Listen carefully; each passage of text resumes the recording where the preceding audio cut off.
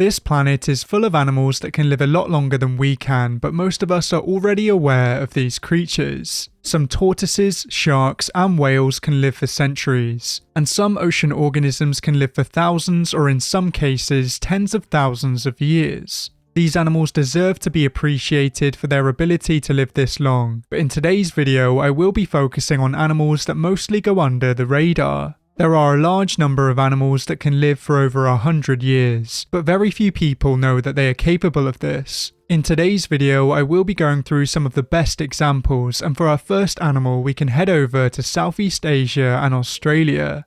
The sulphur-crested cockatoo is a bird that's known for having a big personality, and it prefers to live in wooded habitats in Australia and New Guinea. These large parrots are named after their vibrant yellow crests, and they are among the most iconic birds in Australia. Unfortunately, not everyone is a fan of these birds as they are considered a pest in many areas across their range. They are known for being extremely intelligent and they will take advantage of unattended food and belongings. If you've visited Australia and stayed in areas where they are common, then you may be aware of the cockatoo warning signs. This is because they will happily enter unattended hotel rooms and they will eat all the food that they can find. When they aren't stealing food, they are incredibly curious and endearing, and they adapt very well to urban areas. They learn a lot from watching other members of their species and humans, as they've learnt to open garbage bins by imitating other animals, and in captivity some cockatoos will spontaneously dance to music.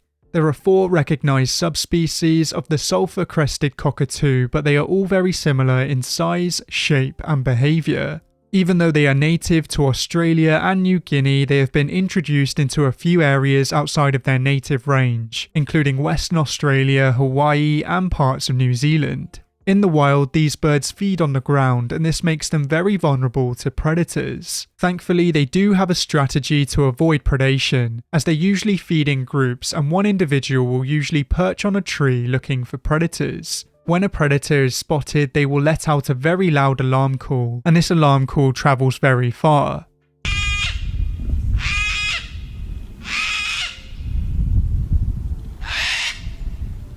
This behaviour has become so well known that it's even become a part of Australian slang. When somebody is keeping a lookout for police raids while doing something illegal, they are known as a cockatoo or a cocky. If the sulphur-crested cockatoo does manage to avoid predators and angry farmers, they can live for a very long time indeed. The oldest ever sulphur-crested cockatoo lived to the grand old age of 120 years old, and it experienced a lot throughout its lifetime. This cockatoo was named Cocky Bennett, and he travelled the world with multiple owners from 1796 to 1916. In the wild, they only live to around 20 to 40 years old, but in captivity, they can easily outlast humans. For our next animal, we can stay in Australia as we will be taking a look at the saltwater crocodile. Saltwater crocodiles are mostly found in the brackish waters of northern Australia and Southeast Asia, and in these waters they are apex predators. They will feed on pretty much anything they come across, and this can be anything from large predators to land mammals and sometimes humans. This crocodilian is the largest living reptile, reaching weights of over 1.5 tons, but surprisingly they aren't the deadliest crocodile in the world.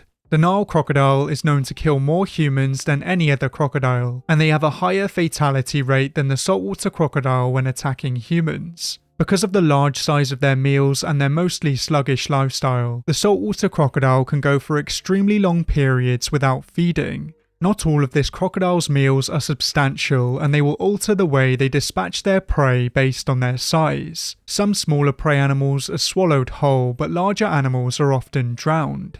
Even though most people across their range are not fond of them due to the danger of being attacked by them, they do play a very important role in their ecosystem. This is especially the case in Australia because unlike the freshwater crocodile, the saltwater crocodile can consume large amounts of cane toads without succumbing to their toxins. This can help to slightly stop the spread of these invasive amphibians, but unfortunately it doesn't have a significant effect on their numbers. Most saltwater crocodile attacks on humans go unreported as they usually happen in very rural areas of Southeast Asia, but there have been a few in Australia over the years. There have been at least 2 fatal attacks here since the year 2020, but this is still a relatively small number compared to how many saltwater crocodiles are in Australia. The low level of attacks is mainly due to public awareness and extensive efforts by wildlife officials in Australia to post crocodile warning signs at numerous areas. Because the saltwater crocodile uses very little energy in its day-to-day life, and because they can go without food for over a year, they can live for a surprisingly long amount of time. These animals do live a lot longer in captivity, but verified ages are very hard to come by. Despite this, it's believed that saltwater crocodiles can reach the grand old age of 120, and other large crocodilians can reach a similar age. A saltwater crocodile of this age would be extremely large, and I think it's safe to say that you wouldn't want to bump into one in the wild. New Zealand is known for its beautiful endemic birds, but these aren't the only iconic animals that can be found here. If you're lucky when exploring some of the offshore islands or inland sanctuaries, you'll be able to find the tuatara. Even though this animal may look like, behave like, and reach the same size as many lizards around the world, the tuatara is not a lizard and is part of a distinct lineage. It's the only remaining species in its order, and the majority of its relatives thrived in the Mesozoic era. The tuatara is the largest reptile in New Zealand, reaching a maximum length of around 80 centimeters and weighing in at up to a kilogram. These reptiles live in close proximity to seabirds, and the birds directly benefit the tuatara. Once the burrowing seabirds leave their nests, the tuatara will move in and use their burrows. The seabird's guano also helps to maintain the invertebrate population, and these animals make up the majority of their diet. They are extremely important animals when it comes to Maori culture, as they are regarded as the messenger of the god of death and disaster, and Maori women are forbidden to eat them. Tuatara also indicate the borders of what is sacred and restricted, and it's believed that there could be serious consequences if that boundary is crossed. Just like with many other native species across New Zealand, they have been negatively affected by invasive species, with rats being the main problem. This is why most of the tuatara populations are found on the remote offshore islands, as these islands are usually mammal-free. Thanks to the eradication of rats in certain areas and reintroductions, they have started to make a comeback, and hopefully we will have more of these unique reptiles in the future. Tuataras have one of the slowest growth rates of any reptile, and they continue to grow until they are around 35 years old. In the wild, they can live to around 60 years old, but in captivity, they can live to over 100. Once again, it's hard to determine the exact age of most individuals, but some experts believe that they can live to over 200 years old. One tuatara named Henry successfully mated at the age of 110 years old, and his partner Mildred was 80 years old. It's slightly suspect of Henry to go after someone 30 years younger than him, but I can look past this as he's helping his species out. Sea urchins aren't the most popular animals in the ocean because they're not the most pleasant animals to step on, and they feed on kelp, which is essential for many animals to survive. This is why animals such as sea otters are so important, because without them, sea urchin numbers would soon be out of control, and the kelp forests would eventually disappear. Today there are around 950 sea urchin species, but in today's video I will be focusing on one species in particular. The red sea urchin can be found in the northeastern Pacific Ocean, and it ranges from Alaska to Baja California. They are mostly found in shallow waters, and they are one of the species that are known to ravish kelp forests. Throughout a red sea urchin's lifetime, they can get through a lot of kelp, as it's believed that they can live for up to 200 years. The oldest specimens were found around Vancouver Island, and they must have been very lucky to avoid sea otters for this long. It would be easy to see these animals in the wild and not even give them a second glance, but they could have started their lives generations before you were born. Some red sea urchins could have started their lives in the same year that the First Anglo-Burmese War started, the same year that the Florida state capital was moved from St. Augustine to Tallahassee, and in the same year that the United States War Department created the Bureau for Indian Affairs.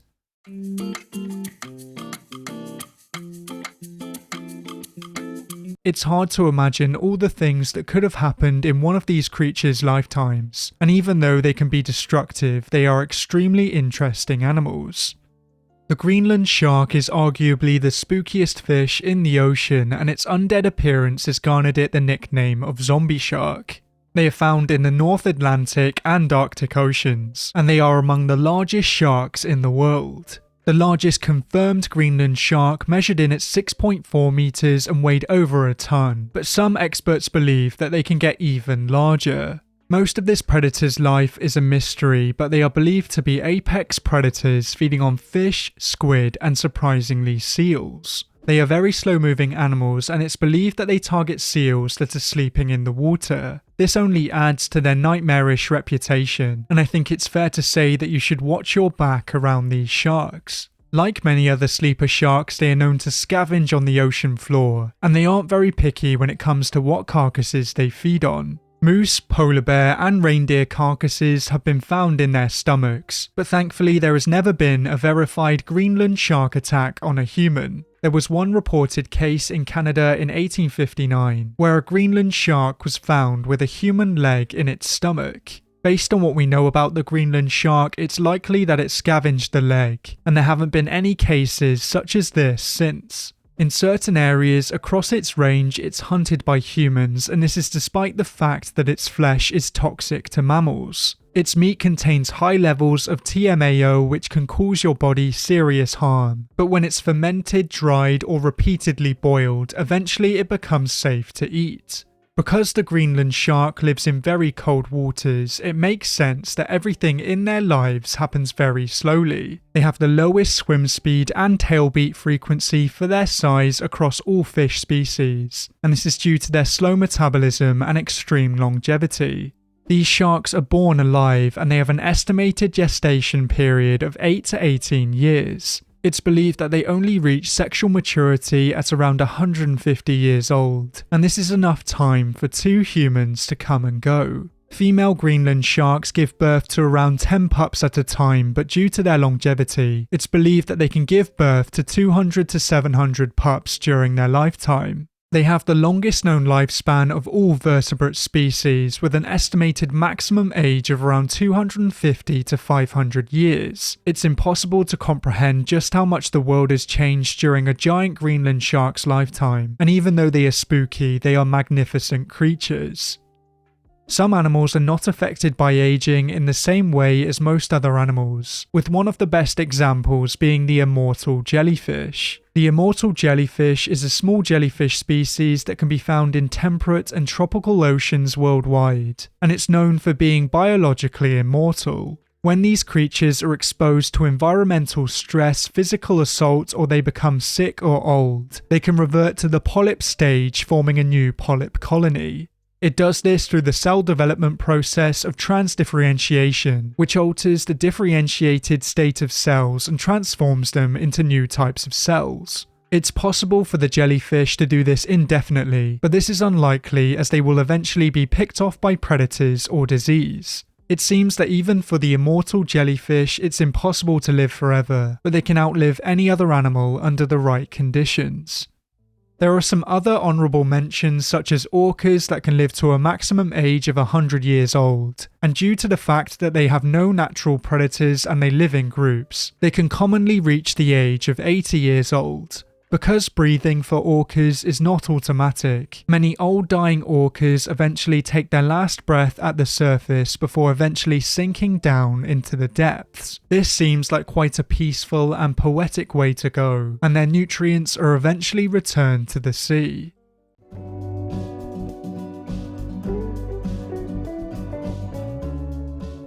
Most wild animals around the world are known for eating a certain type of food. Most snakes feed on small mammals, amphibians and reptiles, and most bovids are grazers or browsers. There are some weird and wonderful animals on this planet that don't obey these rules, and they feed on foods that you wouldn't expect them to. In today's video, I will be focusing on these oddballs, and we will be taking a look at some of the most interesting animals that fit into this category. To find our first animal, we can head over to the coastal waters of the Americas, as we will be taking a look at the bonnethead. The bonnethead, also known as the bonnet shark, is a small shark in the hammerhead shark genus, and it's a rather distinctive species. It's the only shark to display sexual dimorphism in the morphology of its head, as adult females have a broadly rounded head, whereas males have more of a point or a bulge. These sharks are mostly found in warmer, shallow waters, and they will sometimes enter brackish environments. You have no need to worry if you find yourself sharing the waters with a bonnethead, as not only are they not very aggressive, but they're also not very large. Most individuals only reach around 90 centimeters in length, but some giants can reach up to 1.5 meters in length. In the wild, they can often be found in groups of 5 to 15 individuals, but schools of hundreds or even thousands have been reported. This schooling behaviour is common with other members in the hammerhead genus, but what makes the bonnethead unique is its diet. Most large sharks around the world feed on other animals, whether it be marine mammals and fish or krill. The bonnethead does follow this trend to a certain extent, as it will feed on crustaceans and small fish, but the bonnethead is also the only omnivorous shark, as it will also feed on large amounts of seagrass. In some cases, seagrass is made up to 62.1% of the gut content in some sharks, and this feeding behaviour is not seen in other shark species. There are a few theories as to why they feed in this way, as some experts believe that they consume the seagrass to protect their stomachs against the blue crabs. The blue crab is one of the bonnethead's main prey items, and they have spiny carapaces which could easily cause damage to the shark's innards. The seagrass could help by covering the spines, and of course the bonnethead can also digest the seagrass, which is in good supply across most of its range. Their teeth are shaped to dispatch and dismember fish and crustaceans, and they have a few other adaptations that allow them to hunt these prey animals. Like other hammerheads, it has sensory organs along its head, and this allows it to detect the electrical signals of its prey. This shows us that it's better adapted to hunt prey than to eat plants, but it takes advantage of this food source, and it may help them to deal with its difficult prey. So even though the bonnethead isn't the largest or deadliest shark, it is one of the most interesting sharks in the world, and it's one of the only sharks with a balanced diet. There are over 400 different species of parrot alive today, and each species has its own unique coloration and strange behaviours. Parrots are extremely intelligent birds, and because of this they have been known to adapt well to urban environments, and in some places around the world they have started to take over as an invasive species. There are non-native parrots in a few locations across North America such as California and Florida, and there are even non-native parakeets in colder climates such as Great Britain and Ireland.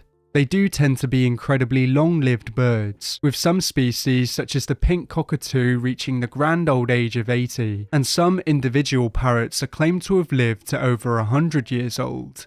Most parrot species are herbivorous or omnivorous, with nuts, fruits and leaves making up the majority of their diet. There are a few parrots that prefer a slightly meatier diet, and the most famous example can be found in the beautiful country of New Zealand. The kea is endemic to the alpine regions of the South Island of New Zealand, and at a first glance it doesn't exactly look like a ruthless predator. It has a beautiful olive green colour to its feathers, and when in flight it flashes a splash of orange under its wings. Beautiful colours such as this are common among parrots, and the ground-nesting kakapo and closely related kaka have a similar coloration. The kea doesn't seem to possess the equipment to be a top predator in New Zealand, as it doesn't have sharp talons and it seems to have a beak that's better suited to eating nuts and seeds. The kea does feed on more than 40 different plant species, but it also feeds on other birds, insects and even mammals. For most of the time that the kea's been around, it hasn't lived alongside mammals, as mammals have only arrived on New Zealand relatively recently.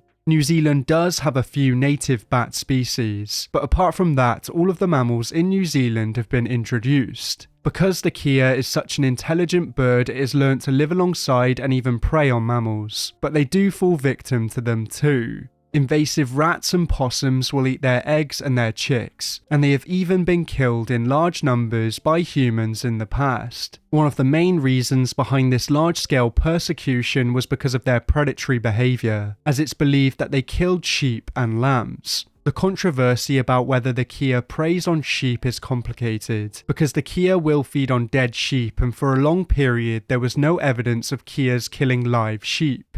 Some farmers claim that they kill up to 500 of their sheep each year, but they don't always cause their deaths directly. The sheep farming industry is big business in New Zealand, with the country having the highest density of sheep per unit area in the world. According to 2007 figures, there were 39 million sheep in New Zealand, and this means that there were more than 10 sheep per human. Today, the number of sheep has dropped, but the sheep farming industry is still a major part of the economy. Kia will attack live sheep by landing on them and digging their sharp beaks into their flesh, and it's common for them to do this under the cover of night. This attack doesn't usually kill the sheep, but they can die from their wound becoming infected, and the Kias are known to spook them, and they will jump off of cliffs in fear. There are some rather gruesome images of Kias feeding on live sheep, but as they aren't for squeamish individuals or people eating their dinner, I won't be showing them in this video. Because the Kia has such a playful, fun-loving demeanour, you'd never guess that they would behave in this way, but like other parrots, they make the most out of their situation. Strangely, not all Kias will feed on sheep, and there are a few theories as to how they started associating sheep with food. When sheep die, they attract a large number of insects, and the Kia could have been attracted to the insects, and then they could have started feeding on the sheep too. Because Kia are often found in groups, they can easily learn from one another, and once one bird started feeding on live sheep, other birds would soon mimic this behaviour. Other experts believe that they could have fed on extinct birds such as moas in a similar way, but as these birds are long gone, we may never know. This behaviour makes the Kia one of the most distinctive parrots in the world, and this example has to be one of the strangest predator-prey relationships on this planet. Spiders haunt the nightmares of many people around the world, but these animals would choose to avoid us if they had the option. Even though some films and media would have you believe that spiders are incredibly dangerous creatures, deaths from spider bites are extremely rare. It's believed that on average only 7 people are killed by spiders worldwide each year, and this is around half as many people that are killed by sharks each year. Spiders will only bite if they feel threatened or if they've been stood on, and in a lot of cases they will dry bite, meaning that they will bite without injecting venom. Spiders do reach some pretty impressive sizes, with some of the largest being the bird-eating spiders, but these creatures are often misunderstood. I think it's safe to say that most people would not like this spider as a visitor in their room, but once again they shy away from humans and they just want to be left alone. Despite their name, they rarely target birds, and instead they mostly feed on arthropods, worms, and amphibians. As well as the true giants such as the bird-eaters, there are also plenty of interesting tiny spiders too. We will be taking a look at one of these creatures today, and to find it we can head over to Central America. Bagheera kiplingi is a small species of jumping spider, and it has a striking greenish-brown coloration. Surprisingly, this isn't the most interesting thing about this spider, as it's arguably the most distinctive jumping spider in the world. Jumping spiders get their name as they jump directly onto their prey, which is mostly flies and other small insects. But this strange little spider is mostly herbivorous. Around 90% of its diet is made up of fat-rich nubs called Beltian bodies, and these nubs form at the leaf tips of certain plants. They will also feed on nectar from time to time, and they will sometimes steal ant larvae from passing ants. Even though they will sometimes consume other animals, they are mostly herbivorous, and the spider's tissues have been found to exhibit isotopic signatures typical of herbivorous animals, implying that most of their food comes from plants. It's extremely rare for a spider to feed in this way, and even though there are other omnivorous spiders, there are no other spiders that have such a herbivorous diet. This is a perfect example of an animal that refuses to obey the rules, and there are no other spiders like it. In many places around the world, rodents are mostly seen as pests, but they are very misunderstood creatures. Some rodents are true giants, and others play very important roles in their ecosystems. Most rodents are very intelligent and adaptable animals, and this is part of the reason why they can be found almost all over the globe. Some rodents will feed on pretty much anything and they take advantage of the food that we leave behind, and others have highly specialized diets. The grasshopper mice really do stand out from the crowd, as they are carnivorous rodents and they have a few behaviors and adaptations that are truly unique. There are 3 extant mice in the grasshopper mouse genus, and they are endemic to the United States and Mexico. They are mostly found in dry grassland and desert areas, and they usually target insects, spiders, scorpions, and even snakes. Scorpions and snakes are of course very dangerous animals to target, but thankfully grasshopper mice are immune to the venoms of many creatures in their area. It's said that they stalk their prey in a similar way to a cat, by sneaking up quietly before eventually striking. These rodents seem to have convinced themselves that they are actual apex predators, as they will howl like a wolf to defend their territory.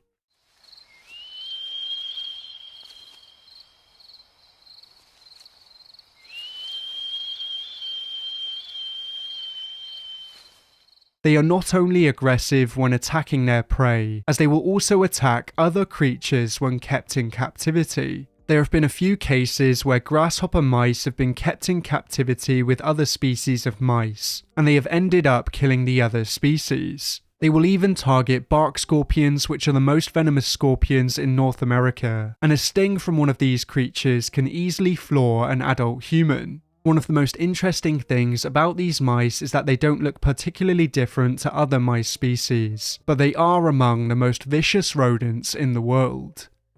Most frogs are known for being carnivorous, whether they feed on insects, slugs, or even snakes. Their hunting strategy is famous around the world, but there is at least one frog that chooses to do things a little differently. In the state of Rio de Janeiro, you can find one colourful frog, and this frog is very fond of fruit. The fruit-eating Brazilian tree frog is usually a yellowish-brown colour, and it's often found around flowering plants. It will sometimes feed on small arthropods, but the majority of its diet is made up of fruits, seeds, and flowers. It has a few adaptations that allow it to feed in this way, such as an immunity to the toxins that are contained in the plants that it eats. This seems like a much more peaceful life than most other frog species, and it's surprising that no other frogs are adapted to feed in this way. Hopefully there will be more discoveries such as this in the future, as these rule-breaking animals are some of the most interesting members of their families.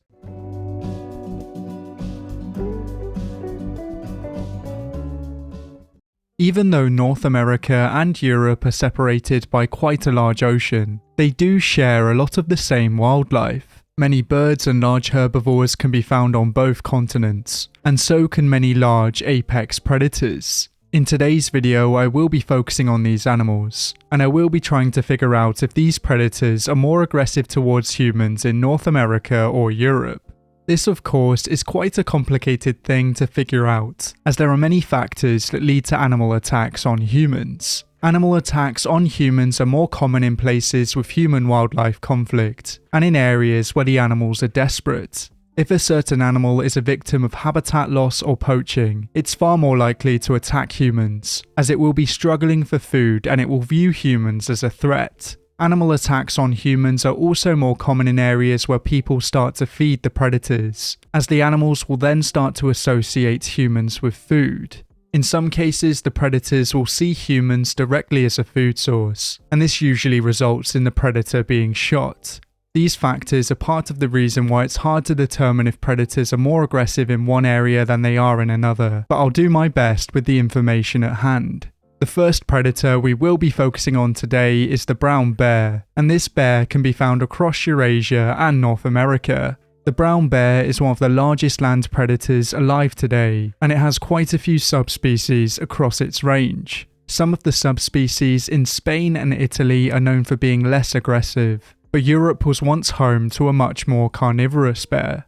The Eurasian brown bear is the most common subspecies of brown bear in Europe, and it is also one of the largest subspecies. North America is also home to quite a few distinct subspecies, with some of the most famous being the grizzly bear and the Kodiak bear. The Kodiak bear is one of the largest subspecies of brown bear in the world, and it's only really rivaled by the Kamchatka brown bear and the Azzurri brown bear. Strangely, there is a very long list of fatal bear attacks in North America, and they are documented very extensively. The information on fatal bear attacks in Europe is a lot harder to come by, but there have been a few notable attacks in recent years. The most recent fatal brown bear attack in North America happened on the 29th of September 2023, and unfortunately 2 individuals and their dog lost their lives. This happened in a national park in Alberta, and eventually the bear was shot. Earlier on last year, there was also another fatal brown bear attack, and this attack happened in Yellowstone. Unfortunately, in this case, a 48-year-old woman lost her life, but these were the only 2 fatal brown bear attacks in North America last year. The topic of bear attacks in Europe is quite raw at the moment, as there have been a few incidents over the past few days. A woman fell to her death in Slovakia after being chased by a bear, and only hours later a bear was filmed attacking people in a Slovakian town. Thankfully no one was killed in this attack, but it was a very different story in Romania back in 2019. Romania is home to most of the bears in Europe, with an estimated 6,000 bears living in the country. Back in 2019, there were 3 fatal attacks in the country, and this led to many people demanding the government to control their numbers. There was another fatal attack in Italy last year, and there was some controversy as some believed that the wrong bear was captured, and there was some debate over what should be done to the captured bear. On average, there are more fatal brown bear attacks in North America than there are in Europe, but this could be down to the population of bears on both continents. The US is home to around 32,500 brown bears, and Canada is home to around 25,000 brown bears. Europe is home to at least 17,000 brown bears, but this hardly compares to the North American population. As I've already covered, some of the subspecies in Europe are known for being less aggressive, and the US is home to some of the larger, more aggressive subspecies. This is why I think it's safe to say that the North American bears are more aggressive, and they're more dangerous to humans than the European bears. The next predator we will be taking a look at is the grey wolf. Once again, Europe and North America are home to quite a few subspecies, and these subspecies differ in shape, size, and behaviour. Even though many people view the wolf as an extremely deadly animal, they do not kill as many people as we're led to believe. In many cases, people will try and use the fact that they're a predator as an excuse to eliminate them, and this is why wolf populations have been plummeting over the past few centuries. Because these animals prey on livestock, they are often shot and killed by humans, but there are often better ways to deal with this conflict. Europe is home to at least 17,000 grey wolves, whereas North America is home to at least 75,000. The majority of these wolves can be found in Canada, and these animals are regularly hunted here. 4 of the most recent wolf attacks happened in Europe, but none of these attacks were fatal to humans. It does seem like there are far more wolf attacks in Russia, but this would make sense as there are around 300,000 wolves in Russia. One of the most recent fatal wolf attacks in Europe happened in Ukraine, and this was all the way back in July 2012. The victim of this attack was only 2 years old, and tragically he was taken while at a family gathering. One of the most recent fatal wolf attacks in North America happened all the way back in 2010, and this is when a 32-year-old teacher was killed. From the data, it's clear that there are far more wolf attacks in Europe, but the overwhelming majority of these attacks are non-fatal. Many of these attacks were due to rabies, and most of the victims walked away with minimal injuries. So overall, it seems like the wolves in Europe are slightly more dangerous, but these animals aren't as aggressive towards humans as we're led to believe. The final predator we will be taking a look at is the polar bear, and this is easily the most dangerous predator in this video. The polar bear is of course closely related to the brown bear, and these 2 species can even interbreed. The polar bear is the largest extant species of bear, and it's one of the few predators that views humans directly as a food source. Thankfully, humans do not come into contact with polar bears that often, but when they do, it can be very dangerous. There was a fatal polar bear attack in Wales, Alaska last year, where a mother and her son were killed. Before this, there were 2 fatal polar bear attacks in Canada in 2018, and these attacks happened in the same territory, and they were only a few weeks apart. In Europe, there's only a few places where you can find polar bears, and one of these areas is the Svalbard archipelago. There was a fatal polar bear attack here in 2020, and a 38-year-old man lost his life. In 2011, a polar bear attacked a group of students and their guides, and this resulted in one person losing their life. Thankfully, attacks such as these are very rare, and understandably, people are very cautious in areas with polar bears. Problem polar bears are often shot before they get the chance to attack humans, but sometimes people find themselves in the wrong place at the wrong time.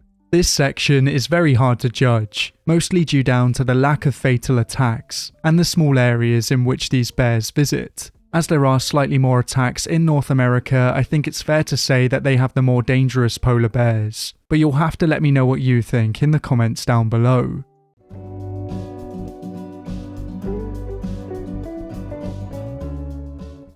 Birds are among the most successful animals in the world, and they have conquered almost all ecosystems and habitats on this planet. These living dinosaurs can be found on all 7 continents around the world, and each species is adapted to a slightly different way of life. Birds have adapted to exploit different food sources and environments, and they fulfill different roles in ecosystems around the world. Some are crafty, calculated predators, some are open grassland giants, and some have become agile masters of the seas. In today's video, I will be taking a look at all the birds around the world, and I will be ranking each continent by their largest native bird.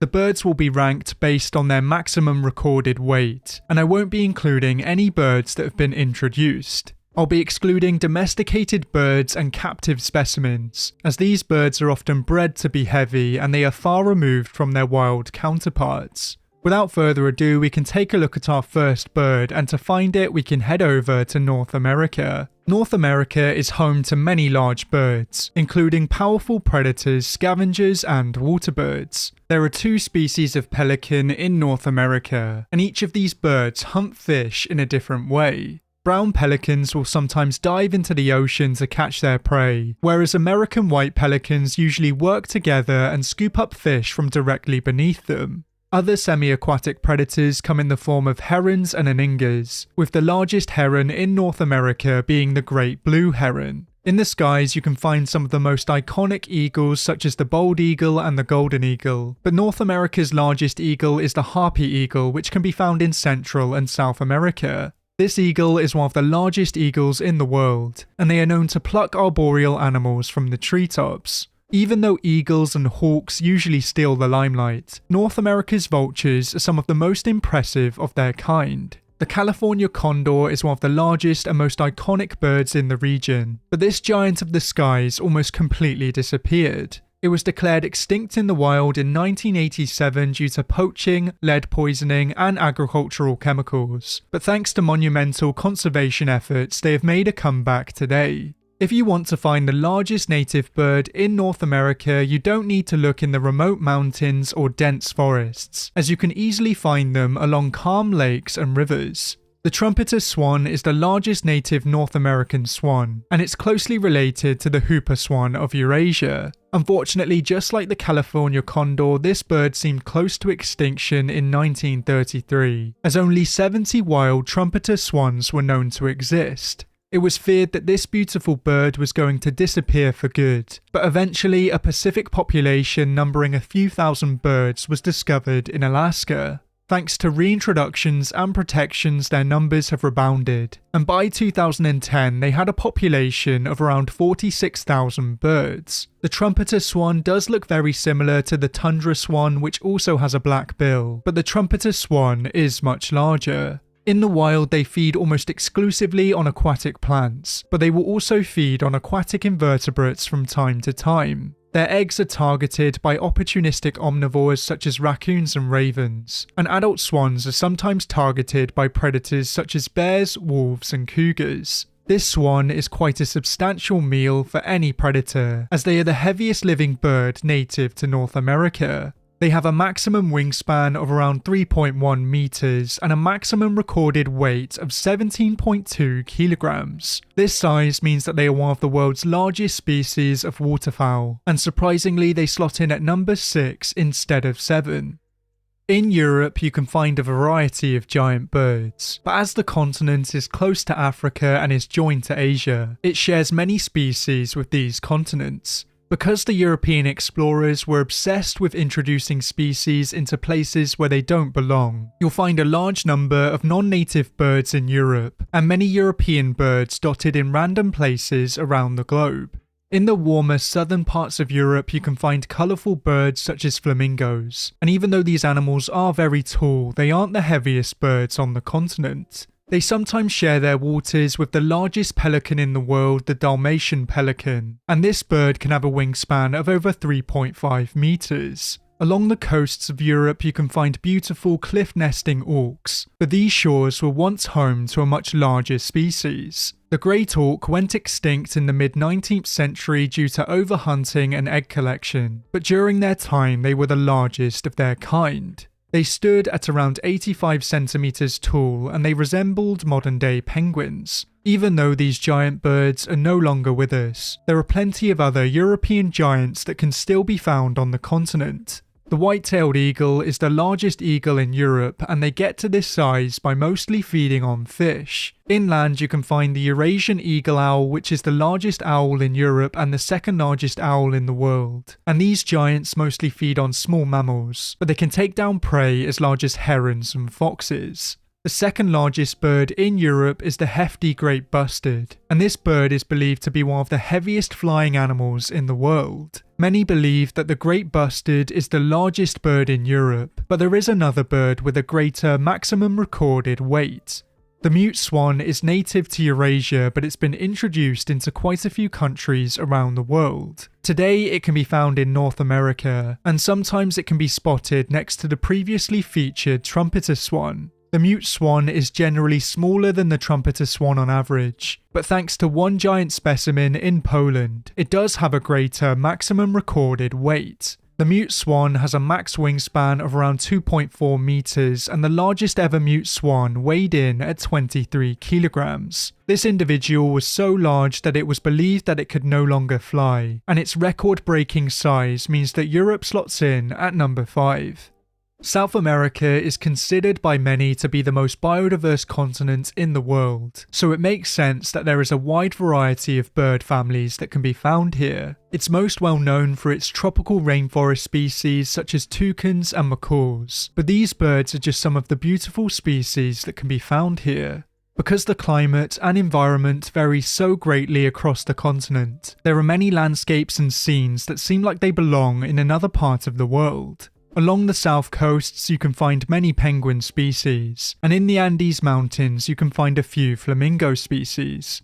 Tinamous are one of the most ancient groups of birds, and they are believed to be the closest relatives of the long-extinct giant moas of New Zealand. Like the moas, they are mostly ground-dwelling birds, but they can fly if they need to get away from predators. The two Sarima species also have very famous relatives, as they are believed to be related to the nightmare-inducing terror birds. Just like the terror birds, they are impressive predators, but of course they do feed on much smaller prey. The Andean condor is one of the largest vultures in the world, and it's one of the most iconic animals in South America. They can travel up to 200 kilometers in one day, and they mostly focus on the larger carcasses on offer such as llamas, guanacos and alpacas.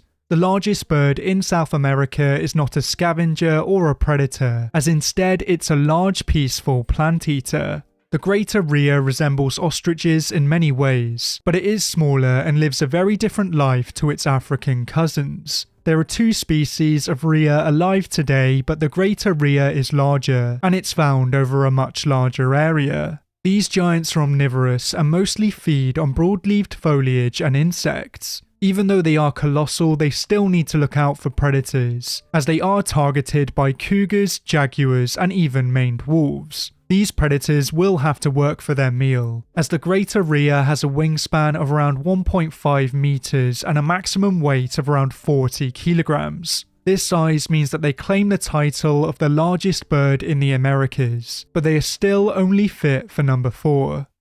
Out of all the 7 continents, Antarctica has the fewest bird species, but it's also home to some of the most iconic birds in the world. Its coasts and islands are visited by the majority of albatross species, and some of these birds own the largest wingspans in the world. Along its coasts you can also find a few hardy fish-eating birds such as shags, but of course Antarctica is known for another group of fish-eating residents. There are 9 species of penguin that can be found in Antarctica and its surrounding islands, and these penguins differ in shape and size greatly. Even though they are very clumsy on land, they are extremely agile in the water, and most Antarctic species feed on small fish and krill. If living in freezing conditions wasn't hard enough, these distinctive birds also have to look out for a few terrifying predators. Leopard seals are efficient hunters and will even play with the penguins that they catch, but even these predators are targeted by orcas. Most penguin species make great parents and they go to great lengths to protect their young and keep them warm, but the habits and behaviours of penguins differ greatly from species to species. Some penguins are monogamous, whereas others find a new partner each mating season. The species that are monogamous form very strong bonds, and same-sex relationships and partnerships are very common amongst these species. The king penguin is the second largest penguin in the world, and it's normally found on the warmer subantarctic islands. These penguins are loved by birdwatchers due to their beautiful orange coloration around their heads and necks, and also because of their clumsy, lovable demeanour. The emperor penguin is the largest penguin in the world, and it looks very similar in appearance to the king penguin. The emperor penguins have a less vibrant colour around their heads and necks, and of course they are much larger than the king penguins. Emperor penguins are endemic to Antarctica, and they are the only penguin species to breed in the harsh Antarctic winter. During this time, the penguins trek 50 to 120 kilometers over ice to get to breeding colonies, and the male will incubate the egg while the female goes out to sea. When the eggs hatch, the chicks soon turn into giants, and when fully grown, they tower over most other birds. The emperor penguin has a maximum wingspan of 90 centimeters, and it can weigh in at a whopping 45 kilograms. This is around the same weight as a sun bear, and it means that they easily slot in at number 3. Now, as some of you might have guessed earlier on in the video, the next 2 continents come in at a joint second place. These continents are Oceania and Asia, and they do share the same largest bird. As I've already covered, Asia shares a lot of its bird species with Europe, but it does have quite a few species of its own. There are many beautiful tiny birds such as the sunbirds and spider hunters, as well as the fascinating birds of paradise. The hornbills are among the most distinctive bird species that can be found in Asia, and one of the largest species is the great hornbill. Both male and female great hornbills have colourful bills, but you can tell the sexes apart by looking at the colour of their eyes. They use their strangely shaped bills to feed on fruits in the treetops, but sometimes they will feed on small mammals, and they have been known to raid the nests of other birds. A variety of owls can be found in Asia's forests, including the largest owl in the world. Arguably the most beautiful and graceful birds in Asia are the cranes, with some of the most renowned species being found in China, Korea and Japan.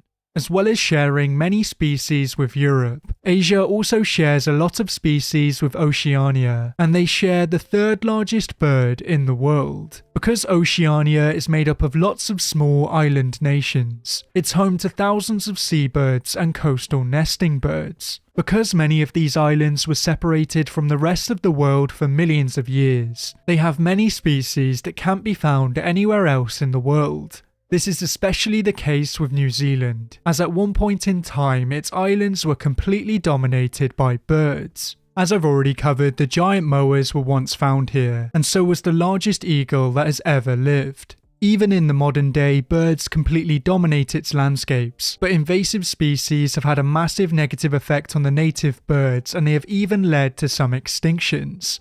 New Zealand has a large number of distinctive ground nesting birds, and it also has a predatory parrot that fills the ecological niche of an eagle. Over in Australia, there are even more weird and wonderful birds, such as the emu that has famously won a war against man. The emu is a real giant, but it's only one of many large birds that can be found in the country. The Australian pelican and the lesser known Australian bustard are pretty hefty birds. but they are not as graceful as the brolga, which also goes by the name of the Australian crane. All of these birds are impressive in their own right, but they are nothing compared to the cassowaries. There are 3 species of cassowary that can be found in Australia, Indonesia, and New Guinea, with the largest species being the southern cassowary. This bird arguably looks more like extinct dinosaurs than any other living dinosaur, but its head and crest can differ greatly from bird to bird. They are known for being very dangerous birds if they want to be, but thankfully they only normally attack when provoked. There have been a few fatal attacks over the years, with one of the most recent cases occurring in Florida, when an elderly man was killed by his pet. Its long claws can easily cut into the body, but they don't usually use their claws in this way in their day-to-day lives. Instead, cassowaries are mostly peaceful forest animals, and they spend most of their days feeding on fruits on the forest floor. They are even able to digest toxic fruits, and this diet allows them to reach pretty impressive sizes. The southern cassowary has a tiny wingspan of around 50 centimeters to a meter, and this is because they have tiny wings with weird spur-like appendages. What they lack in wingspan they make up for in weight, as they can reach a whopping 85 kilograms. This means that they are the largest birds in Asia and Oceania, and they slot in at second place on this list. Africa is home to the largest land mammals on this planet, and it's also home to the largest birds. The birds in Africa always need to be on the lookout for large predators, as many of Africa's cats and reptiles are more than happy to snap them up. Giant Cory bustards need to be on the lookout for leopards and caracals, and the weird and wonderful shoebills need to fear the infamous Nile crocodiles. Africa's birds of prey come in many different shapes and sizes, from the powerful African fish eagle to the skillful secretary bird. This long-legged bird hunts its prey on the ground, and it stamps on its prey to disarm and eventually kill it. This strategy allows it to hunt dangerous animals such as venomous snakes, and sometimes they will even hunt animals as large as young gazelles. The largest birds in Africa only need to fear the most powerful predators, and they are among the most well-known birds in the world. There are 2 species of ostrich alive today, the common ostrich and the Somali ostrich. The common ostrich is the larger of the 2 species, and it can be found over a large area of Africa. At one point in time, these birds were found in the Middle East, but these animals are now extinct despite an attempted reintroduction program in Israel. They are incredibly fast and powerful birds, and if you get on the wrong side of one, it is fully capable of ending your life. A fully grown ostrich is not an animal to be messed with, as they have a maximum wingspan of around 2 meters, and they have a maximum recorded weight of 156.8 kilograms. This means that the ostrich and Africa slot in at number 1, and no other birds come close.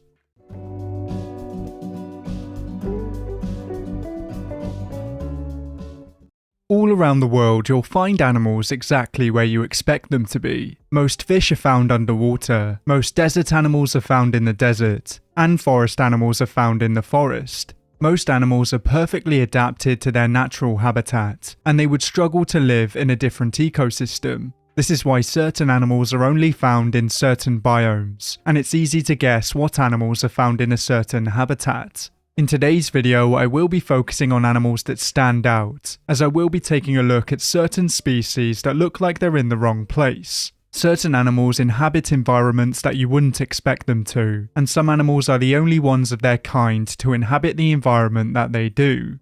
Without further ado, we can take a look at our first species, and to find it, we will be heading over to Lake Baikal. Lake Baikal is a rift lake in Russia, and it is one of the largest freshwater lakes in the world. This lake is slightly larger than Belgium, and it's the world's 7th largest lake by surface area. It's the 2nd largest lake in Eurasia after the Caspian Sea, but as it's also the deepest lake in the world, it's the world's largest freshwater lake by volume. This lake is home to thousands of plant and animal species, and a lot of these species can't be found anywhere else in the world. There are many large arthropods and sponges, and of course there are also plenty of fish. It's not unusual to find all of these animals in such a large lake, but one animal that really stands out is the Lake Baikal seal.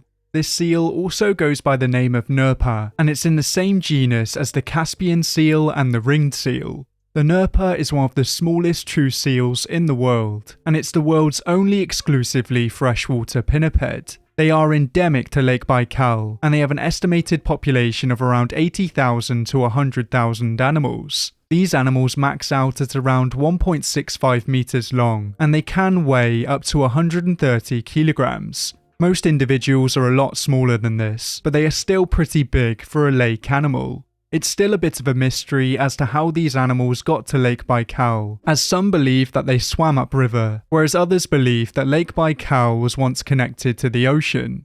Even though these animals are found in healthy numbers today, this wasn't always the case. They were hunted relentlessly for their fur in the 1970s, but thankfully today more protections have been put in place. Their numbers have increased dramatically since the year 2000, and they are currently listed as least concern. In Lake Baikal, they have plenty of fish to feed on, but the majority of their diet is made up of two species. It's estimated that these seals eat around 64,000 tons of these fish each year, and they make up around 90% of their diet. Because these seals are found in freshwater, you may assume that their lives are carefree, because they don't have to deal with many of the saltwater predators. This is partly true as they are safe in the water, but instead their danger walks on land. One of the Nerpa's only known predators is the brown bear, so really the safest place for the Nerpa is in the water. At first it may seem very strange to see a seal in a lake, but as Lake Baikal is so large, it almost functions in the same way as a small ocean. It's so large that it can support a very round and cute pinniped, and I think it's fair to say that the Nerpa is one of the most distinctive seals in the world. For our next inclusion on this list, we will be heading over to New Zealand, and instead of focusing on one species, I will be focusing on quite a few. For millions of years, New Zealand's landscapes have been dominated by birds, and this is why New Zealand has so many endemic species. Many of New Zealand's most famous birds are flightless birds, and the birds that we will be focusing on fit into this category. There are 18 penguin species alive today, and 13 of these species have been spotted in New Zealand at some point in time, but some of these birds are very rare visitors. When most people think of penguins, they think of Antarctica, and this is because many of the most iconic penguin species are found in the harshest environments. Of course, not all penguin species are found in freezing environments, as some prefer the tropical life. Some species, such as the African penguin and the Galapagos penguin, are found in very warm climates, and they found a way to deal with the heat. Although it's shocking for some to see penguins in this environment, most animal lovers are aware of these species, and their tropical beach lifestyles are not that surprising. This is where the penguins of New Zealand come in, as quite a few species have turned to the forests. In New Zealand, if you're lucky, you can witness some species of penguin venturing inland. They have carved out their own paths and walkways, and they even seem to have small meeting places. Not all of the penguin species in New Zealand are known to do this, but many of the crested penguins and the yellow-eyed penguins are some that do. Of course, these penguins do not spend all of their time in the forests, because just like most other penguin species, they do find their food in the ocean. They mostly venture into forests when they want to lay their eggs, and of course they guard their eggs once they are laid. If these penguins were to repeat this behaviour in a different country, it's very likely that it wouldn't end well. One of the reasons that the penguins do this in New Zealand is because New Zealand has very few land predators, and most of the danger for the penguins comes from the skies. If they did this in most other countries, they would be picked off by predators, and this is why New Zealand is so important to these birds. Unfortunately, in some areas, invasive species have started to threaten these birds, and this is why the government tries so hard to combat them. Hopefully New Zealand can get rid of its invasive predators in the future, because it really is quite amazing to see these birds in the forests. For our final species, we will be heading over to Europe, as we will be taking a look at the rose-ringed parakeet. The rose-ringed parakeet is a medium-sized parrot, and it's in the same genus as many other colourful birds. Because of its colourful coloration, you may assume that it's from a warm climate, and this is mostly true as they are native to Africa and the Indian subcontinent.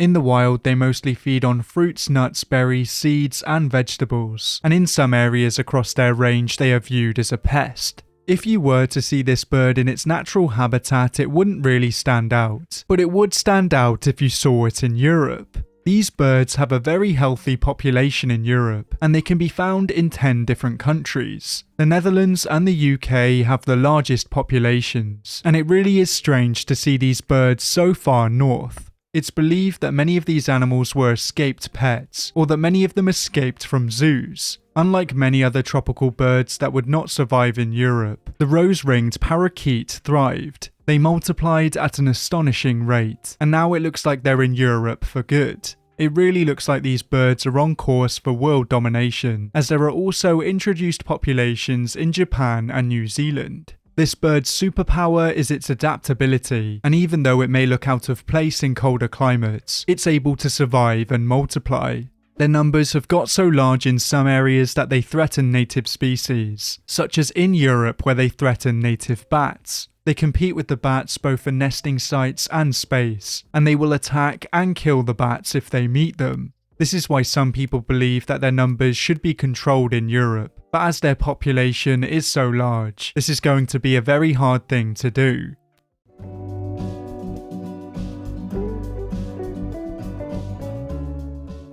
Invasive species are one of the main factors behind modern day extinctions, but of course some areas are worse affected than others. Obviously it's not the animal's fault that it's invasive, as we humans are the real animals to blame, and we are easily the worst invasive species on this planet. In some of the worst affected areas around the world, some invasive species have started to interact with one another outside of their native range, and in some cases they even prey on one another. In today's video, I will be going through just a few of these cases, and for our first story, we will be heading over to Florida. Famously, Florida is one of the worst affected areas when it comes to invasive species, and there are many non-native apex predators living here. Its waters are full of fish from Asia and South America, but in this section, I will be focusing on the reptiles that are found there. Because Florida has a warmer, more humid climate than most of the US, a large number of non-native reptiles can survive here. A lot of these reptiles got here through the pet trade, but some of them have managed to escape from zoos or private collections. Each species can have a massive effect on the ecosystem, from the tiny non-native geckos to the small population of escaped Nile crocodiles. One reptile that's had a massive effect on the Floridian ecosystem is the black and white tegu, and this animal has been in Florida since the early 2000s. The majority of black and white tegus in Florida originated from escaped pets, but now there are thousands of them across over 35 counties. Tegus are very successful invaders as they are extremely adaptable and they can reproduce and grow rapidly. This large lizard can have a massive negative effect on the ecosystem, and they threaten many native birds and reptiles. The black and white tegu is omnivorous and it feeds on a wide variety of plants and animals. They cause the biggest problems by feeding on eggs, and they will target the nests of endangered reptiles and ground nesting birds. One other invasive reptile has had a similar effect on the Floridian ecosystem, and it's another invader from South America. The spectacled caiman, also known as the common caiman, is a crocodilian in the alligator family, and it's native to Central and South America. These animals grow to a max length of around 2.5 meters, and they can reach a maximum weight of around 40 kilograms. This is of course a very impressive size, but there are much larger crocodilians in Florida. The spectacled caiman was first sighted in Florida in the 1950s, and since then it's had a big impact on the native wildlife. They compete with the much larger native crocodilians such as the American alligator and the American crocodile, and they even spread diseases to these animals. They will feed on their young and their eggs, and unsurprisingly they will go to war with the black and white tegu. The relationship between the tegu and the spectacled caiman isn't a straightforward predator-prey relationship, as they will actually feed on each other. Larger spectacled caiman will target small to medium-sized tegu, and the black and white tegu will eat the caiman's eggs and their young. This battle can take place across their native range as their ranges do overlap, but weirdly today it also happens in North America. This occurrence illustrates just how bad the invasive species problem is in Florida, and it shows no signs of improving in the future. Hawaii is another hotspot for invasive species as quite a few creatures have been introduced over the years. Many of these animals were introduced to solve the problems of man, but in most cases they backfired and ended up harming the native plants and animals. Cane toads and barn owls were introduced to control pest numbers across the islands, but both species ended up causing major damages to the ecosystem. One of the animals we will be focusing on were introduced for a similar reason, as they were brought to Hawaii to control rat numbers on sugarcane fields. The small Indian mongoose is native to a large area of Asia, but it's been introduced into quite a few Caribbean and Pacific islands. These animals were introduced into Hawaii in the early 1900s because of their rumoured ability to control insect and rodent numbers. This introduction backfired as they mostly targeted native birds that had evolved in the absence of mammalian predators. These adaptable mammals also target the nests of endangered sea turtles, and as they have very few predators across Hawaii, their numbers have gotten out of control. They have contributed to the extinction of a few native Hawaiian birds, but unfortunately these mammals are only part of the problem. Hawaii also has an invasive reptile problem, with snakes, geckos and chameleons being found across many of the main islands. Even though chameleons are known for mostly feeding on insects, larger specimens will target small mammals and birds. And as veiled chameleons can lay almost 300 eggs a year, they can spread very quickly. There are very few native predators on Hawaii that will target these reptiles, but luckily the non-native mongooses will. Mongooses are very adaptable and feisty, and they are more than happy to get their meals in different forms. The geckos and chameleons aren't traditionally what they'd eat on a regular basis across their native range, but as they're in an alien ecosystem, it makes sense that they have a slightly alien diet. These small mammals still do a lot more harm than good, but at least they help to curb the reptile population on Hawaii.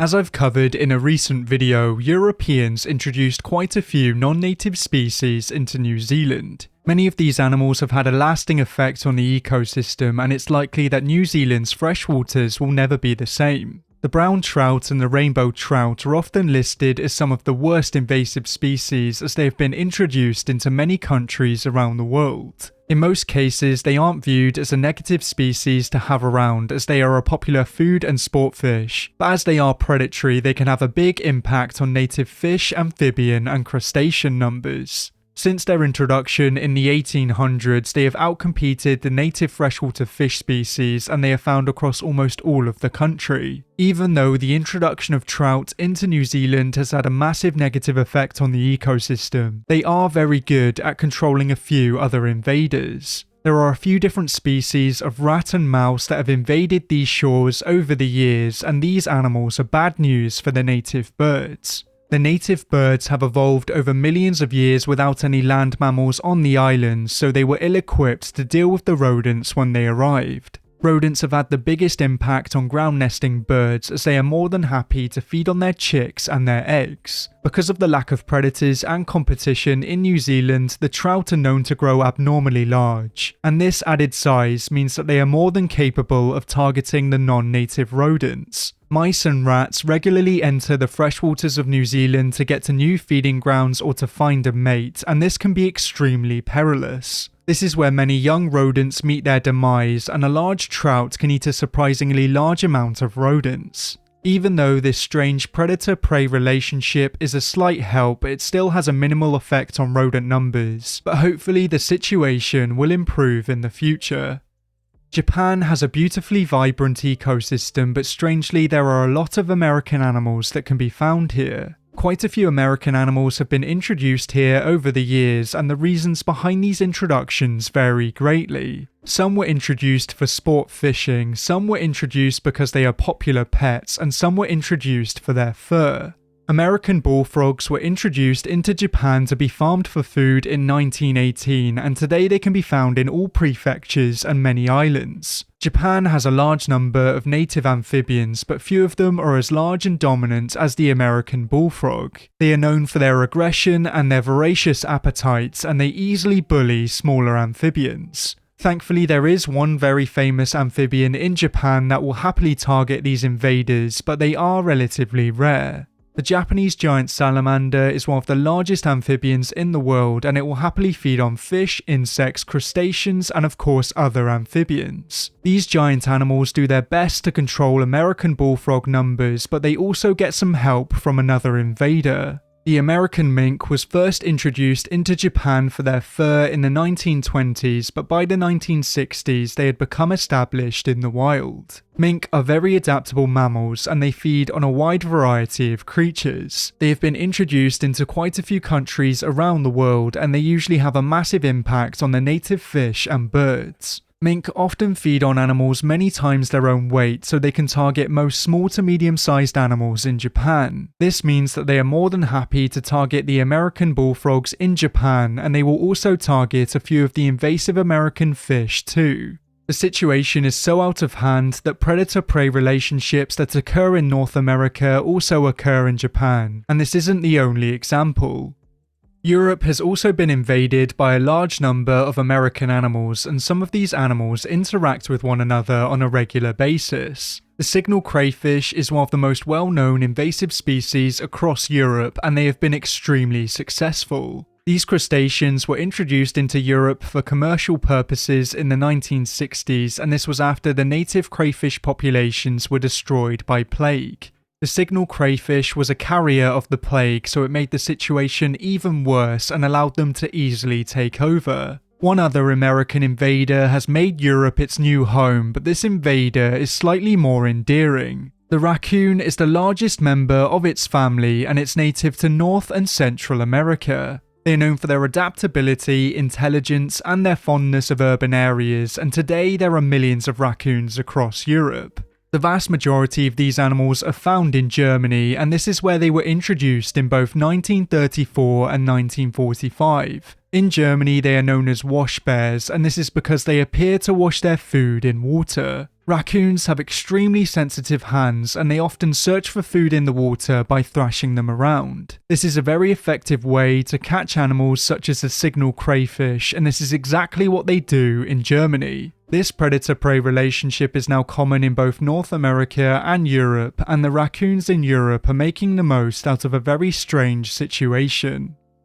Just like New Zealand, Australia's ecosystem was changed forever when the Europeans arrived. As I've covered many times on the channel before, the Europeans introduced many birds, mammals, and fish from Europe, and one of the main reasons behind these introductions was to make the settlers feel at home. This is of course a very stupid reason to introduce an animal into a non-native ecosystem, and I'm sure they were completely unaware of the damage that they would cause. Australia is known by many as the mammal extinction capital of the world, and the main reason behind this is invasive species. Australia was isolated from the rest of the world for millions of years, and over this time many distinctive endemic animals evolved. The native animals were ill-equipped to deal with the invaders, and unfortunately many of them were wiped out. The two animals that have arguably had the biggest impact on the Australian ecosystem are the European rabbit and the red fox. The populations of both of these animals exploded when they arrived down under, and they have caused an extreme loss in biodiversity.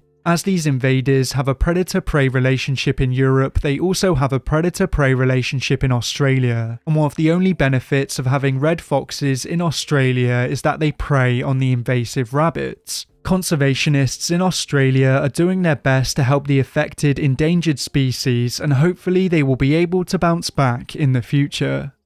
Cuba is among the most biodiverse countries in the world, and it's home to many species that can't be found anywhere else. This is why it's very worrying that Cuba is also the country with the fourth most invasive species, as this threatens its native wildlife. Cats are not seen as an invasive species by many, but they are among the worst invasive species in the world. Of the 700 million cats in the world, an estimated 480 million are feral, and they have contributed to hundreds of extinctions around the world. Cat predation on wildlife is the result of their natural instincts and behaviour, and in areas with an abundance of prey, they soon multiply. One country with a massive cat problem is Australia, and each year cats in Australia kill over 1 billion mammals, almost 400 million birds, and over 600 million reptiles. In Cuba, feral cats are common, and as I covered in a recent video, they have been targeting the young of the critically endangered Cuban crocodile. Thankfully, they also do their part to control non-native reptiles too, and some of the worst invasive reptiles in Cuba are geckos. Geckos can easily travel from country to country unnoticed, as they are often found near humans and can easily crawl onto boats unnoticed. Cats are extremely effective reptile hunters, and they are more than happy to put a shift in on this Caribbean island. Cats are beautiful animals and great pets, but when they find themselves in the wild, they can cause serious damages to the ecosystem. For our final story, we will be heading back over to the crazy state of Florida, but this time we will be taking a look at a toxic amphibian. The cane toad is famous for its predator-killing abilities, and around the world it's caused major problems. They were introduced into many countries because of their rumoured ability to remove cane beetles from plantations. But not only were they not effective at doing this, but they also have the ability to kill large apex predators. Instead of focusing on a predator-prey relationship in this final story, I will be focusing on an instance where an invasive species kills other invasive species.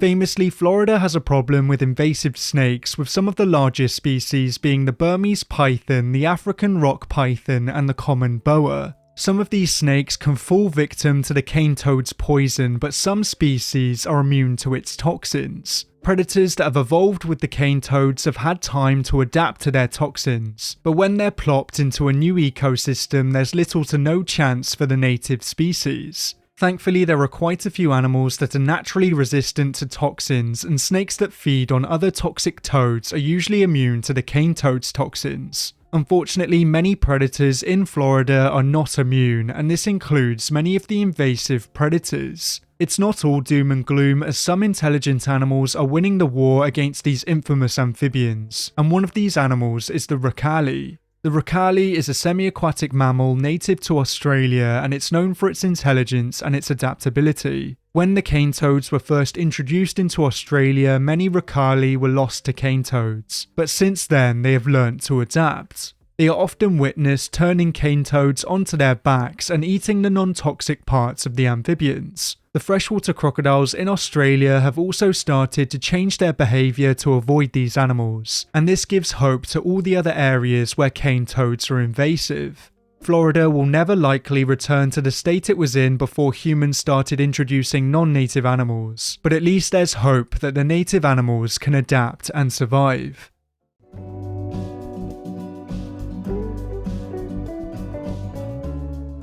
Canines are a wonderfully distinctive group of mammals, and they can be found almost all over the world.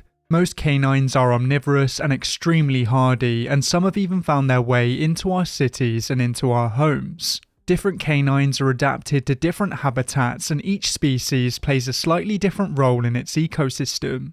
Some canines are elusive and solitary, some are unique and specialized, and some are apex pack hunters. In today's video, I will be focusing on the 10 deadliest canine species, and I will be trying to rank these species from least deadly to deadliest. These animals will prey on pretty much anything they can catch or outsmart across their range, and our first species has one of the largest ranges of any mammal. The red fox is the largest of the true foxes, and they are found across almost all of the northern hemisphere. Red foxes also have invasive populations in a few countries such as Australia, and they are known to outcompete many of the native predators. As the red fox has such a large distribution, it's no surprise that they have quite a few subspecies. These subspecies differ in shape, size, and coloration, and some of these populations are even endangered. The fact that the red fox is found over such a large area is an example of its deadliness, as it has to compete with the majority of predators in the northern hemisphere. It has to adapt to hunt different prey species, and it has to deal with different prey availabilities. And like most other canines, they have a highly varied diet. They will feed on anything from small mammals, fish, and insects to berries, nuts, and the food that we leave behind. Red foxes are proficient hunters, but their size means that they can only hunt prey up to a certain size, and they usually stay away from the riskier meals. The largest red fox subspecies max out at around 18 kilograms, and animals of this size are able to tackle prey as large as adult wallabies and small deer. Red foxes only really attack humans when they're rabid, and they usually choose to stay hidden and out of sight. Of course, it's a very different story with city foxes, and they are one of the best canines at adapting to urban environments. The red fox is an extremely deadly animal for its size, but because it's a smaller canine, it's only fit for number 10 on this list. The maned wolf is an extremely distinctive canine, and it almost looks like a larger form of the red fox. This animal has quite a confusing name and appearance, as it's neither a wolf or a fox. Instead, the maned wolf is the sole living member of its genus, and its closest living relative is the tiny bush dog. These two animals have completely different body shapes and lifestyles, but believe it or not, these two animals are related. The maned wolf's closest known relative was the Falkland Islands wolf, but unfortunately this canid is no longer with us after going extinct in 1876. The maned wolf is the tallest wild canid, and this lofty frame is actually a useful adaptation. They like to hunt in areas of long grassland, and their height helps them to see above the grasses and pick out prey or forage for fruit. This animal is once again omnivorous, but it eats more plant matter than most other wild canids. Some studies suggest that plant matter makes up around 50% of their diet, and they will feed on most edible plants in their area. They are known to feed on sugarcane and bulbs, and they even have a fruit named after them as they eat it so regularly. When they want a taste of meat, they are very adaptable predators, and they are known to target over 178 different animal species. Around 21% of its hunts are successful, and they will prey on anything from armadillos and insects to pampas deer and large birds. They are mostly shy around humans and will flee in the face of danger, but if you're a small to medium-sized animal, then they are extremely deadly. For this reason, they slot in at number 9, as they are one of the deadliest canines in South America. The African wolf is found over much of North Africa, and it's known for being a very crafty and adaptable animal. For a long time, this animal was believed to be a subspecies of the golden jackal, but in 2015 it was proven to be distinct from this canid. It's more closely related to the grey wolf and coyote, but studies have demonstrated that it is the descendant of a genetically admixed canid of 72% grey wolf and 28% Ethiopian wolf. The African wolf's size differs greatly across their range, but some of the larger individuals are found in Egypt and can reach a maximum size of around 20 kilograms. This animal's social organisation is extremely flexible, as sometimes they are seen alone and sometimes they are seen in small family groups. These groups are able to take down larger prey than solitary individuals, and the African wolf is known to target a wide variety of animals. They are capable of taking down prey 3 times their size, but in most cases they target the young of larger herbivores. Even though the African wolf is an impressive predator, it does spend a lot of its time scavenging and foraging instead of hunting. For this reason, it's only fit for number 8, as there are plenty of deadlier canines out there. The golden jackal can be found over a large area of Eurasia, and across its range it has a few different subspecies. Even though the golden jackal is called a jackal, it's not closely related to the black-backed jackal or the side-striped jackal, and instead it's more closely related to wolves and coyotes. It plays a very similar role in the Eurasian ecosystem as the coyote does in the North American ecosystem, but on average the golden jackal is a little smaller than the coyote. This animal is a social canid, and it's usually found in small family groups consisting of a breeding pair and young offspring. It's another very adaptable species, and just like previously featured canines, it does very well in urban areas, but it does the majority of its hunting in the wild. It can prey on animals as large as water buffalo calves, but in most cases it will choose the easy meal. They have quite a few competitors across their range, including wildcats, foxes and raccoons, but in most cases it is able to outcompete these mammals. The golden jackal is one of the larger canine species, but they lack the aggressive behaviour that would rank them higher on this list. For that reason they slot in at number 7, and for our next canid we can head back over to Africa. The Ethiopian wolf is a wild canine native to the Ethiopian highlands, and they are very similar in size and appearance to the coyote. They have more of a reddish colour to their fur and longer slender snouts, and of course these animals are some of the most iconic canids in Africa. Unlike most other canines, the Ethiopian wolf is not a generalist feeder, and instead it's a highly specialized feeder targeting the rodents of the Ethiopian highlands. Unfortunately, they are also one of the world's rarest canines, as they are only found over a small area and there are only an estimated 360 to 440 left in the wild. This canine has always been rare since its discovery, but it hasn't been helped in recent times by threats such as habitat loss and human-wildlife conflict. The Ethiopian wolf is a social canid, and they can be found in groups of up to 20 adults. Groups this large are very rare, and it's more common to see groups of around 6 individuals, usually formed by dispersing males and a few females. Even though the Ethiopian wolf mainly targets rodents, they have been known to target antelope calves, but this hunting behaviour is relatively rare. If you're a larger herbivore, the Ethiopian wolf is not a particularly dangerous animal, but if you're a small rodent, then this canine is one of the deadliest animals in the world. They will wait near the entrances of burrows for rodents to show, but sometimes they are known to lose their temper and they will start digging ferociously. They will sometimes use their intelligence if other techniques are failing, as they are known to hide amongst cattle to sneak up on unsuspecting rodents. The Ethiopian wolf is not a conventionally deadly animal, but it is one of the most impressive hunters in the canine family, and for that reason it slots in at number 6.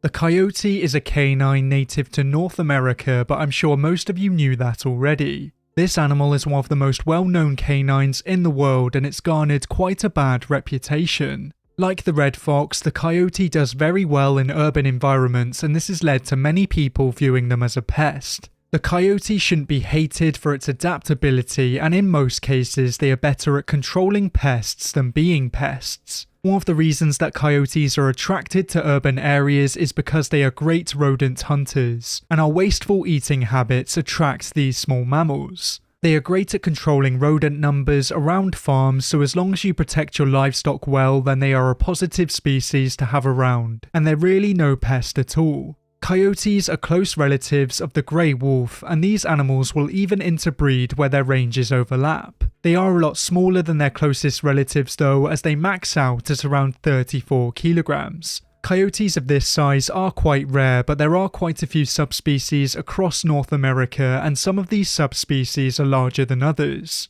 They usually travel and hunt alone, but sometimes they will join loose pairs to take down larger prey, and this prey can be a wide range of animals. The coyote's diet varies across its range, but they are primarily carnivorous, with an average of 90% of their diet consisting of meat. There are a few documented cases where packs of coyotes have taken down fully grown moose, and tragically these animals have even taken human lives. In 2009, 2 eastern coyotes killed singer-songwriter Taylor Mitchell in Nova Scotia, and back in 1981, a coyote snatched 3-year-old Kelly Keene in Glendale, California. This is a rather gruesome reminder of how deadly these animals can be, and that's why they come in at number 5.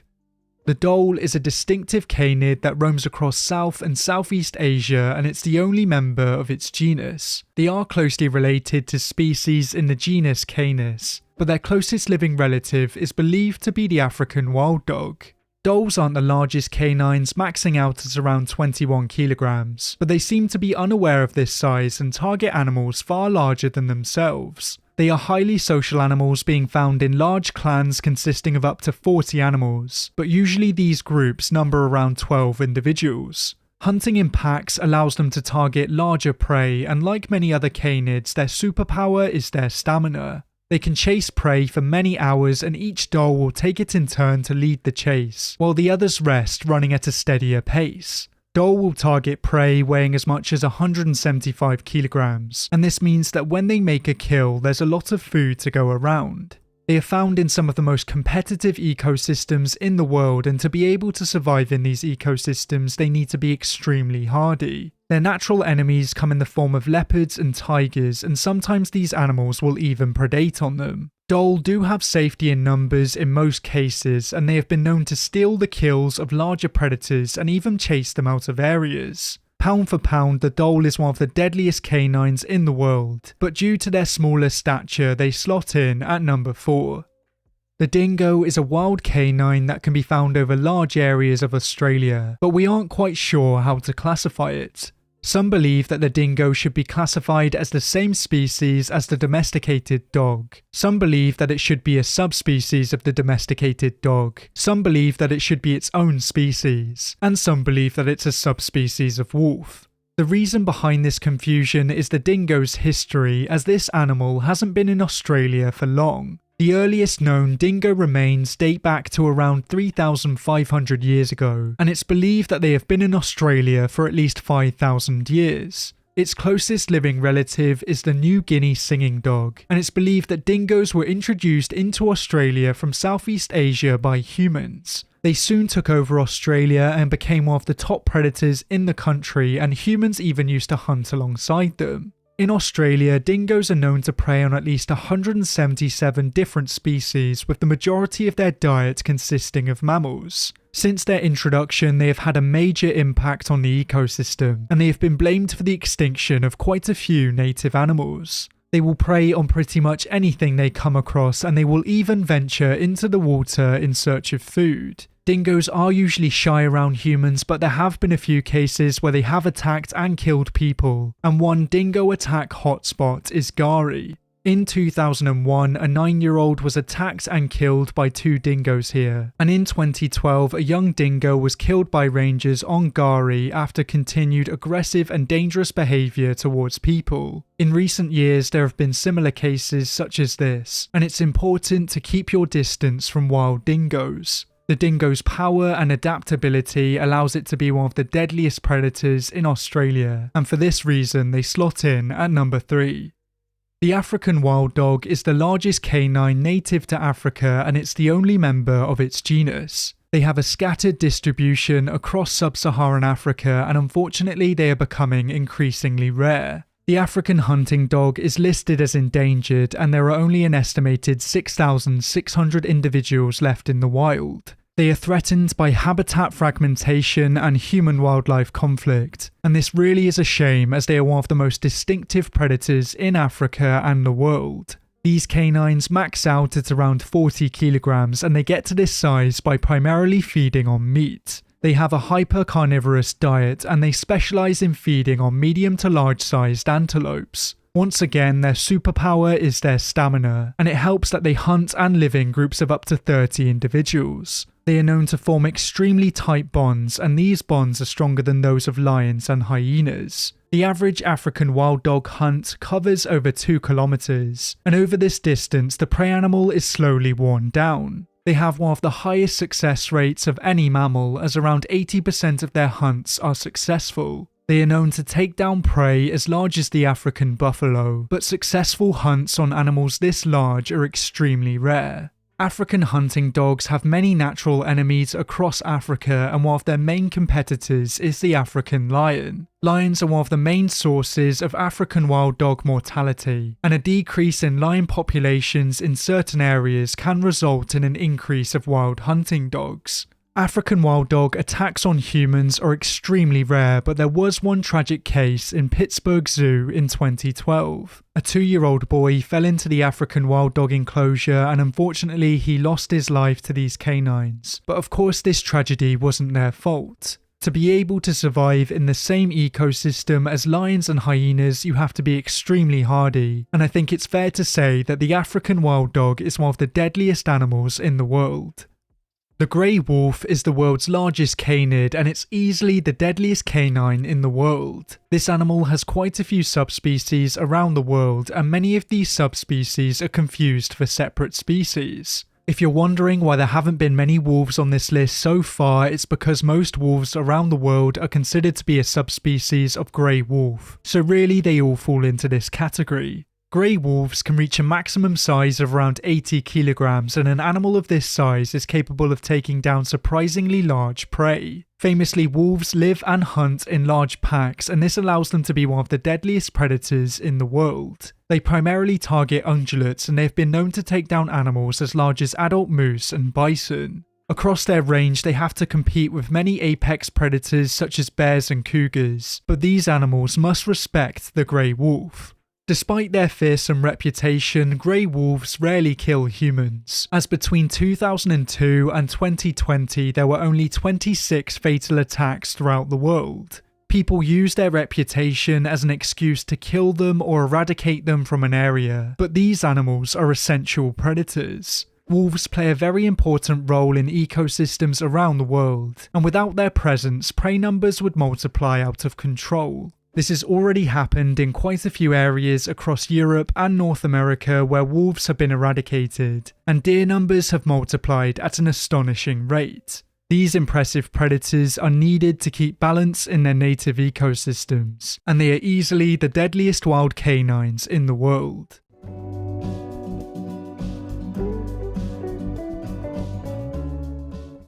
As I've covered many times on the channel before, the UK has lost most of its large wild animals. The UK used to be home to lynx, wolves and bears. But today the largest land predator in the UK is the European badger. The majority of Britain's land predators went extinct hundreds of years ago, and this was mostly due down to hunting. Thankfully, not all large land animals have gone extinct in the UK, as there is still quite a healthy population of deer. The UK is home to 6 different species of deer, but only 2 of these are indigenous. The other 4 species have been introduced over the years, and over time they have become established. In today's video, I will be going through all 6 of these deer species, and we'll start off with the 2 native species. The red deer is one of the largest deer species in the world, and it can be found over large parts of Europe. It has also been introduced into other countries around the world, such as Australia, New Zealand, the United States, Canada, and large parts of South America. This species can be found over large parts of the UK, but one of its major strongholds is Scotland. This deer is the largest species in the UK, as it stands around 1.37 metres at the shoulder, and it can weigh in at 225 kilograms. The males are not to be messed with during the rut, where they fight for territory and fight over females. Males often injure each other during this period, and when the spring comes around, usually a single calf is born. These deer prefer to live on moorland and mountainsides, and this is why they're one of the most popular deer in the UK to go and see. They're relatively easy to spot, and they really are quite majestic creatures. As all of their natural predators have gone extinct in the UK, they have little to fear, and man is their only predator. The other native deer species in the UK is the roe deer, and this deer is quite a bit smaller than the red deer. They can stand at around 75 centimeters at the shoulder, and they max out at around 25 kilograms. The roe deer is the most common native deer in the UK, and they are a mostly solitary species. They are found over the vast majority of the UK, but they are absent from some parts of Wales and Northern Ireland. Their coats vary throughout the year, but they appear most striking in the summer, when their coat is a rusty red colour. Both the male and the female roe deer can bark when they're alarmed, and it's quite an interesting sound for a deer to make.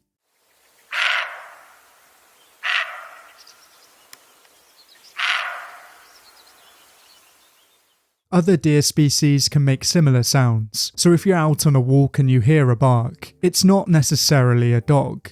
These deer are most often found in mixed areas of woodland, farmland and grassland, and they've proven to be a very adaptable species. Now we've taken a look at the 2 native species of deer in the UK, we can move on to the deer species that have been introduced.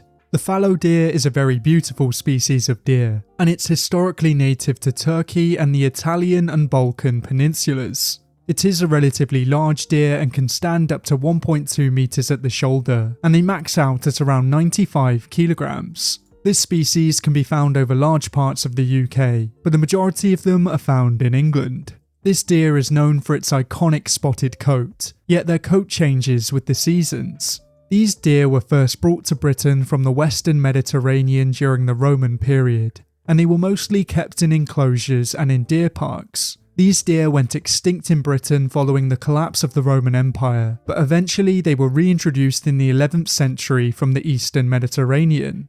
Originally they were only kept in deer parks, but eventually they found their way into the wild, and even though they are non-native, they are considered naturalised. I think it's safe to say that the fallow deer is one of the most beautiful species of deer in the UK, and they do have a very interesting history.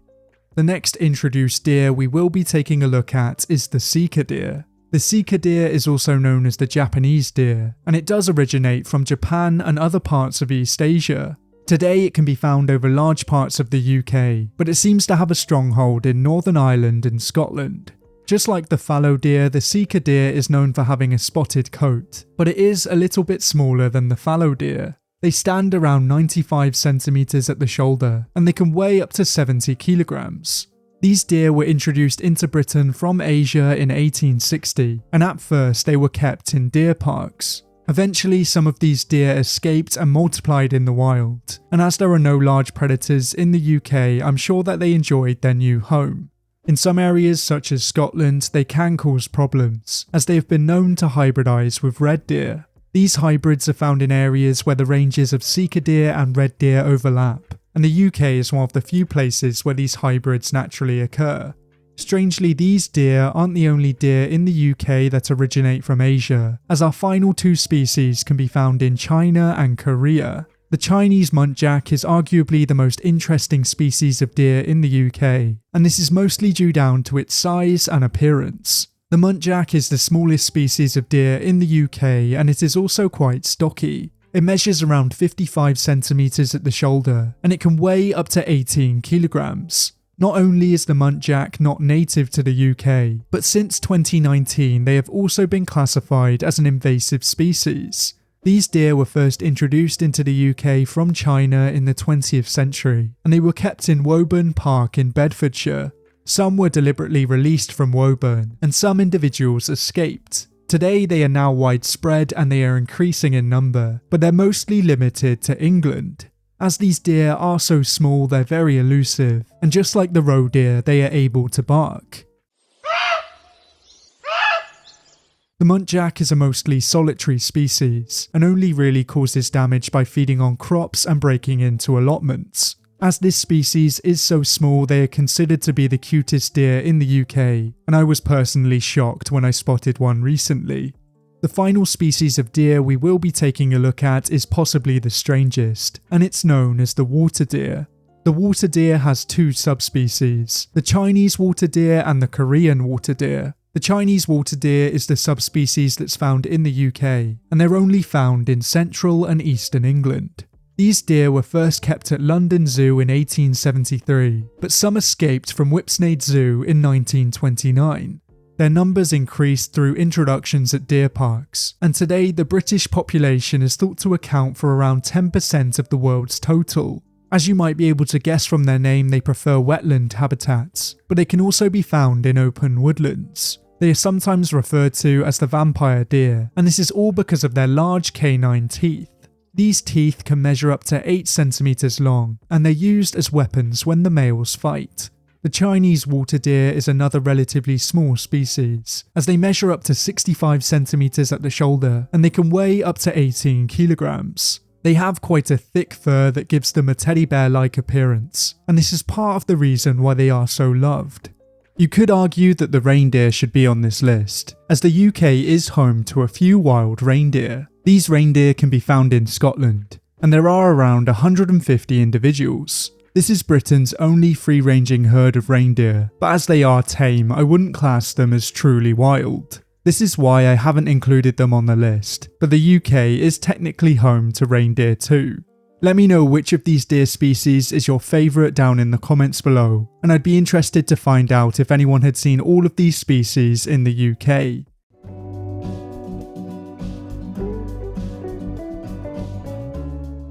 There are over 300 monkey species alive today, and the vast majority of these monkeys are completely harmless to humans. Most of these creatures are peaceful tree dwellers that feed on plants and insects, but some of the larger species are formidable fighters. Unfortunately, apes are often confused for monkeys, and monkeys are confused for apes. In this video, I will strictly be focusing on monkeys, but if you'd like to see a video based on the deadliest apes in the world, I've already made that video.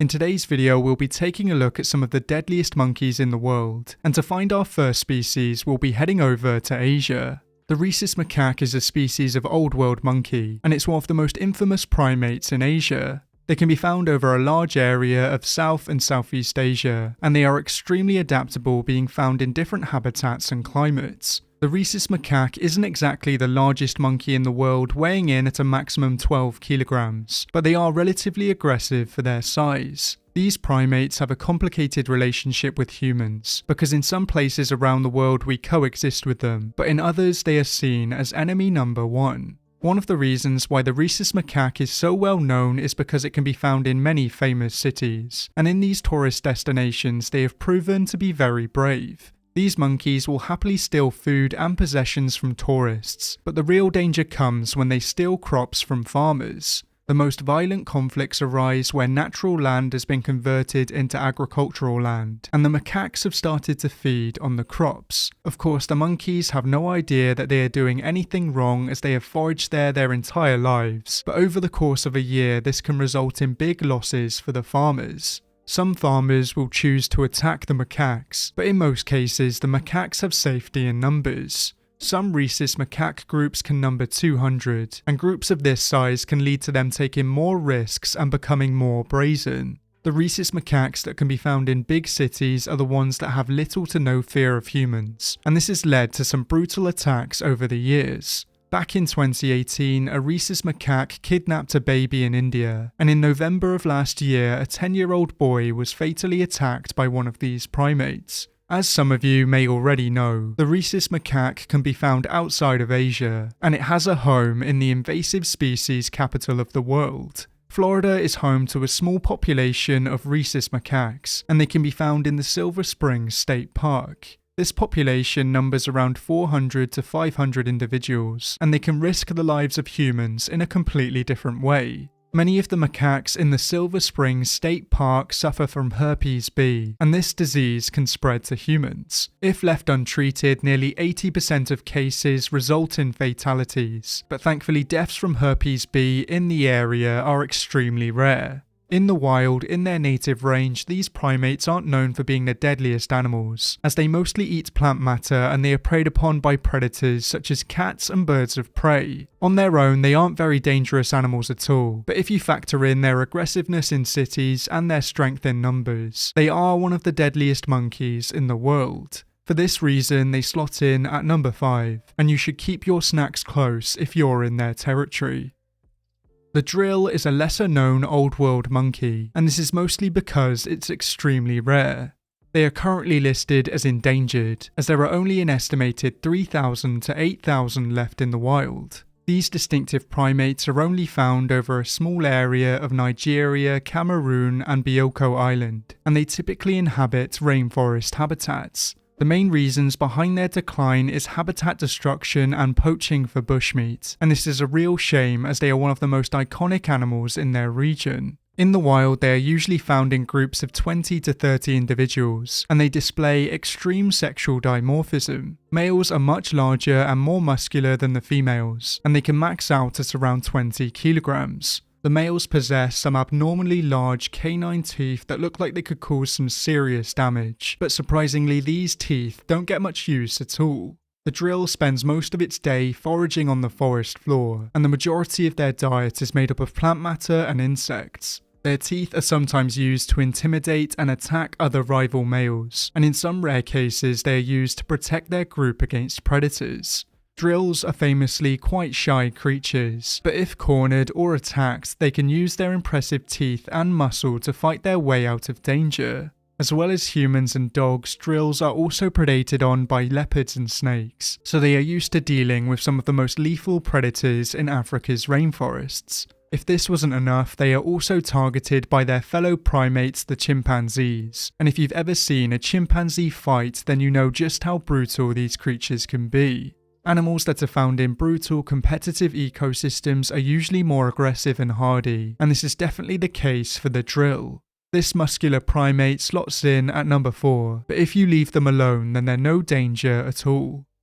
The mandrill is another large old world monkey, and it's the more famous cousin of the drill. They are known for being one of the most colourful monkeys in the world, but most of this colour is found on the males' faces and butts. Just like the drill, they display extreme sexual dimorphism, with the males being larger, more colourful and having larger canine teeth. The colours on the males are used to attract the females, and their teeth are used to fight rivals and to fight predators. Mandrills are mostly found in tropical rainforests, but they will sometimes venture across open savannas. They can be found in groups with hundreds of individuals, and these groups have complex social structures. Because the mandrill and the drill's ranges overlap, they face many of the same human-related threats and they battle with the same predators. The mandrill is a much more difficult target than the drill, as they are much larger with a maximum weight of around 55 kilograms. As well as being larger, they are also more aggressive, and a larger portion of their diet is made up of meat.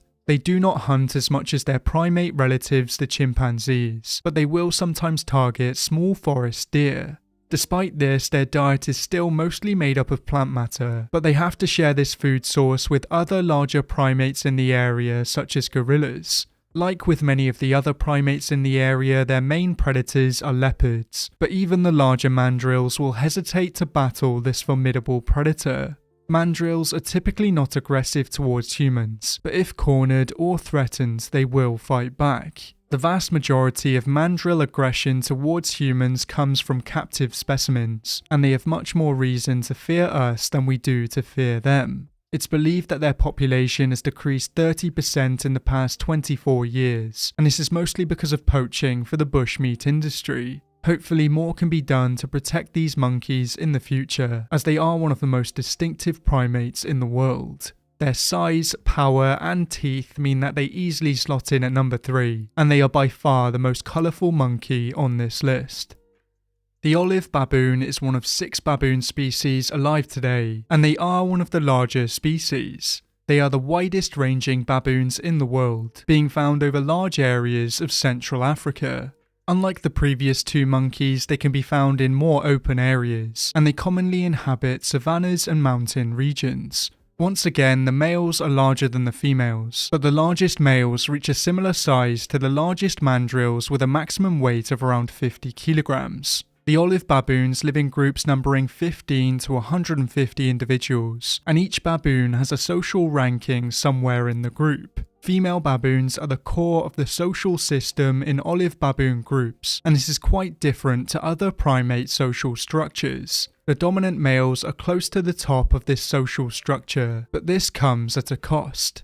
When the group gets attacked, it's their responsibility to protect against predators, and these clashes can be very vicious. Even though they are around the same size as the mandrill, they are more aggressive and they are able to hunt larger prey. Once again, the majority of their diet is made up of plant matter, but they will target mammals as large as Thompson's gazelles and sheep. When baboons target livestock, this often causes conflict with humans, and this can mean that the baboons lose their fear of humans and become more aggressive. Olive baboons are more likely to attack humans than the previously mentioned monkeys, and when they do attack, they can cause more damage. They have been known to snatch children in the past, and they will fight back against farmers if they feel threatened. It's not only the wounds from these attacks that the locals have to worry about, as these monkeys are also frequent carriers of deadly diseases. Because the olive baboons can be found in the savannas of Africa and not just the rainforests like the mandrills, they have to face a whole host of different predators.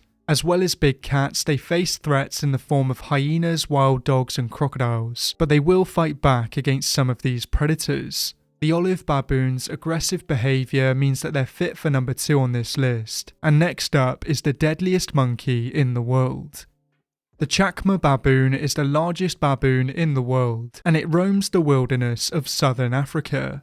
The males can weigh up to 50 kilograms, but they are larger than the olive baboons on average, and they are very athletic and powerful monkeys. They can achieve speeds of around 30 to 35 miles per hour, and one of the main reasons behind this speed is because they live in open areas. Despite their impressive size, they are still targeted by a variety of predators, with them making up 18.7% of leopards' diets in Waterberg, and making up 44% of African wild dog kills in the area. When predators attack, they usually go for the more vulnerable females and young, but they have to be quick when they attack because the males will violently defend their troop.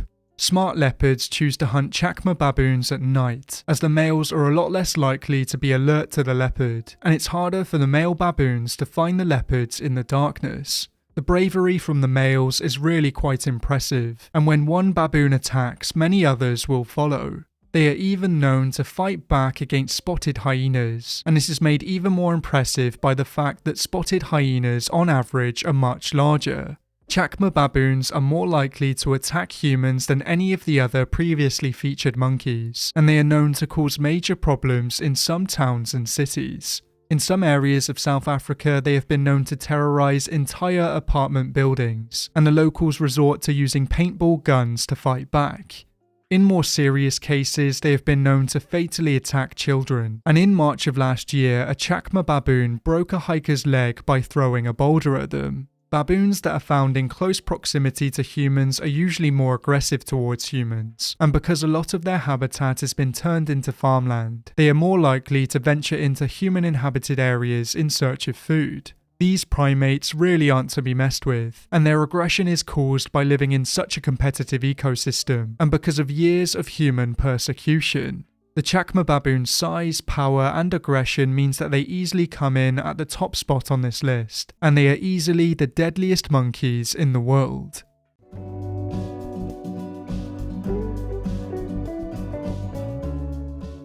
The great apes are a group of animals that we are a part of, and these animals can be found all over the world. Most great apes are larger and more powerful than we are, but of course humans are the most dominant of the great apes. In today's video, I will be trying to find out which species of great ape is the deadliest, and I will be ranking them from least deadly to deadliest. I will be ranking these animals based on a few factors, such as their size, behaviour, and the number of attacks on humans. Of course, this is not an exact science, so feel free to let me know what you think. But without further ado, we can take a look at our first species. And to find it, we will be heading over to the Democratic Republic of Congo.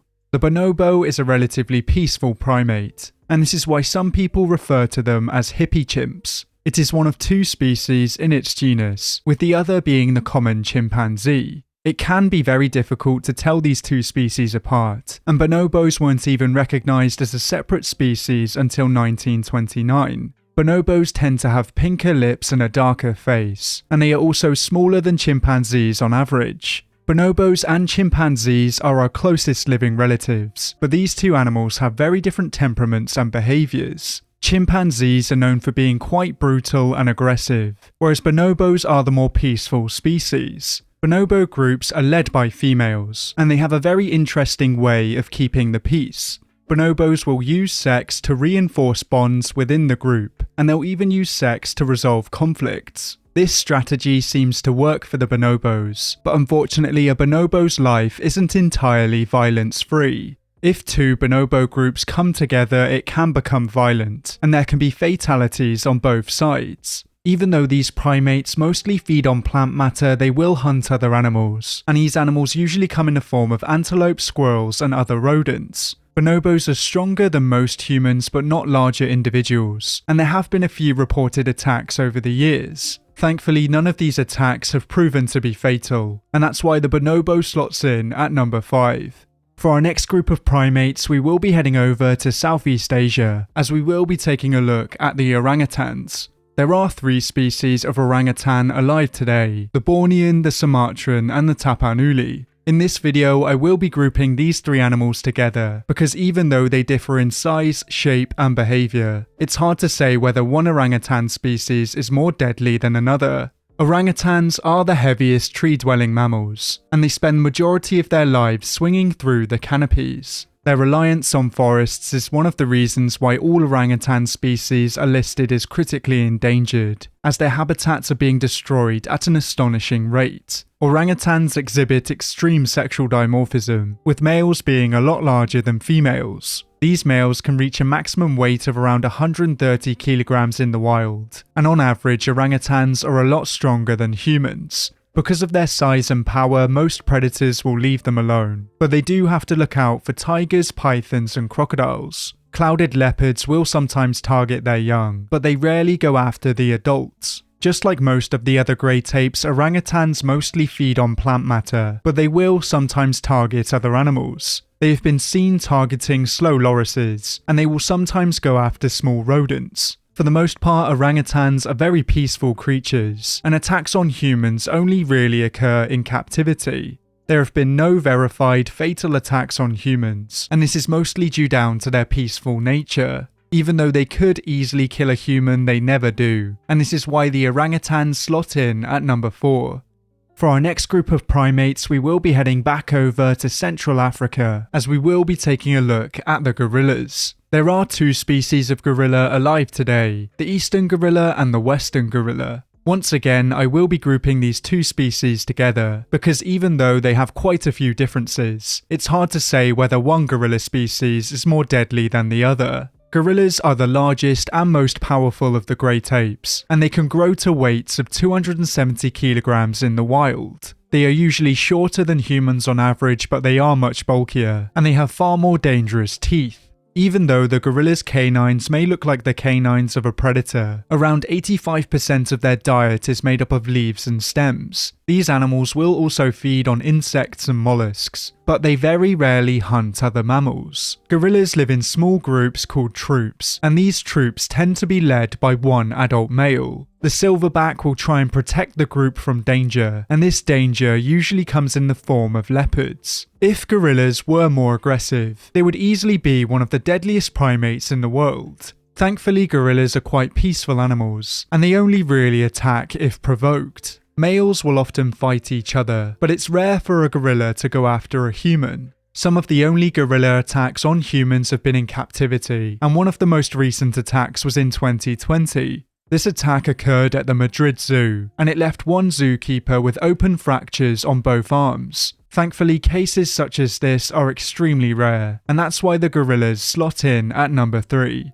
For our next primate, we can stay in Africa, as we will be taking a look at the chimpanzee. Chimpanzees are famously very intelligent and powerful animals, and they share many traits and behaviours with humans. Chimpanzees can be found in groups ranging in size from 15 to 150 members, and they have a strict male-dominated hierarchy. Similar to the other great apes, their diets are mostly made up of plant matter, but they will feed on other primates, small ungulates, birds, and reptiles. Chimpanzees settle most disputes without violence, but when they do choose to fight, it can be very brutal. These animals will often maim and kill one another, and separate groups will even go to war. One chimpanzee war lasted 4 years, and it ended with all the males in one community being killed. As well as attacking their own kind, they will also attack other primates, as they have been seen attacking and killing young gorillas. Chimpanzee attacks on humans in the wild are extremely rare, but in captivity it's a different story. Just like most wild animals, chimpanzees are extremely dangerous, and they should never be kept as pets. There have been a few horror stories over the years where pet chimps have attacked their owners and other people, and one of the most famous stories involved a chimp called Travis. In 2009, Travis attacked his owner's friend, and she suffered devastating injuries to her face and limbs. Eventually, Travis was shot by a police officer, and unfortunately there have been many other stories such as this over the years. Because of the chimpanzee's power and aggression, they slot in at number 2, and it's not hard to guess which animal comes in at number 1. We humans are the deadliest great apes in the world, and we kill billions of animals each year. As most of you watching are humans, I will keep this short and sweet, as most humans are aware of the damages that we cause. Human-related factors cause the endangerment and extinction of thousands of species each year, and we're also the main reason why the other great apes are suffering. Many of the other great apes are hunted for bushmeat, and we're destroying most of their habitats. Hopefully this will change in the future, but I believe that humans will always be the deadliest primates in the world.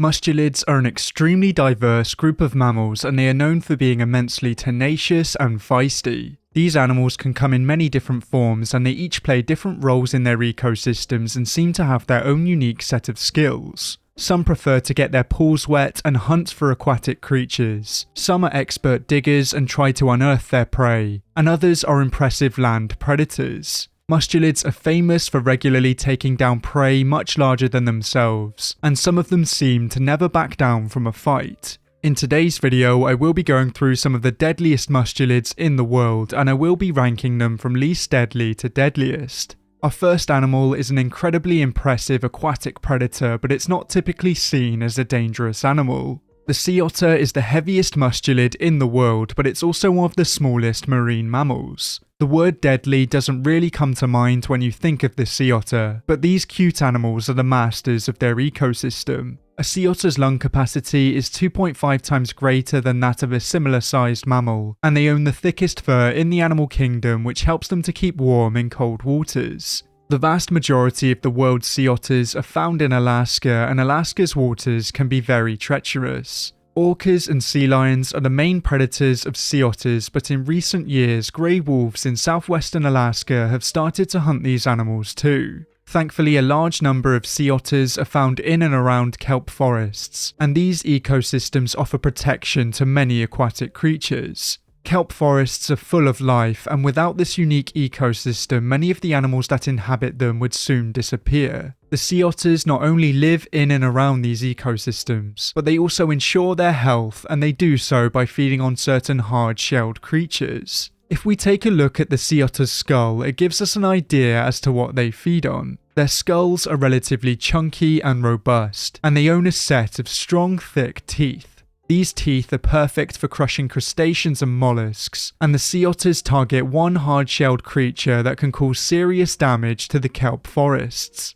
Sea urchins feed on kelp, and if left unchecked, they can completely wipe out kelp forests. Only a few predators in the kelp forests are able to prey on these animals, and luckily the sea otter is definitely one of them. By controlling sea urchin numbers, sea otters are a valuable keystone species, but they don't only limit themselves to targeting hard-shelled creatures. Sea otters need to consume around 25% of their body weight each day, and they famously use tools to crack open the shells of certain organisms. Only very intelligent animals are known to use tools, but sometimes the sea otters will go for a more direct approach with certain animals. They will sometimes target giant octopuses and slow-moving fish such as toadfish and Irish lords, and even though these animals are harder to catch, they are easier to dispatch. Sea otters, like many other otters, are shy around humans, but there have been a few individuals that have attacked and bitten people. In most cases, they will leave you alone if you try and flee, but it's a very different story if you're a tasty sea creature.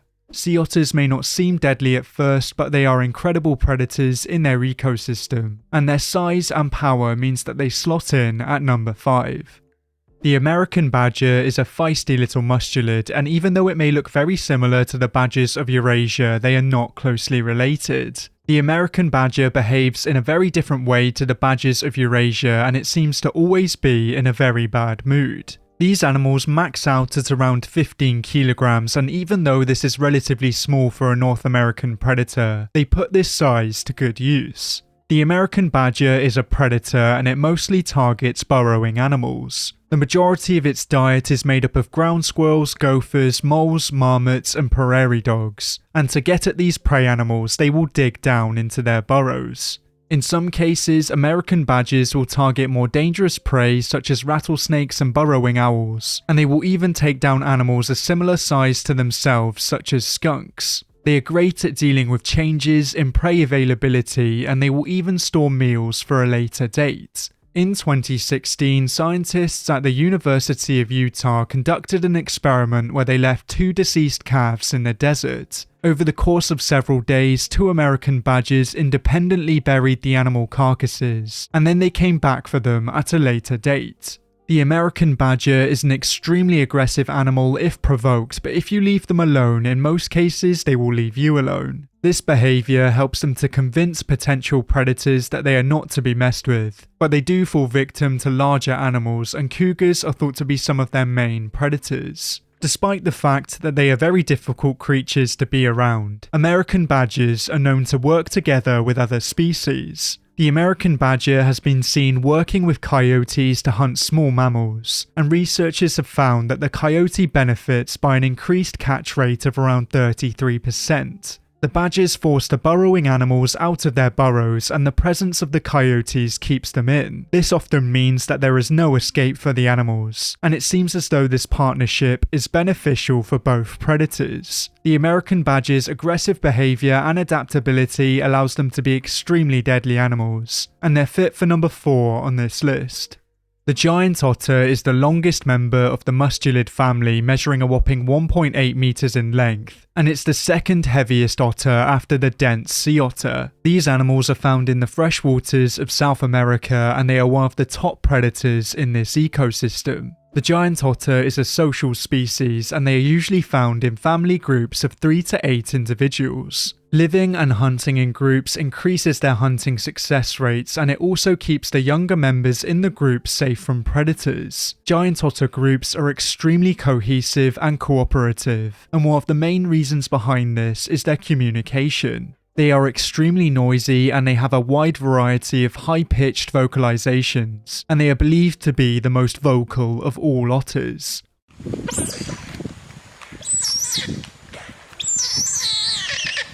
Adult giant otters have no serious natural predators, but it is possible that some of the largest black caiman specimens would be able to target them, and so would bull sharks that travel up rivers. Jaguars and anacondas may target young and weak individuals, but usually they focus on easier prey. The giant otter primarily feeds on the freshwater fish of South America, and as they are so large, they can target large and difficult fish such as catfish and plecos. They do most of their feeding in shallow waters, and they can be very territorial and will aggressively protect valuable feeding areas. They will fight other otter groups in their area, and they will even chase away caiman. In some rare cases, they will even predate on small caiman and anacondas, but they are much happier targeting fish. Unfortunately, these colossal freshwater predators are endangered today, and most of their threats are human-related. They are poached in many areas across South America, and they are also targeted in remote fishing communities as they are seen as competition or a threat.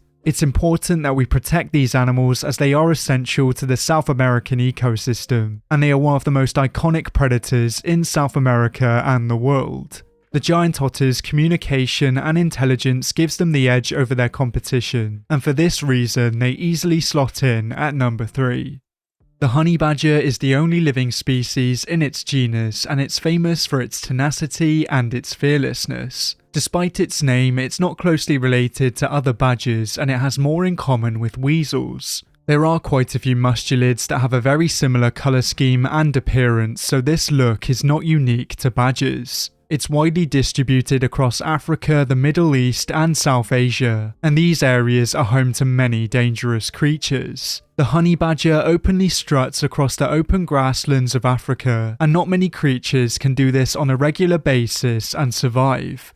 Just like the American badger, the honey badger is known for being extremely aggressive, and it rarely backs down from a fight. They will happily fight snakes, lions and leopards, and it's shocking to see how much damage these animals can take and still walk away. Honey badgers max out at around 18 kilograms, and this is relatively small for a land animal in Africa. You'd think that it would be easy for an African predator to take down a honey badger, but they have a few adaptations that help them in life or death situations. They have thick, loose skin around their necks, and this means that it's hard for predators to hang on to them and land a killer blow. This skin is loose enough for them to turn around and bite back, and their claws are far from useless too. Like many other members of the mustelid family, the honey badger is a great digger, and it can use its claws to dig into the flesh of attackers. One of the more little known facts about the honey badgers is that they are extremely intelligent, and they have incredible problem-solving abilities. Famously, one captive honey badger named Stoffel would constantly escape his enclosure just to steal food and fight lions, and each time he would come up with a new way to get out and would often use tools in his daring escapes. Honey badgers will feed on pretty much anything in their ecosystem, and in some locations in India they have been known to dig up human bodies. Thankfully, this behaviour is rare, and the majority of their diet is made up of small vertebrates. The honey badger is not the deadliest predator on this list, but it's one of the hardiest animals in the world, and it's possibly the best mustelid at fighting back against predators. For this reason, it slots in at number 2, and next up is the deadliest mustelid in the world. The wolverine is the largest land-dwelling member of the mustelid family, and it's known for being one of the strongest and most ferocious animals of its size. It's found in the northern parts of North America and Eurasia, and in these areas it's a solitary carnivore with an extremely varied diet. Wolverines are primarily scavengers, and they will often track other predators so that they can feed after them or even steal their kills entirely. The wolverine's skull is substantial, and even though it doesn't have the strongest bite force, it's able to chew through bone. This means that they can make the most of a carcass, and they are able to feed on almost all parts of an animal. When the wolverine needs to, it will happily hunt for its own food, and unsurprisingly, it can easily take down prey many times its own weight. They usually target small to medium-sized animals, but they have been known to take down bison, moose, and other similarly sized predators such as the Eurasian lynx and Canadian lynx. The wolverines of Eurasia are known to hunt more regularly than the wolverines of North America, and it's believed that they do this because the predator densities are less dense in Eurasia. Just like the American badger, they will cache food in plentiful months, and this behaviour is very useful for mothers with kits. Wolverines have a few natural enemies across their range, with bears, wolves and cougars being their most bitter rivals. All of these animals have been known to kill wolverines, but wolves are known to kill more wolverines than any other predator. They will usually fight back and try to escape from larger predators, but as the wolves hunt them in packs, it's hard for them to escape. To be able to survive in the cold, competitive ecosystems of North America and Eurasia, you have to be an extremely hardy animal, and the wolverine is one of the toughest animals in the world.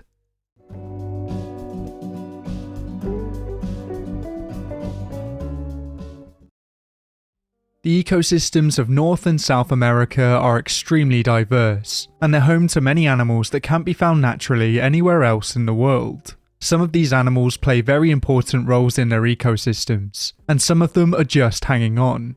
Even though the majority of these animals are perfectly suited to life in the Americas, some of them pop up in other parts of the world. Of course, there are many American creatures that are invasive in other parts of the world, but that's not the focus of this video. Instead, I will be focusing on individual or small groups of American animals that have popped up in the UK, and this strange occurrence is more common than you might think. Some North and South American animals find their way to the UK through the pet trade, and some of them escape from zoos. Some American animals can be blown off course during their migrations, and when this happens, it usually creates a bit of a stir. Without further ado, we can take a look at our first story, and this story is very fresh. Last week in a lake in Cumbria in northern England, a strange reptile was discovered. It was first spotted by a dog walker in the shallows of a lake, and it was later fished out of the water in a shopping basket. Once it was on land, it was easy to see that this creature was a turtle, and a freshwater turtle is a very rare sight in the UK. There are no naturally occurring turtle species in the UK, but there are a few small populations of invasive turtles from the Americas and Europe. Strangely, the reptile pulled from a Cumbrian lake wasn't a terrapin or a slider, as it was in fact an alligator snapping turtle. The alligator snapping turtle is the largest freshwater species of turtle in North America, and there are two other closely related species. These turtles are powerful ambush predators, and they're known for their incredibly strong bite. Because this turtle is potentially dangerous, the British tabloids had a field day, and a massive fuss was made of this discovery. The turtle, nicknamed Fluffy, was taken to a vet, and it is now being sent to a reptile centre. Of course, it's impossible for this turtle to swim all the way to the UK, and it most likely entered the UK through the pet trade. It's possible that someone bought this turtle not knowing how large they can get, and then when it outgrew its enclosure, they released it into the wild. Thankfully, this alligator snapping turtle was still relatively small, and I hope it has a very long and luxurious life in captivity. For our next story, we will be heading over to Wales, and we will be heading back in time to February 2020. Caroline Brown was walking her dog along the canal in Risca, South Wales, when she came across a strange carcass at the side of the path. This carcass seemed to be reptile and fish-like, and this strange creature was at least 3 feet long. After pictures were taken of the animal, it was quickly identified. and the mystery creature was in fact an alligator gar. As I'm sure many of you know, these creatures are native to North America, and they are one of the largest freshwater fish in the world. These creatures can be traced back to the early Cretaceous, and they can grow up to 3 meters in length. These predatory fish are very rarely dangerous to humans, and they primarily feed on fish. It's quite obvious how this fish made it to the UK, as the UK's laws on fish keeping are very lax. In the UK, you can keep many fish that are illegal in other parts of the world, and because it's a very niche topic, it's not policed very heavily. One of the main reasons why you are able to keep many exotic fish in the UK is simply because the weather is very mild. The vast majority of exotic fish are unable to survive in British waters, but some American fish would be able to. That's why you are unable to keep most American fish in the UK, but sometimes species such as the alligator gar slip through the cracks. It seems as though someone managed to get their hands on an alligator gar, and then was unable to care for it when it got too big. The waters in Risca must have been too cold for this fish, and unfortunately it led to its demise. Instances such as this aren't as rare as you might think, and if you do plan on buying a monster fish, make sure that you have the space for it. For our next story, we will be heading over to London, and we will be heading back in time to March 2023. One ordinary night in a small London suburb, a strange visitor appeared at a bus stop. This creature was small, striped and fearless, and it quickly scurried away out of sight. As I'm sure many of you can tell, this creature was a skunk, and it seemed very out of place in the streets of London. It's believed that this individual was an escaped pet, and strangely it's not illegal to keep them in the UK. Skunks could easily become an invasive species in the UK, and there are very few predators that would hunt them. If someone decided to release a bunch of skunks into the British wilderness, there's a very high chance that they could become established. The climate in the UK isn't too different to some parts of northern North America, and this is where some skunk species are found. This means that they could adapt to the British ecosystem, and they would have arguably less competition. Hopefully there will be stricter laws in place in the future, because if skunks became established in the UK, it would be bad news for the native wildlife. For our next story, we will be heading over to Pembrokeshire, and we will be heading back in time to September 2023. This was when birdwatchers across the UK lost their minds, as many American birds found their way to the UK. Hurricane Lee had blown many birds off course, and they flew over the Atlantic to the UK. More than 12 American species were spotted in Pembrokeshire, with many birdwatchers gathering on Ramsay Island. Many small songbirds were spotted, including the Canada warbler that hadn't been spotted in the UK before. Some species such as the bay-breasted warbler had only been seen in the UK once before, and these birds really were a rare sight. These birds are now part of a long list of American birds that have made their way to the UK, and I'm sure there'll be many more in the future. For our final story, we will be heading over to Buckinghamshire, and we will be heading back in time to 2015. This was when a strange creature was spotted in a garden in Marlow, and at first the owner of the garden thought it was a pet. After getting a closer look, she realised that it was a creature that was a lot more exotic, and she managed to capture the animal on video. She then went to the RSPCA for help, and they said that they believed the animal was a pet bear. It's quite worrying that the RSPCA came to this conclusion, as the animal was in fact a coati. These animals are native to Central and South America, and they are members of the raccoon family. These animals are very out of place in the UK, but strangely this isn't the first time that a coati has been spotted here. In 2004, a few individuals were spotted in Cumbria, and there's been a few other sightings dotted around England. The coati in this story was eventually captured by its owners, but the coatis in Cumbria are still roaming free. It really is surprising that they can survive in such a cooler climate, but it's very unlikely that they will become established. In the wild, they mostly feed on fruits, invertebrates, small animals and birds' eggs, and just like their close relatives the raccoons, they are very adaptable. Even though these animals have shown that it is possible that they can survive in the UK, it must be very hard, and maybe there will be more sightings to come.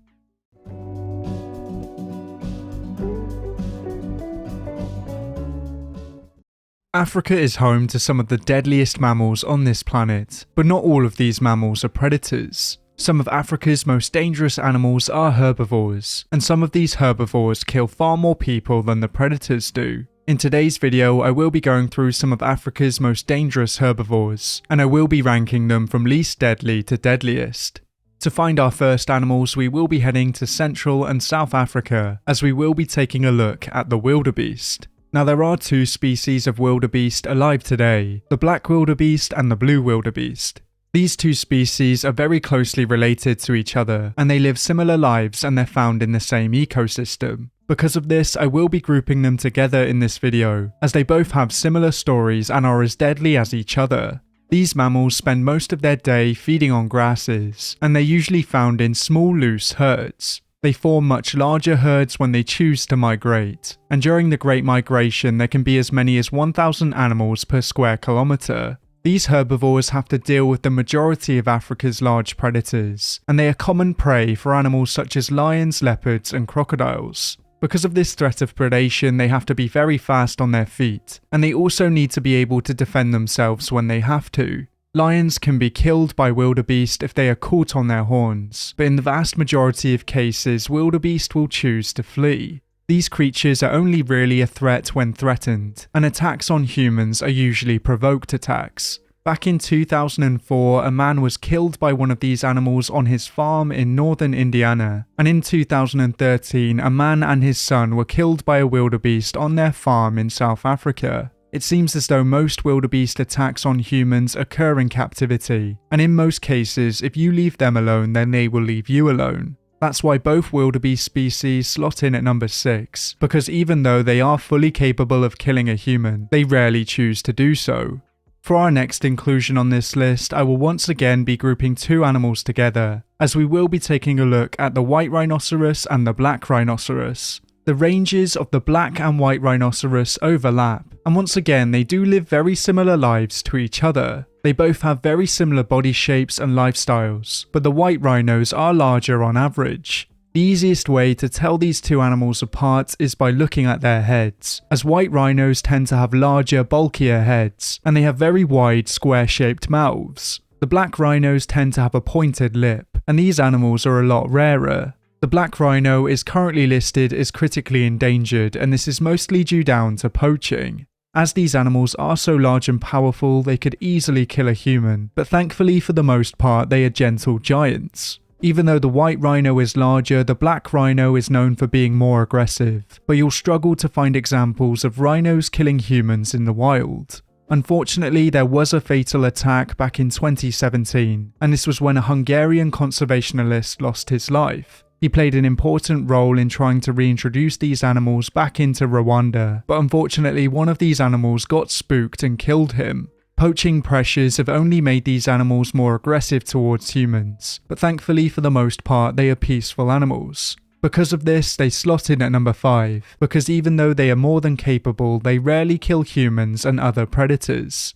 The next animal we will be taking a look at is the giraffe. Giraffes are the tallest living terrestrial mammals on this planet, but currently we're not quite sure how to classify them. Traditionally, they have been thought of as one species, but it's now believed that they should be split into 4 species. Giraffes have quite a few distinct populations dotted around Africa, and these populations differ in size, pattern, and behaviour. No matter where these animals are found, they have to deal with predators, and these predators usually come in the form of lions, leopards, spotted hyenas, and African wild dogs. These animals would struggle to take down a fully grown individual, but they do try to take down their young.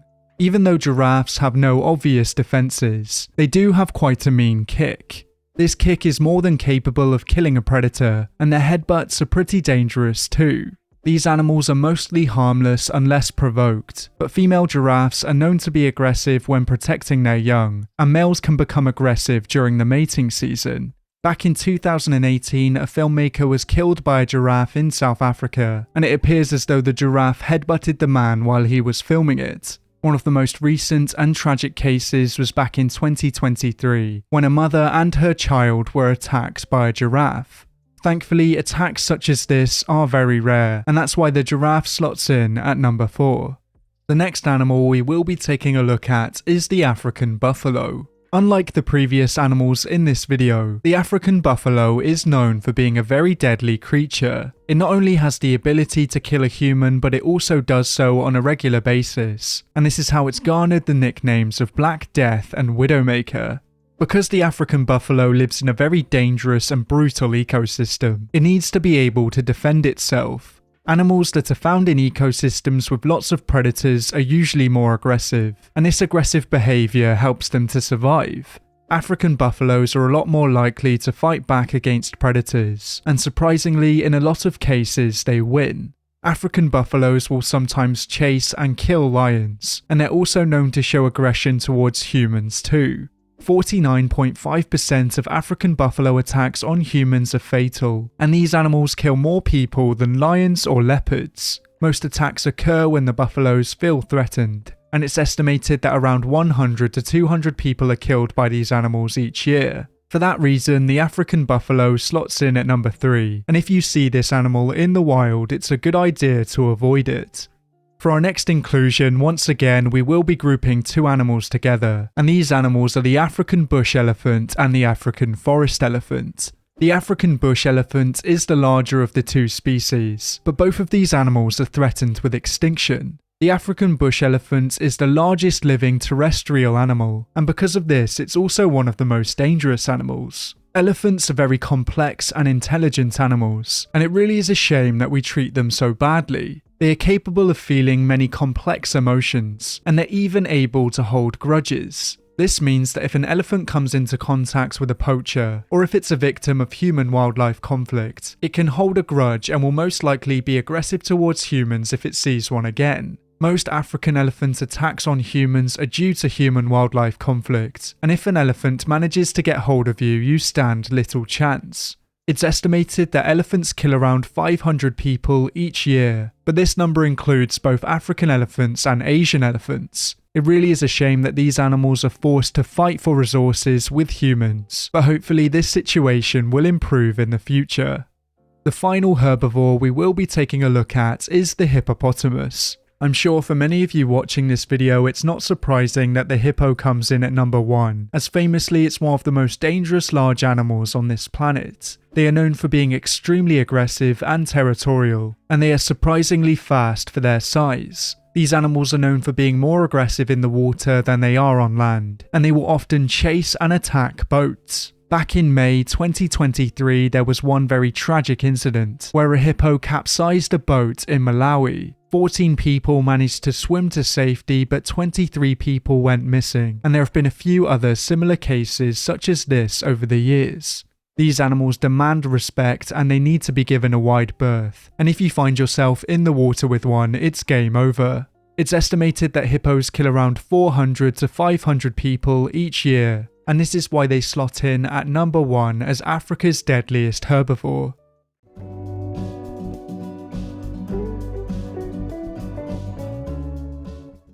Over the years, I've made quite a few videos on invasive species, but I sometimes worry that people get the wrong idea from my videos. Yes, introducing non-native species will almost certainly have a negative effect on the ecosystem, but this topic is far more complicated than most people believe. Most ecosystems are extremely fragile, and there are many complicated relationships within these ecosystems that keep them healthy. When a non-native species is introduced, they usually compete with the native species or completely eradicate them. Surprisingly, this isn't always the case, as sometimes introduced species can help struggling endangered species, and sometimes they can fill the role of an extinct animal in their new ecosystem. In today's video, I will be going through just a few of these cases, and we can start off in Hawaii.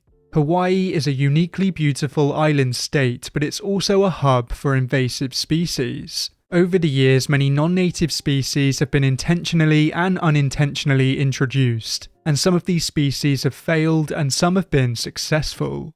Some species have been introduced to try and boost farming and deal with pests, and some have managed to sneak onto the islands on trade ships. Most of these species have had a massive negative effect on the native wildlife, and some have even led to extinctions. Some of the worst invasive species on Hawaii are predators, as Hawaii has very few native predators. This meant that the introduced species had little competition, as the native species were not used to dealing with predators, and they were ill-equipped to deal with the new threat. In this sense, Hawaii and New Zealand have very similar stories, and just like New Zealand, Hawaii has many beautiful endemic birds. Unfortunately, a lot of these birds are now extinct, and part of the reason behind this is invasive birds and predators. The invasive predators will actively hunt the native birds and feed on their eggs, and the introduced birds will compete with the native species. Some of the invasive species will fit into both of these categories, as predatory birds such as barn owls have been introduced. The amount of introduced species means that there is less food to go around, and many of the non-native species brought over diseases from distant lands. Despite the long list of negative effects on the ecosystem, some non-native birds have started to help the ecosystem to heal. After many of the native birds went extinct, some of the native plant species would also suffer due to their absence. This could have led to yet more damage to the ecosystem, as many of the native animals relied on the native plants, but thankfully some of the introduced species have taken over the extinct birds' roles in the ecosystem.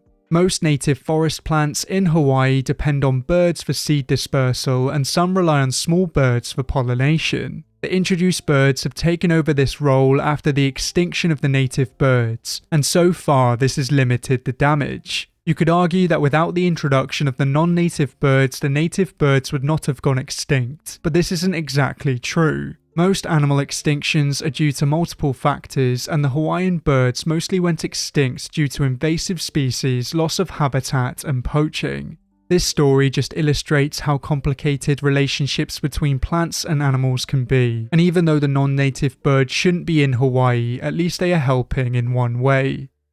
Australia has a large number of invasive species across its landscapes, but in today's video I will not be focusing on these creatures. In the 1900s, all of the species that were introduced into Australia were not introduced to become a problem, but instead they were introduced to solve problems. Very little was known about animal introduction and its possible effects on the ecosystem and native animals, but thankfully today we know it can be very damaging. As I've already covered, most animal introductions were in an attempt to boost farming and control pests, but unfortunately many of these introductions were unsuccessful. The most famous example of this is the cane toad, as they have been introduced into many countries around the world to control beetle numbers, but they have caused a massive decline in predator numbers in Australia and around the world.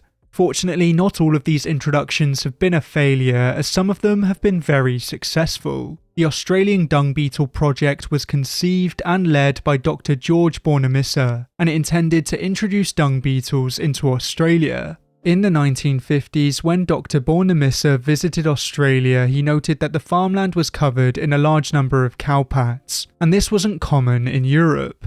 In other parts of the world, cowpats are buried by dung beetles and recycled back into the earth, but in Australia this wasn't happening. At first, this may not seem like such a big deal, but it can lead to an increase in the population of pest insects such as biting flies. Bush flies breed in unburied cow dung, and just one cowpat from a dairy cow can host 2,000 to 3,000 flies. Australia has quite a few dung beetle species of its own, but these insects are adapted to process the dung of native marsupials and not cattle. To try and solve this problem, 55 species of dung beetle were introduced into Australia from 1965 to 1985, and overall the project has been a success. The beetles were introduced from Europe and Africa, and eventually some were introduced from Hawaii. Hawaii had had a similar problem with cowpats and hornflies, and the introductions had been successful. Not all of the introduced beetles became established in Australia, but today 3 of the species are still active across the country. In 2014, another dung beetle species was introduced to help with gaps in the system, and the agriculture industry has benefited from the introductions. The dung beetles haven't exactly had a benefit on the ecosystem, as they mostly benefit agriculture, but they haven't had a negative effect on the ecosystem either.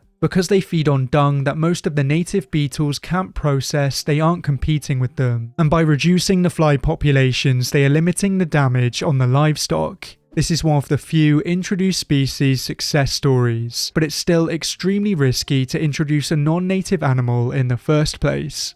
If you know even the slightest bit about Florida and wildlife, then you know it has a problem with invasive species. Because of the risk of sounding like a broken record, I only try to include Florida when it's necessary, and this story fits under this category. Because Florida is full of vibrant wetland ecosystems, many of the invasive species in Florida can be found in and around the water. Most of these animals get to Florida through the pet trade, and this is thought to be the case for the non-native apple snails. When some people are unable to look after their aquatic pets, in some cases they will release them into the wild. This is known as aquarium dumping, and it's a very irresponsible and harmful thing to do. Today, Florida is home to several apple snail species, but only one of these species is native. The island apple snail is invasive in quite a few countries around the world due to its popularity in the aquarium trade, and they first became established in Florida in the 1990s. Since then, these creatures have multiplied at an astonishing rate, and they have had a massive impact on the native snails and the native plants. The island apple snail lays a larger number of eggs than the native apple snails, and they feed on large quantities of aquatic plants.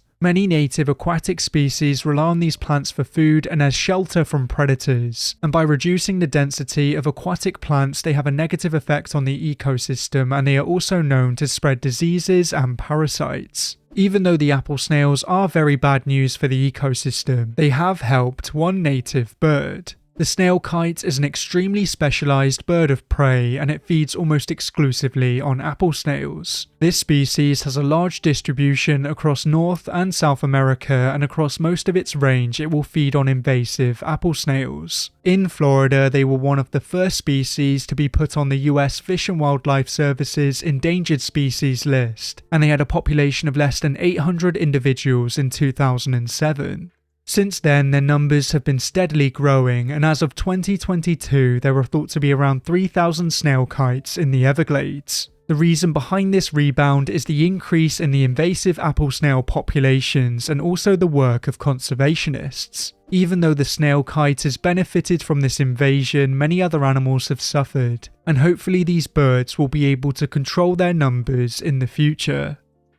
Feral livestock animals usually go under the radar as invasive species, but they can be extremely destructive. Feral livestock animals can outcompete native species, and they are also notorious spreaders of disease. They not only damage the ecosystem, as they can also have an impact on agriculture, and today feral livestock animals are among the worst invasive species on the planet. In quite a few places around the world, escaped livestock animals have started to breed with wild animals, and they have created strong hybrids. One great example of this is the feral pig and wild boar hybrids in Canada, and they have proven to be extremely difficult to control. Even though the wild boar and domesticated pigs are technically the same species, they are so different in shape and size that the hybrids are quite distinctive.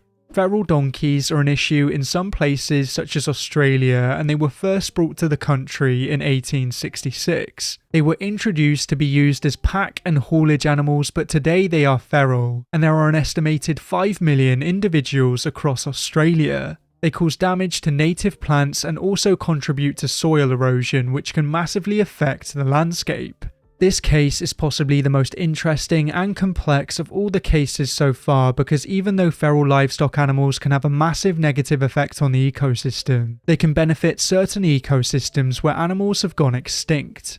Some people argue that the introduction of large non-native species into an ecosystem where large animals have been eradicated is a form of rewilding, and in some areas it has been beneficial. In most healthy ecosystems, large animals work as ecosystem engineers by dispersing seeds and increasing plant diversity. Rewilding by reintroducing extinct animals has proven to be very successful and popular in places such as the UK, but studies have shown that they don't have to be native to be a success. In a previous video, I covered the ambitious project to try and introduce large herbivores into Siberia to try and stop the thawing of permafrost, and this is an interesting example of how animals can help to battle climate change and help to revitalize dormant ecosystems. Towards the end of the Pleistocene, the world lost a large number of its megafauna, and this led to ecosystems rapidly changing. The aim of Pleistocene rewilding is to bring back these ecosystems, and by restoring large herbivores, greenhouse gas levels can be lowered and grazers can also reduce the frequency of fires. Browsing and grazing also increases nutrient cycling, which can increase plant productivity and maintain ecosystem productivity. The main criticism to this form of rewilding is that the world is functionally different to how it was 10,000 years ago, but this is a common argument for most rewilding reintroductions. Of course, there are many pros and cons to this type of rewilding, but as climate change continues to worsen, we may need to use more extreme methods. Animals aren't the only non-native organisms that can have a positive impact on the ecosystem, as non-native plants can also help. Invasive plants can cause just as much damage as invasive animals, and they are arguably harder to get rid of. Invasive plants not only affect the ecosystem, but they can also cause damage to agriculture and infrastructure. Japanese knotweed is one of the worst invasive plants in the world, mainly due to its ability to penetrate hard surfaces such as concrete and brick. This can lead to buildings collapsing, and they also shade out many native plants. Some invasive plants will completely outcompete native plants, but in a few cases they have aided native species. Some endangered butterfly species have been able to rebound due to the abundance of non-native flowering plants. Some species, such as the monarch butterfly, are very picky about what plants they lay their eggs on, and others are very picky about what plants they eat. This means that butterfly populations are massively affected by the abundance of plants. But when plants start to disappear, it doesn't always mean that it's game over. In areas where essential plants have started to disappear, butterflies have started to adapt and feed on non-native plants. In some places, this has had surprising effects, as it's made some species more immune to viral infections. This is especially the case with peacock butterflies, as studies have shown that caterpillars infected with a virus were 11 times more likely to survive when raised on exotic plants. Invasive plants can provide food and important habitat to endangered species, but if an animal depends on a certain species to survive, invasive plants can be very bad news.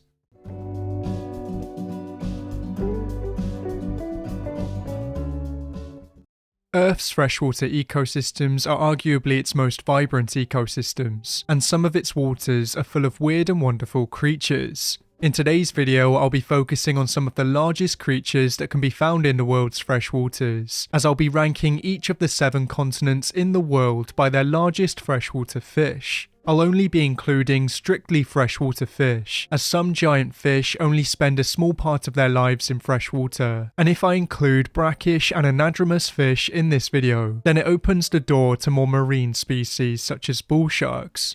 Without further ado, we can head over to our first continent, and unfortunately it's not hard to guess which continent comes in at 7th place. Antarctica has a few streams that form in the warmer months, but these streams are completely devoid of fish. Throughout most of the year, it's simply too cold for freshwater fish to survive in Antarctica, and even if they could survive the harsh conditions, there's simply not enough food for them to eat. This means that once again Antarctica comes in at a sorry number 7, but at least it has plenty of fish in its surrounding waters.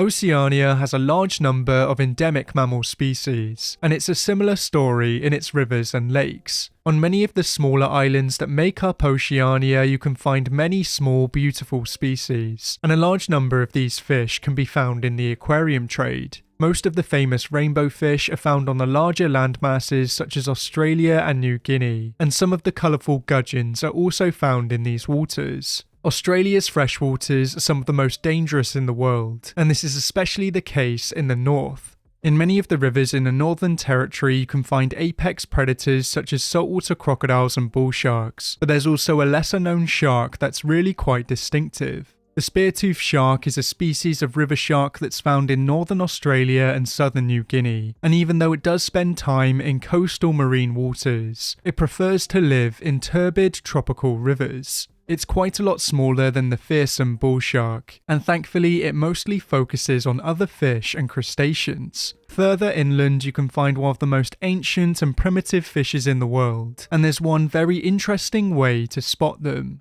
The Australian lungfish, like other lungfish, is a very primitive fish, as they have been on this earth mostly unchanged since the Devonian period. Even though the Australian lungfish can breathe through its gills, if it finds itself in stagnant waters with little dissolved oxygen, it can swim to the surface and breathe atmospheric oxygen. This can be an effective way of finding them, as when they breathe at the surface, they make a sound like a small bellows. Australia is also home to a few other interesting species such as the eel-tail catfish and the giardini, but the largest Australian freshwater fish could swallow these creatures whole. The Murray cod is an apex predator in the Murray-Darling river system, but unfortunately it's a lot rarer than it used to be. They were heavily overfished in the late 1800s and early 1900s, and today they still haven't quite recovered from this. In 1883, more than 147 tons of Murray cod were sent to Melbourne from just one river town, and stories such as this were common at the time. Today they are also affected by invasive species, and because of the overfishing, giants are very rare nowadays. In their prime they could grow to monstrous sizes, with some of the largest specimens measuring 1.8 meters in length and weighing in at 113 kilograms. This colossal fish slots Oceania in at number 6, and hopefully they'll be able to fully bounce back in the future. North America's freshwaters are home to many mysterious creatures, and its freshwater ecosystems vary greatly across the continent. In some waters you'll find beautiful salmon and trout that give the rivers a flash of colour, and in some slower moving southern rivers you'll find prehistoric gar. There are a relatively large amount of predatory fish in North America's rivers, including some fish's pike, catfish and bass. Because many of these fish are aggressive and powerful, they are popular with fishermen, and this has led to them being introduced into many countries around the world. When they are introduced outside of their native range, American fish are known to cause major problems and even in some cases extinctions. Despite this, North America has some unwelcome invaders too, and invasive fish are more prevalent in the south. In places such as Florida, you can find many invasive freshwater fish such as knifefish and snakeheads, and in some rivers there are countless waves of Asian carp. These Asian invaders can turn into giants, but the native fish can get pretty large too. Some filter feeders such as the paddlefish can reach 1.5 meters in length, and the blue and flathead catfish can weigh over 50 kilograms. These fish are formidable river monsters in their own right, but they don't even come close to the largest freshwater fish in North America. The alligator gar is the largest member of the gar family, and they are named so because of their resemblance to the American alligator. Unlike the American alligator, they have never killed a human, but this didn't stop people from hunting them relentlessly. Thankfully, they do have a healthy population today, but this isn't good news for many of the other creatures in their ecosystem. They use their impressive jaws and teeth to snare fish, turtles, and waterfowl, and the larger the gar, the larger the prey they can target. This diet allows them to reach some pretty impressive sizes, as they can reach a maximum length of around 3 meters, and they can achieve a maximum weight of 150 kilograms. This means that North America and the alligator gar slot in at number 5, and I'm sure they could cause a lot of damage if they wanted to. Africa's waters are frequented by some of the deadliest predators in the world, and you'll often find them filled with very angry herbivores too. If the turbid rapids of the Zambezi and Congo weren't dangerous enough, the deadliest crocodile in the world and one of the deadliest land mammals also call these waters home. Entering Africa's freshwaters is not something you should do unless you really have to, but there are some beautiful fish that can be found here too. If you take a closer look at Africa, you'll find a few giant beautiful lakes that are full of fish. Each lake has its own group of colourful cichlids, many of which are popular in the pet trade. In more stagnant waters, you'll find some hardy catfish and lungfish, some of which can survive months underground while they wait for the water to return.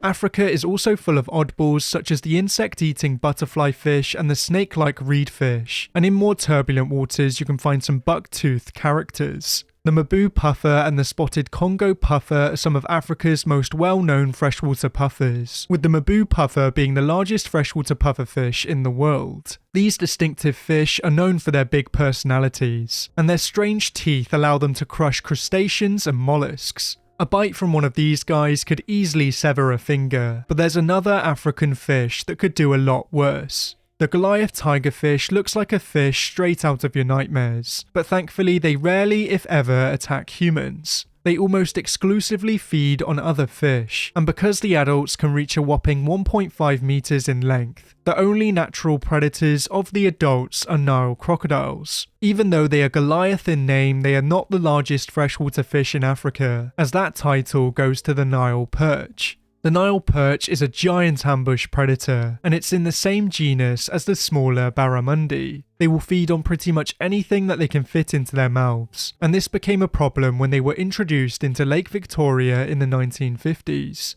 The Nile perch fed on many of the native species that were not used to dealing with such a large predator, and this caused the extinction and near extinction of many native fish. If you were a smaller fish in Lake Victoria, you'd stand little chance, as they can reach a whopping 2 meters in length, and they can weigh up to 200 kilograms. This giant predator slots Africa in at number 4, and there are no other fish on this list that have caused as much damage.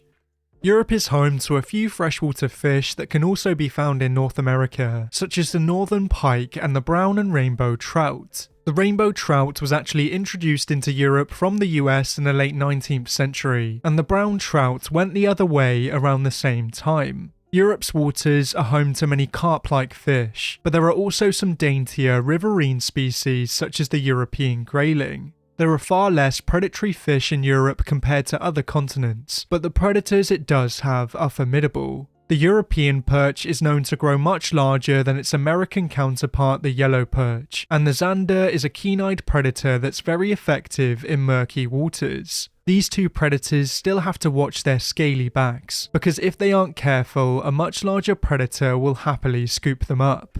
The Wells catfish is one of the largest catfish in the world, and it's even been referred to as a man-eater. Even though there are rumours, there are no verified cases of a Wells catfish killing and eating a human, but human body parts have been found in this fish. It's likely that the fish in these cases were scavenging a dead body, as they aren't known for being particularly picky when it comes to food. They will feed on other fish, amphibians, snakes, and even birds, and their colossal size means that they have no natural predators. Even though it's extremely unlikely to find a Wells catfish of this size today, they have been measured at 3 meters long, and they can weigh up to 200 kilograms. This is the same weight as the Nile perch, but as it's longer, I've ranked it higher in this video. This means that Europe slots in at number 3, and even though the Wells catfish is not a man-eater, it's still a monster. South America is known for its aquatic ecosystems, boasting one of the largest rivers in the world, and the world's largest tropical wetland area. This is where you can find distinctive apex predators such as green anacondas and the black caiman, and these predators have a wide selection of fish to choose from. A large number of colourful fish that can be found in the Amazon can also be found in the pet trade, and this is the case for tank-busting fish too, such as the red-tailed catfish. Some fish have gained a devilish reputation, such as the red-bellied piranha and the vampire tetra, but these species are very unlikely to attack humans. The electric eel is capable of ending a human life, and only the dim-witted predators choose to target them. They use their electrical ability to both shock prey and potential predators, and they also use a weak electrical current to navigate their environment. South America is also home to some beautiful freshwater stingrays, but these fish are hated by the locals as they are more than happy to sting if they are stepped on. The Amazon and surrounding waters are full of large predators such as the dorado and the wolffish, but there are two much larger predators that really stand out. The arapaima and the piraiba are two of the largest freshwater fish in South America, and they live two completely different lives. The piraiba is the smaller of the two and mostly lives in fast-flowing water, whereas the arapaima is slightly larger and prefers slower-moving waters. The arapaima is another prehistoric species, and like many other ancient fish around the globe, it's able to breathe atmospheric oxygen. This ability helps it to hunt in slower-moving waters, and when fully grown they can feed on almost all fish they come across. The arapaima can reach a maximum length of around 3 meters, and they can achieve a maximum weight of around 205 kilograms. This slots South America in at number 2, and now there's only one continent left. Asia is home to a wide variety of large rivers, so it makes sense that some of the largest freshwater fish are also found here.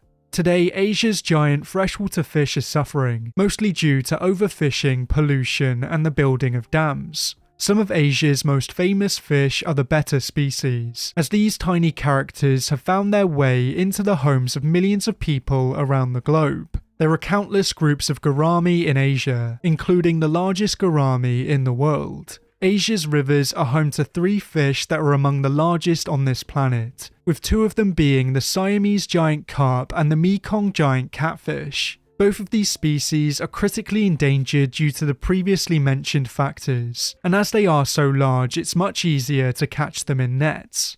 Many sources would have you believe that the Mekong giant catfish is the largest freshwater fish in the world, but there's still one more fish that trumps it. The giant freshwater stingray is found in the estuaries of Southeast Asia, and it's not only the largest freshwater stingray, as it's the largest of all stingrays alive today. This species is rarely seen as it's usually found in very murky waters, but when they are caught you get to see how large they really are. The giant freshwater stingray reaches a maximum length of around 4 meters including the tail, and they can reach a maximum weight of around 500 kilograms. Some believe that they can grow even larger than this, but because a stingray of this size is almost impossible to catch, it's likely that we'll never know for sure. This means that Asia and the giant freshwater stingray slot in at number 1, and this species really is the king of all of the river monsters.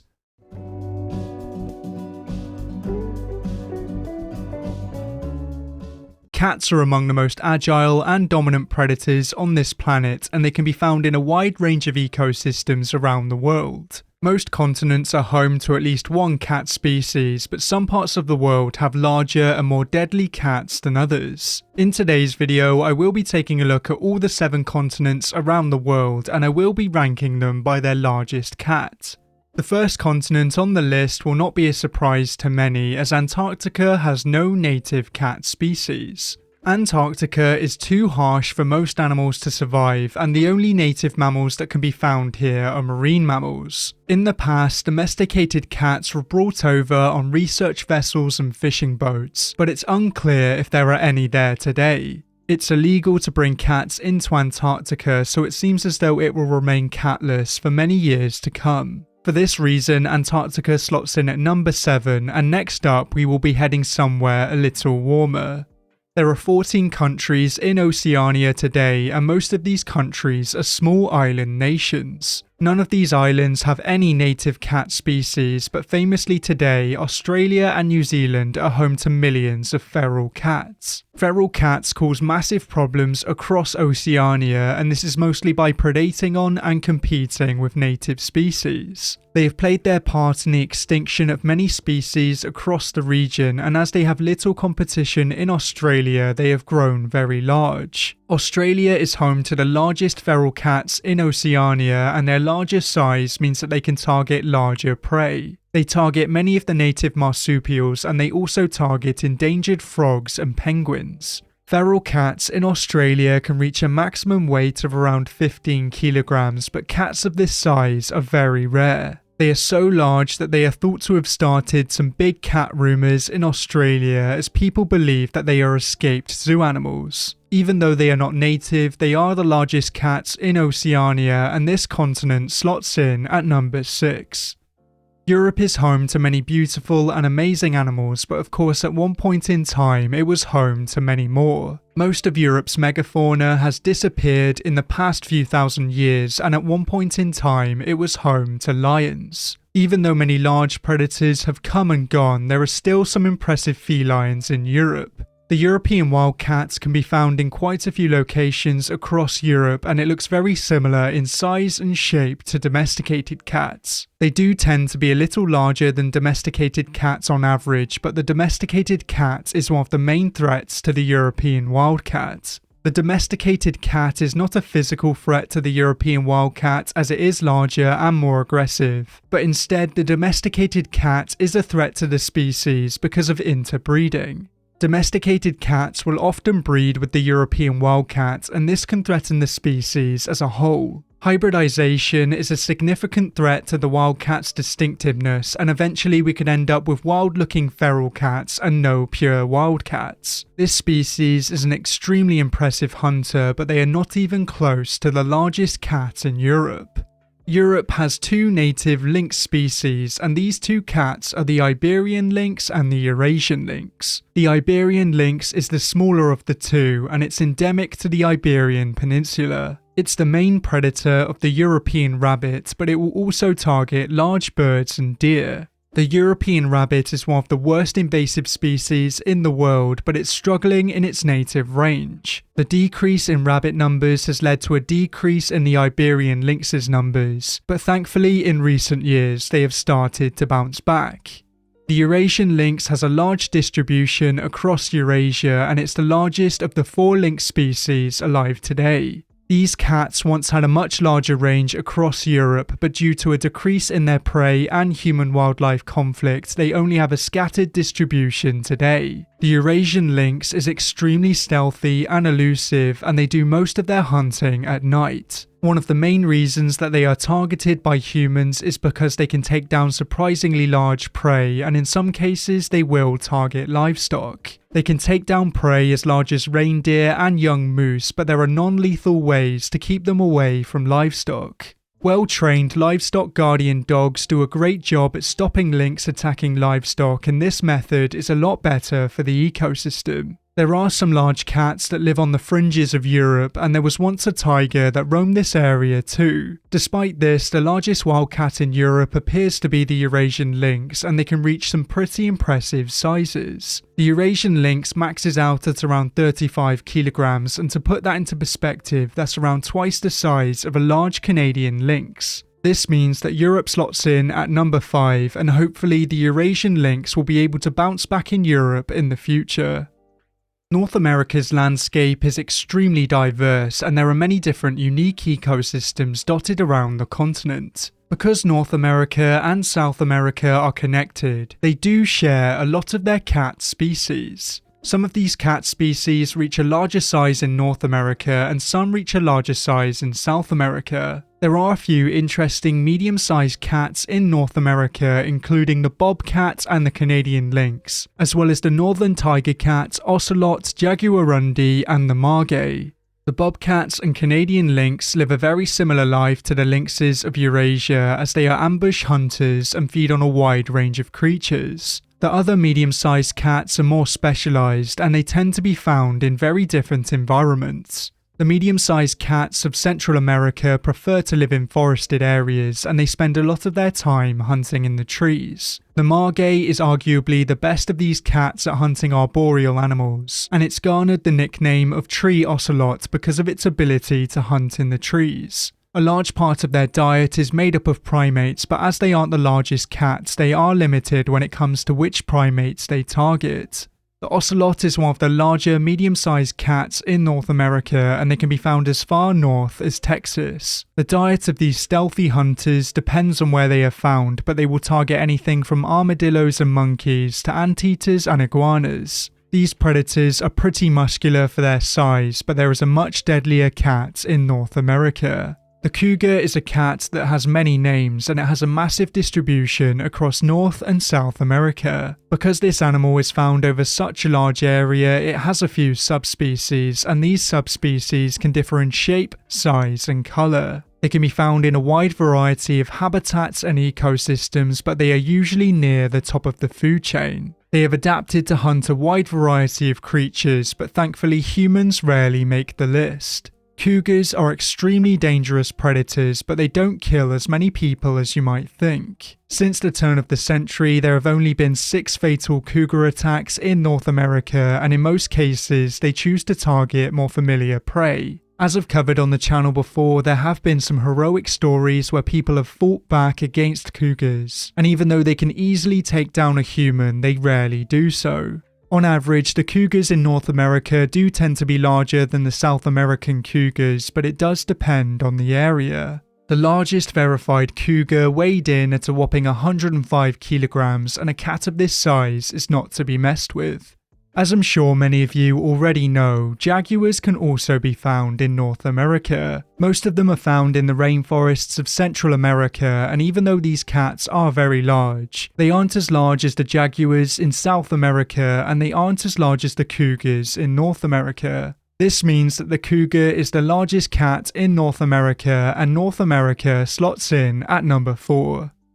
South America is arguably the most biodiverse continent in the world, and it's home to many of the world's most iconic ecosystems. As well as the previously mentioned cat species, South America also has some small to medium-sized cats of its own. Most of these cats are adapted to higher altitude environments, and unfortunately many of them are very rare. The cougars of South America are among the most iconic predators in the region, and they are the main predators of many endemic animals. Of course, the cougar is not the largest cat in South America, as this record goes to the jaguar. Big cats are technically only cats in the genus Panthera, and the jaguar is the only member of its genus in the Americas. Famously, they have a black colour morph, but only around 10% of jaguars are black. The black jaguars are harder to spot at night, and it's likely that this gives them a hunting advantage. These big cats are known for having extremely muscular and meaty heads, and this means that they have a very powerful bite. They have one of the strongest bite forces in the cat world, and this allows them to hunt in a very brutal way. Instead of going for the neck like many other cat species around the world, the jaguar will sometimes go for the head of its prey and crush their skulls. This powerful bite also allows them to hunt trickier prey, as they can even bite through turtle carapaces. Jaguars will feed on a wide variety of prey, and they do very well in wetland areas. In certain ecosystems such as the Pantanal, jaguars will do a lot of their hunting in the water. They will take down many aquatic and semi-aquatic animals, and famously they will also target other large predators.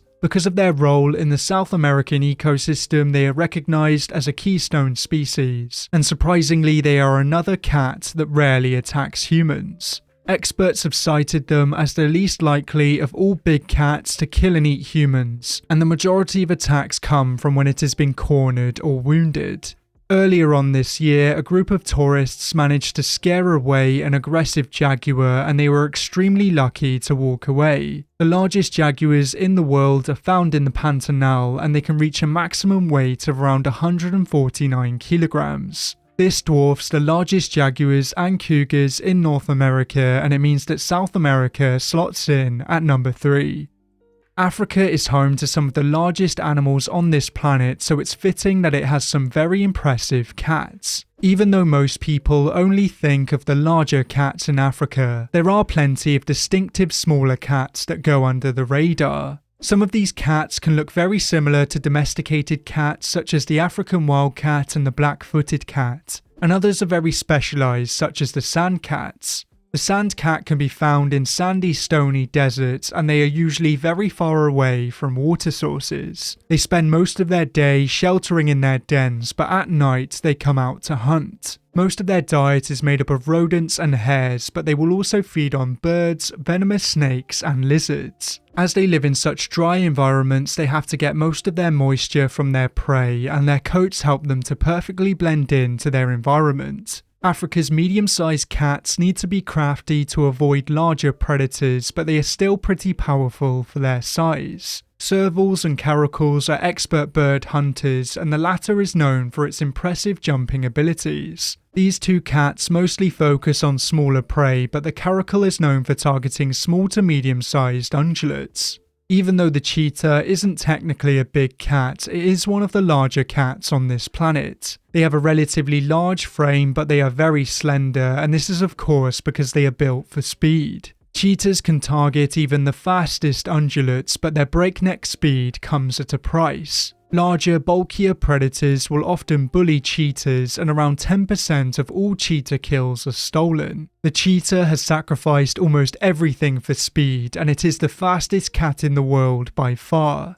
The leopard can be found in both Africa and Asia, but the largest leopards are found in Asia. This doesn't mean that African leopards are small by any means, as they can reach weights of around 90 kilograms. Like all other leopards, the African leopard is a master of stealth, and they can often get within meters of their prey without them noticing. Leopards do sometimes lose their kills to hyenas and lions, but to get around this issue, they often store their kills in trees. Lions can be found in both Africa and Asia, but the lions in Africa are larger on average than the small population of lions in India. These cats are true apex predators, and they will target almost all animals that they come across. They are one of the few cats that can be found in family groups, and these groups keep the young safe, and it also helps them to target larger prey. The size of the lion varies greatly across its range, but they max out at around 375 kilograms. Lions of this size are extremely rare, but sometimes they do pop up in southern and eastern Africa. This means that Africa slots in at number 2, and for our final entry, we will be heading over to Asia. Asia is home to more cat species than all of the other continents, so unfortunately it will be impossible to go through all of them. As I've already covered, some of the European and African species can also be found in Asia, such as the cheetah, the lion, the leopard, and the Eurasian lynx. Asia is also home to some small elusive forest cats, and most of these species are sneaky rodent and bird hunters. The medium-sized cats in Asia are arguably the most beautiful in the world, as the two species of clouded leopards and fishing cats can be found here. The clouded leopards spend most of their lives in the trees, but they descend to the forest floor at night to hunt. Their excellent camouflage means that they are rarely spotted by both prey and potential predators. As you might be able to guess, the fishing cat is mostly found in wetland and swampy areas, and they are very efficient at hunting aquatic prey. They have a few adaptations that help them to hunt in these environments, such as webbed toes and thick water-resistant fur. The majority of their diet is made up of fish, but they will also target other creatures in their habitat, such as snakes and amphibians. In the mountain ranges of Central and South Asia, if you're very lucky, you will be able to find a very distinctive cat. The snow leopard isn't really a leopard, as it's actually more closely related to the tiger. These cats prefer to avoid humans, and famously there has never been a recorded fatal snow leopard attack on a human. They are far more interested in wild sheep and goats, and they tend to be quite timid. The tiger is the largest and arguably deadliest cat in the world. Even though they have a scattered distribution across Asia, there is only one species of tiger and 2 subspecies. These subspecies are split into different populations, with some of the most famous being the Bengal tiger and the Siberian tiger. The Siberian tiger is found in China, Russia, and possibly North Korea, and it is the largest tiger in the world. They can reach a maximum weight of around 380 kilograms, which is only slightly larger than the largest lions. Giant Siberian tigers are very rare nowadays, but on average, Siberian tigers are larger than lions. This means that Asia takes the number 1 spot, as it's home to the largest cat on Earth.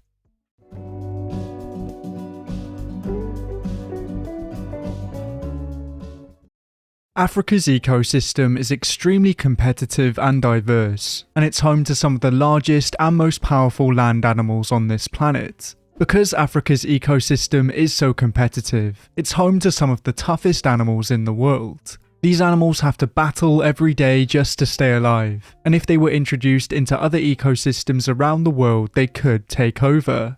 In today's video, I will be focusing on the ecosystems of Africa and North America, as I will be going through 3 African animals that could potentially take over North American ecosystems if they were introduced. Of course, this video is completely hypothetical, and no one should introduce these animals outside of their native range. Without further ado, we can take a look at our first animal, and this animal is a feline. The cheetah is famously the fastest land animal on this planet, and it can travel at speeds of up to 65 miles per hour. It's evolved specialized adaptations to be able to run at this speed, including long thin legs and a long tail. There are a few things that the cheetah has had to sacrifice to be able to run this fast, and some of these things are weight and power. The cheetah is a very slim and lightweight cat, and this means that it often backs away from fights. Unlike many other African predators, they do not feed on carrion, and this means that when they usually kill an animal, they will eat it quickly and then leave. As they are a very slim cat, they are bullied by some of the larger predators in Africa, and they have to give up kills on a regular basis. Around 10% of cheetah kills are stolen, and the two predators that take most cheetah kills are lions and spotted hyenas. Their size also means that there's a limit to the size of prey that they can take down, as they usually target small to mid-sized ungulates. In some cases, they will work together to take down larger prey, but most of Africa's larger land animals are safe from cheetahs. This cat is currently listed as vulnerable, as their numbers have been declining at an astonishing rate. At the end of the 19th century, there were around 100,000 cheetahs in the wild, but only 7,000 of these animals remain today. Their main threats come in the form of habitat loss and human-wildlife conflict, but hopefully they'll be able to bounce back in the future. Even though we've had a massive effect on these animals over the past few hundred years, the cheetah almost went extinct thousands of years ago. At the end of the Pleistocene epoch around 10,000 to 12,000 years ago, it's believed that the cheetah almost went extinct. As I've covered on the channel before, this information was thanks to US, Kenyan and British researchers, and this team found that South African cheetahs had very little genetic variability. The researchers concluded that the species had gone through a near extinction event, but thankfully a few small populations survived. Based on the information that the cheetah has gone through a near extinction twice, it may not seem like they're capable of taking over North America. I would argue that they're more than capable, and North America was once home to a cheetah-like cat.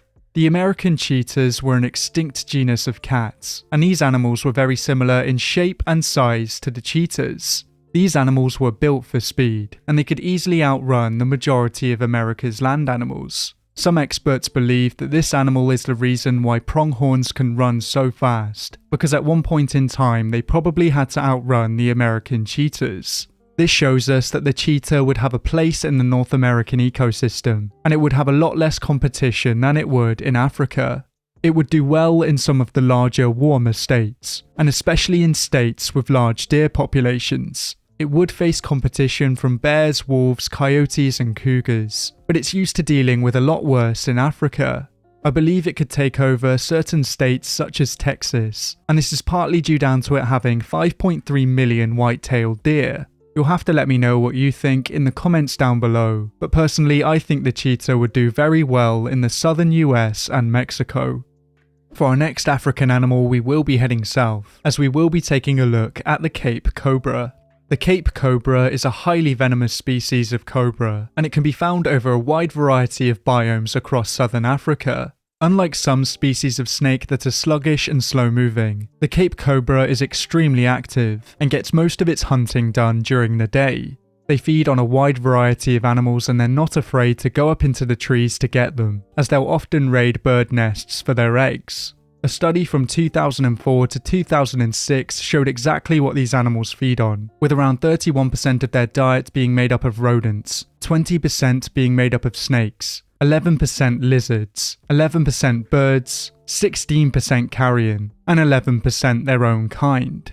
The Cape cobra is considered the most dangerous cobra in all of Africa, as it has a very potent venom and it is also very active. One bite is enough to kill you without treatment, but in most cases they will choose to avoid humans. In the wild, these animals do have a few predators, including honey badgers, mongooses, secretary birds and snake eagles. These animals can put a dent in their numbers, but these snakes still have a very healthy population in the wild. Personally, I think this snake would do very well in the southern United States and Mexico, as this area has an abundance of snakes, and it also has an abundance of small rodents and lizards. As the Cape cobra likes to feed on other snakes, it would do very well in these areas, but it may have trouble with some of the more venomous species. The Cape cobra has some immunity to snake venom, but it has immunity to the venoms of the snakes that it's used to coming across. It's unknown if it would have any immunity against rattlesnake venom, but it would definitely be able to take down the majority of North American snake species. Part of the reason why I think it would do so well is because of its behaviour. It's extremely active and aggressive, and it can cover large areas in search of food. It would have to deal with predators such as coyotes, foxes, hawks and owls, but its potent venom may help it fight back. Once again, you'll have to let me know what you think in the comments down below, but I think this snake has what it takes. The next animal we will be taking a look at is a canine, and it's another endangered species. The African wild dog is also known as the painted dog or the African hunting dog, and it's a wild canine native to sub-Saharan Africa. It is the largest wild canine in Africa, and it's the only living species in its genus. Unfortunately, this animal is really struggling today, as there are only around 6,600 adults left in the wild. They are threatened by habitat fragmentation, human persecution, and outbreaks of disease. But these animals truly are impressive predators. They are known for their stamina, and they can travel at speeds of up to 37 miles per hour for 3 miles or more. Around 80% of their hunts are successful, and this is an extremely high percentage compared to other animals. Their decline in numbers is not due down to their hunting ability, but instead it's because of their competition and because of human-related factors. Personally, I think these canines would do very well in southern North America and Central America, and they would have a lot less competition than they do in Africa. The grey wolf once had a much larger range in North America, but it was pushed back due to human-related factors. This shows us that it is possible for large canines to dominate North America, and even the smaller canines do very well. One of the most dominant canines in North America is the coyote, and the African wild dogs would have to compete with these canines. The coyotes would actively avoid these dogs as they are a lot smaller, and the African wild dogs are also found in packs. In these packs, they have very strong social bonds, and they'll often defend each other with their lives. In the wild, they mostly feed on medium to large sized ungulates, so they do very well in North America. But once again, you'll have to let me know what you think in the comments below.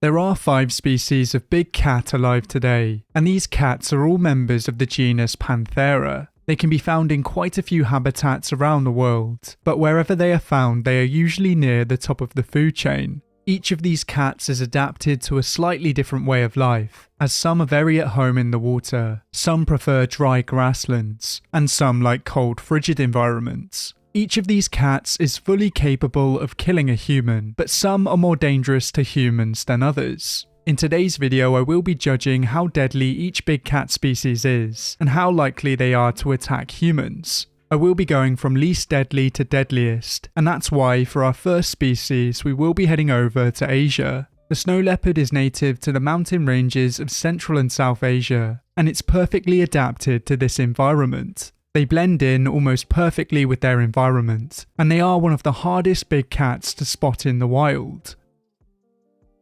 These cats are expert ambush predators, and they feed on a variety of ungulates and small mammals. In some places across the snow leopard's range, they will prey on domestic livestock. This often results in human-wildlife conflict, but really it's not the snow leopard's fault. These animals are simply just trying to survive, and the domestic livestock is very similar to their natural prey. This predation leads to some people poaching snow leopards, and their body parts are very valuable on the black market. This really is a shame, as the snow leopard is listed as vulnerable, and as big cats go, they are not very aggressive at all. There has never been a verified snow leopard attack on a human, and in the vast majority of cases, they just want to be left alone. This is why the snow leopard slots in at number 5, as the least deadly big cat to humans. For our next species, we will be heading over to South America, as we will be taking a look at the jaguar. The jaguar is the 3rd largest big cat, and it's the only living member of the genus Panthera native to the Americas. These cats are extremely strong and bulky, and they're known for having very chunky heads. This is because their heads are full of muscle, and they put this muscle to good use. Unlike some other big cats that go for the neck or the throat, jaguars usually go for the back of the skull. In a lot of cases, they will actually crush the skull of their prey, and this will kill them almost instantly. These cats are very at home in the water, and this is where they often hunt for prey. They'll target quite a lot of semi-aquatic creatures such as capybara, snakes, and caiman, and even though they are very efficient predators, they rarely attack humans. Jaguar attacks on humans are extremely rare, and they're usually triggered as a defensive mechanism. If you threaten a jaguar, it will fight back, but it's very rare for a jaguar to stalk and kill a human. Charles Darwin reported a saying of the indigenous peoples of the Americas, that people would not have to fear the jaguar as long as capybaras were abundant. Of course, jaguars can also be found in North America, yet wherever they are found, they tend to be quite elusive. The majority of attacks occur due to human-wildlife conflict, but there have been some recent attacks in the news. Earlier on this year, a group of tourists were attacked by a jaguar, but the full story is not clear. It's unknown if the jaguar was stalking this group of people, or if they accidentally startled it. Thankfully, everyone escaped with minor injuries, and attacks like this are very rarely seen. That's why the jaguar slots in at number 4, because even though it's more than capable, it very rarely kills humans. For our next species, we will be heading over to Africa and Asia, as we will be taking a look at the leopard. Because the leopard can be found over such a large area, it does have quite a few subspecies. These subspecies can differ in size and shape, and they do look very similar to the jaguar. Leopards are less stocky and muscular than jaguars, and they tend to be slightly smaller on average. Their diets and behaviours completely depend on where they're found, but the leopards in Asia seem to be more aggressive towards humans than the leopards in Africa. Even though the leopard is an expert ambush predator, its life is far from easy. It has many competitors and natural enemies across its range, including animals such as hyenas, bears, dogs, and even other cats. Because they are found in such competitive ecosystems, their kills are often stolen, and this is why they often haul their kills into trees. This tactic works most of the time, but sometimes brave lions will still manage to steal the kill. Over the past few hundred years, leopards have killed thousands of people. Leopard attacks on humans are a lot less common nowadays, but on the Indian subcontinent between 1875 and 1912, at least 11,900 people were killed by leopards. In some countries such as Nepal, leopard attacks are still relatively common, and this is mostly due down to human-wildlife conflict. There can be as many as 55 deaths per year in Nepal, and there are even more in India. Thankfully, most leopard attacks on humans are not fatal, but there were some notable attacks earlier on this year. That's why the leopard slots in at number 3, because even though attacks are relatively common, these attacks are often non-fatal. For our next species, we can stay in Asia as we will be taking a look at the tiger. The tiger is the largest living cat species, and once again it has a massive distribution. It has 2 subspecies and quite a few different populations, and unfortunately some of these populations are no longer with us. The tiger is a true apex predator, and its diet completely depends on where it's found. Across most of their range they feed on deer and wild boar, but these animals will actively hunt and kill humans. Tigers are one of the few predators that see humans directly as a food source, and this is why they can be so dangerous. Because the tiger is such an efficient predator, it's often poached and poisoned across its range. People view them as a threat to livestock and a threat to humans, but it's important to remember that we share this planet. Tigers deserve their own space just like we do, and we shouldn't kill them just because they're predators. This is part of the reason why some Southeast Asian tigers have disappeared, but thankfully global tiger numbers are increasing. One area where you'll find lots of tigers is the Sundarbans, and this is where a large number of attacks happen. Between 1947 and 1983, an average of 23 people were killed each year in this area, and this is one of the highest rates anywhere in the world. Globally, 50 to 80 people are killed each year by tigers, but this number used to be a lot larger. There were some gruesome attacks earlier on this year, and if you were to meet this animal in the wild, you would stand little chance. For our final species, we can head to Africa and Asia, as we will be taking a look at the lion. The lion is arguably the most iconic big cat, and it's an apex and keystone predator. These animals can feed on pretty much anything that they come across, but of course sometimes they do come off second best. Historically, there has been a lot of human-lion conflict, and lion attacks on humans used to be a lot more common. There have been plenty of stories involving man-eating lions, but stories such as this are increasingly rare. Most lion attacks on humans are due to human-wildlife conflict, as lions will go after livestock. Wild lions will often keep their distance from humans, but when they lose their fear of humans, they can become dangerous. There have been a few famous killings over the years, and some unlucky people are still targeted in the wild. It's estimated that lions kill around 100 to 200 people per year globally, and this slots them in at number 1.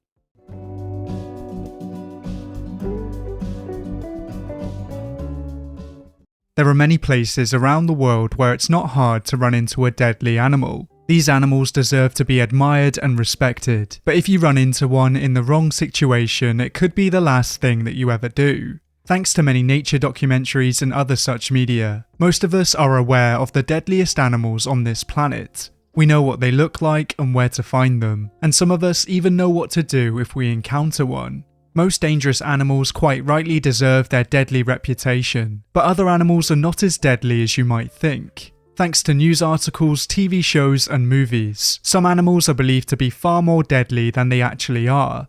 Every animal I will be going through in this video is potentially dangerous, but they kill far less people than we're led to believe. Without further ado, I'll move on to our first group of animals, and to find them we can head into the world's oceans and rivers. Stingrays are a group of fish that are closely related to sharks. These fish can be split into 8 different families, and there are currently 220 species and 29 genera. Stingrays can be found all over the world, and they've adapted to almost every aquatic ecosystem. They can be found in both warm and cold climates, and they can be found in both fresh and salt water. These fish truly are prehistoric, as the first stingrays started showing up in the late Jurassic period, and they started to diversify over the Cretaceous period. Today, stingrays feed on a wide range of foods, and they have a wide range of feeding strategies.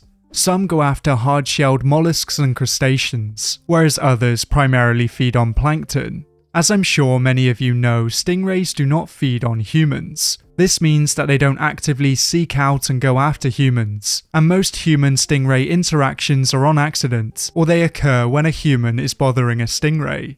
If a stingray feels threatened or if it's stepped on, it can deliver a nasty sting. They have serrated barbs along their tails, and these barbs can be driven into flesh. Some stingray species are of course more deadly than others, and the deadliness of a stingray is usually judged on 3 factors: how toxic the stingray is, how large its barb is, and its behaviour. Some of the most deadly stingrays are the blue-spotted rays, and the venom from these creatures can prove fatal to many animals including humans. Some of the larger stingray species have a barb that's so large that it can cause major damage. Even though some of these species may not be very toxic, the barb itself may be enough to kill you. Some stingray species are more aggressive and adventurous than others, and this could mean that they're more likely to approach humans. These 3 factors determine how deadly a stingray is, but even the deadliest species are relatively peaceful creatures. Back in 2006, the world was shocked by the death of Steve Irwin, and the strangest thing about his death was that he was killed by a stingray. Steve Irwin was famous for handling many deadly creatures and spreading his message about conservation. He dealt with creatures on a regular basis that were far more deadly than a stingray, but on the 4th of September 2006, a stingray barb penetrated his heart. From then on, for many people, they were seen as a dangerous creature, but there have only been 17 recorded deaths caused by stingrays worldwide since records began. So if you see a stingray in the wild, it's important to be careful, but they are relatively peaceful creatures. For our next animal, we will be heading over to the Americas, as we have the cougar.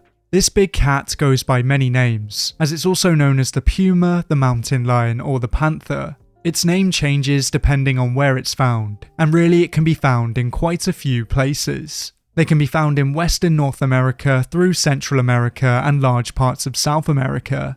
As they have such a large range, they have quite a few subspecies, with one of the most famous being the Florida panther. This cat is the 2nd largest cat in the Americas, and it's second only in size to the jaguar. Even though these cats are very impressive predators, they are not always the apex predators across their range. They will sometimes give up kills to bears and wolves, and of course the jaguar is the king of South America. As these cats can be found in so many habitats, they feed on a wide variety of prey. They inhabit forests, deserts and swamps, and they can prey on anything from elk to coyotes to guanacos. This adaptability is one of the main reasons why they are so successful, and in the past they have gone after humans. There is a long list of fatal cougar attacks in North America, and these attacks date all the way back to 1868. The vast majority of fatal cougar attack victims are children, but strangely this trend has changed in recent years. Even though the cougar is of course a very dangerous animal, they kill a relatively small amount of people. Since the year 2000, there have only been 5 fatalities in North America, and all of the victims were aged 30 or over. The most recent fatal attack was in September of 2018, and it was the first fatal attack in Oregon's history. There are many steps that you can take to try and scare off a cougar, but if you're unlucky, these cats can turn into man-eaters. Despite this, fatal cougar attacks are far less frequent than fatal snake bites, and it's far more likely that you'll be killed by a lightning strike, or a fatal bee sting. The majority of child victims were not accompanied by an adult, and cougars rarely approach humans. So even though these cats have the potential to be dangerous, in most cases they can be deterred. The final animal we will be taking a look at is the black widow. I think it's fair to say that most people have heard of the black widow spider, but not many people know much about it. Some people believe them to be the deadliest spider in the world, and that they can kill someone with a single bite. The name black widow doesn't refer to one species, as quite a few spiders go under the name of black widow. These species can vary in shape and size, but only some of them have the potential to be deadly. It's only natural to be scared of spiders, but even some of the deadliest spiders in the world don't kill many people. The Sydney funnel web is one of the deadliest spiders in the world, but there have only been 13 fatalities associated with this spider. There have been no recorded deaths since the antivenom has been in use, and it was introduced all the way back in 1981. There is also antivenom available for the black widow spiders, and this means that black widow spider bites are rarely fatal. In the United States, each year around 2,500 people are bitten by black widow spiders, but the majority do not need medical treatment. Only around 4 to 8 people die from these bites in the US each year, and this just shows that black widows aren't as deadly as we're made to believe. Black widows are not very aggressive spiders, and they often choose to bite with a dry bite. This is where they bite without injecting venom, and therefore no treatment is needed. The majority of fatal bites were reported in the early 20th century, and these bites were from a species known as the Mediterranean black widow. These spiders are some of the more dangerous black widows, and as their name suggests, they can be found in quite a few areas around the Mediterranean. So even though many people are afraid of these spiders, in most cases they are not life-threatening, and their reputation has been exaggerated in films and TV shows.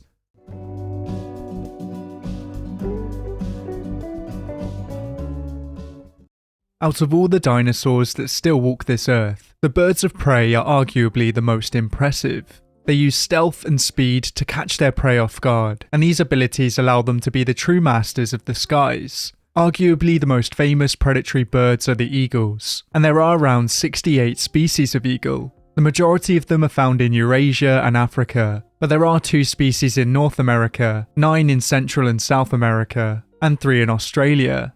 These birds feed on a wide range of prey, and their diet and lifestyle mostly depends on where they're found and how large they are. In today's video, I will be focusing on the largest eagles in the world, and I will be judging them on maximum weight. Some of these eagles are so large that they can feed on sloths, monkeys, and deer. And to find our first species, we will be heading over to sub-Saharan Africa.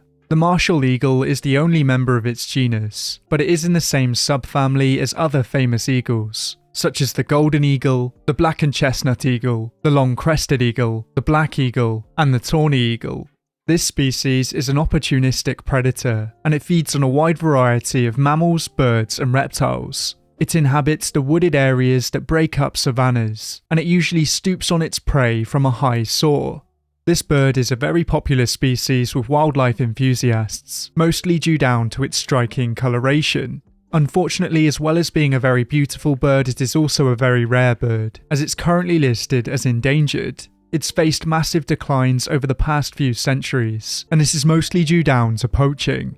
In many parts of Africa, this bird is not a very popular species, and this is because it's such an efficient predator. As well as targeting antelopes, they will also target goats, and this leads to the farmers retaliating.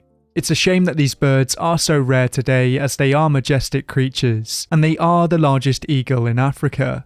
They have an average wingspan of around 207 centimeters, and they can reach a maximum weight of around 6.5 kilograms. At this size, the martial eagle is a danger to most African animals, but it's only fit for number 5 on this list. For our next species, we can head over to Europe and Asia, as we have the white-tailed eagle. The white-tailed eagle is sometimes known as the sea eagle, and it's widely distributed across temperate Eurasia. These birds are usually found around large bodies of water, such as coastal saltwater areas and freshwater lakes. It chooses to nest in large old-growth trees or along cliffs, and it primarily feeds on fish and water birds. The white-tailed eagle is closely related to the bald eagle, and the bald eagle occupies a similar niche in North America. The white-tailed eagle is much larger than the bald eagle, but just like the bald eagle, it almost disappeared. The destruction of wetlands affected their numbers, and they were hunted relentlessly by humans for hundreds of years. These birds went extinct in many countries across their range, but thankfully today they have made a comeback. They have been reintroduced into many countries across their former range, and hopefully in the future their numbers will continue to grow. One of the reasons they were hunted is because they are so large and so powerful, as they have an average wingspan of around 220 centimeters, and they have a max weight of around 7 kilograms. This size allows them to take down even the largest water birds, and it puts them safely at number 4. For our next species, we will be heading over to the Philippines, as we have the Philippine eagle. This bird is endemic to the forests of the Philippines, and it's sometimes known as the monkey-eating eagle. The Philippine eagle is an opportunistic apex predator, and it will feed on a few species of macaque. They are large enough to feed on other birds of prey, as well as large mammals and lizards. They are known to take down the Philippine deer, and they'll also take down large monitor lizards. You'd think that such a large, powerful predator would have little to fear, but unfortunately they have to fear humans. The Philippine eagle is currently listed as critically endangered, and it suffered large losses due to deforestation. Thankfully, the Philippine eagle is a very loved species, and it is the national bird of the Philippines. Killing this eagle is a criminal offence, and you can end up with 12 years imprisonment. Hopefully these punishments can put off would-be poachers, as the Philippine eagle is one of the most iconic birds in the world. As these birds are so large, they need a lot of space and a lot of time to mature. One pair needs thousands of hectares of land to thrive, and they take around 5 to 7 years to sexually mature. This is a relatively long time for a bird, and this is why poaching has such a large impact on them. There are thought to be less than 400 breeding pairs left, and it really would be tragic if we lost them. The Philippine eagle is not only one of the rarest eagles in the world, as it's also one of the largest, as it has an average wingspan of around 2.1 meters, and it has a maximum weight of around 8.2 kilograms. Their size makes it very hard for them to avoid poachers, but hopefully they'll be able to bounce back in the future. For our next species, we can head over to Central and South America, as we have the harpy eagle. The harpy eagle is the largest and most powerful bird of prey found throughout its range, and many animals fear the sight of it. It's usually found in tropical lowland rainforests, and in these areas it's near the top of the food chain. The harpy eagle is the only member of its genus, but it is closely related to the crested eagle and the New Guinea harpy eagle. It's of course named Harpy after the mythological beast, and it suits this name very well. They have the largest talons of any living eagle, and they are able to carry roughly half of their own body weight. They seem to show a preference for tree-dwelling mammals, and in Brazil they seem to prefer sloths. Research conducted between 2003 and 2005 found that sloths accounted for around 79% of harpy eagle prey. This study took place in northwestern Brazil, and it found that harpy eagles were feeding on multiple species of sloth. Of course, they will also target other mammals, with monkeys also being regular prey. This species is another victim of habitat loss, as large areas of the Amazon are cut down for logging or for cattle ranching. These birds need massive territories to survive, and unfortunately these territories are shrinking. Hopefully this can change in the future, as they are one of the largest predatory birds, as they have an average wingspan of around 2 meters and a maximum weight of around 9 kilograms. This means that they're the second largest eagle in the world, and to find number 1 we will head north. Steller's sea eagle is also known as the Pacific sea eagle, and it's the largest eagle in the world. It can be found over large areas of Russia, Japan, Korea, and China, but sometimes it turns up in western Alaska. Steller's sea eagle is a diurnal bird of prey, and they primarily feed on fish. They seem to show a preference for salmon and trout, but in more coastal areas they like to feed on wolffish. If fish are scarce, they can also feed on other food items, as they're more than happy to feed on water birds, and even other birds of prey. This species is closely related to the bald eagle and the white-tailed eagle, but it's known for being the most powerful and aggressive species in its genus. This bird can really take down most animals that it comes across, as it has an average wingspan of around 215 centimeters and a max weight of around 9.5 kilograms. That firmly puts Steller's sea eagle at number 1, and it truly is king of the eagles.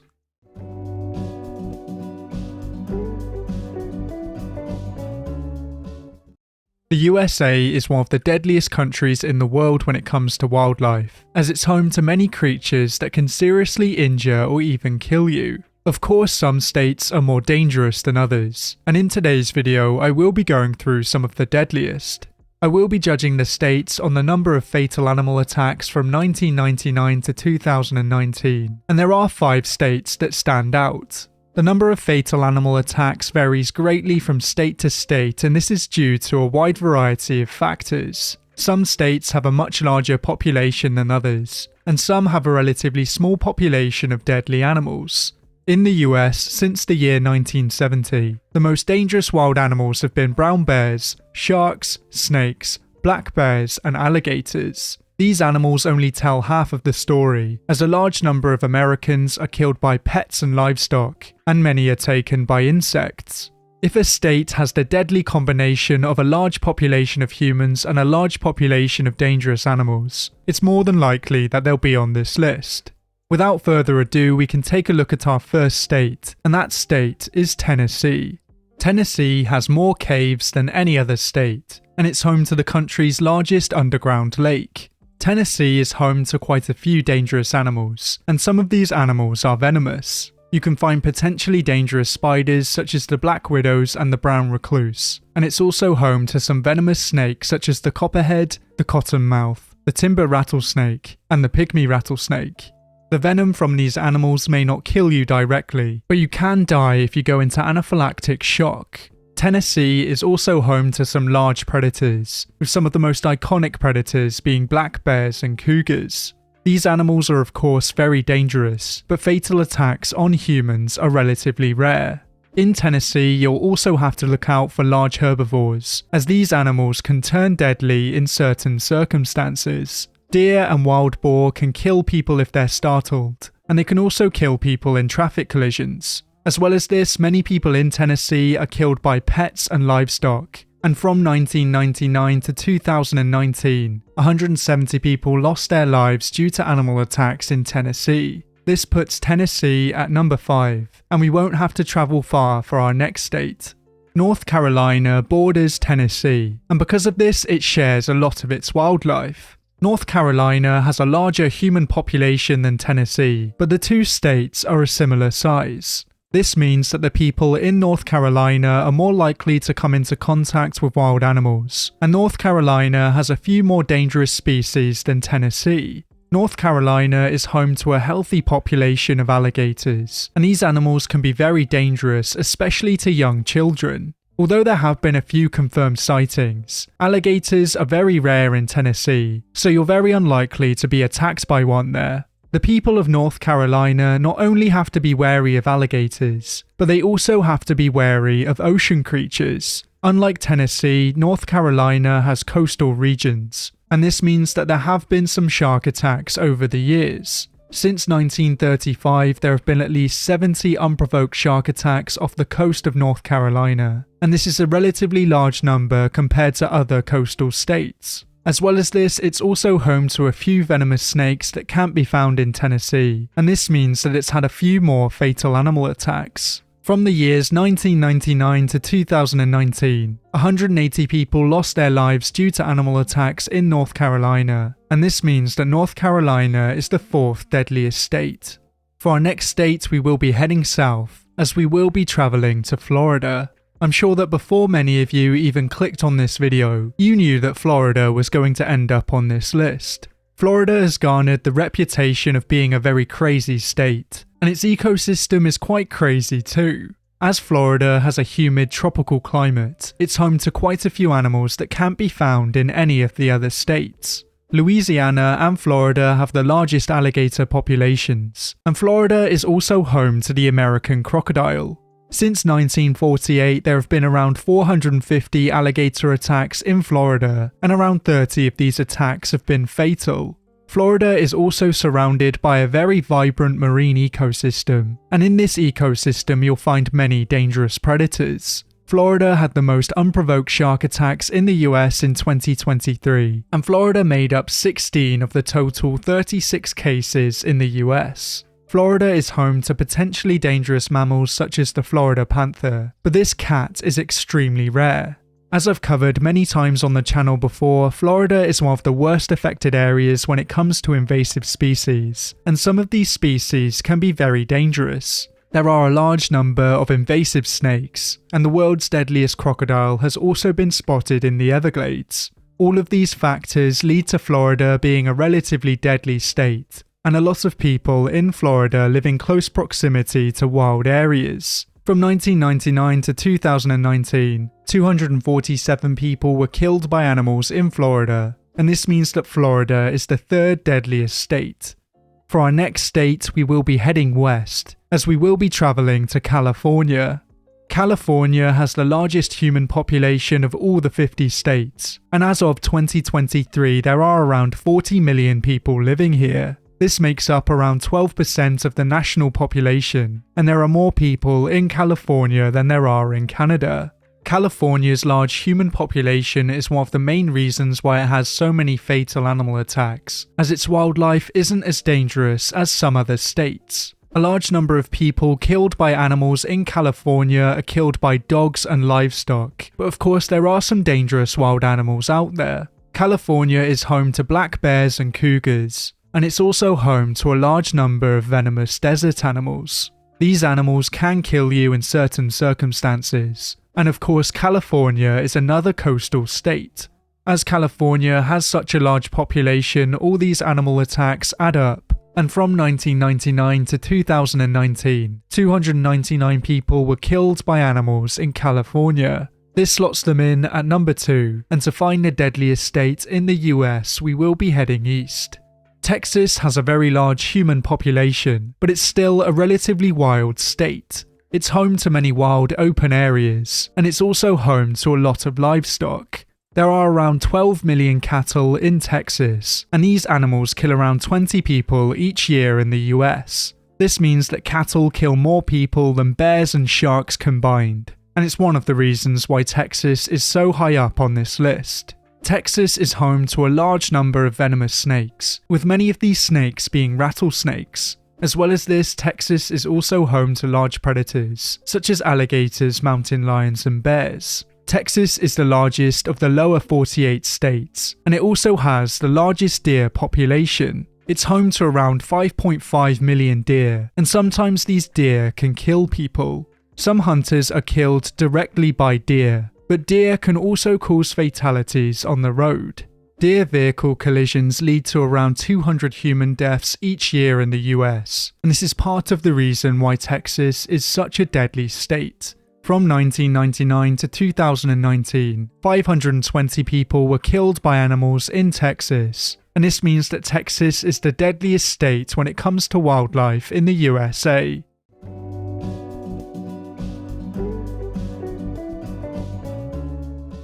In the natural world, no animal is truly safe. Most animals have to fear large predators or battle natural enemies, and this is why weak or old animals don't last long. Apex predators are one of the few groups of animals that have little to fear, but even these creatures battle other predators and members of their own species.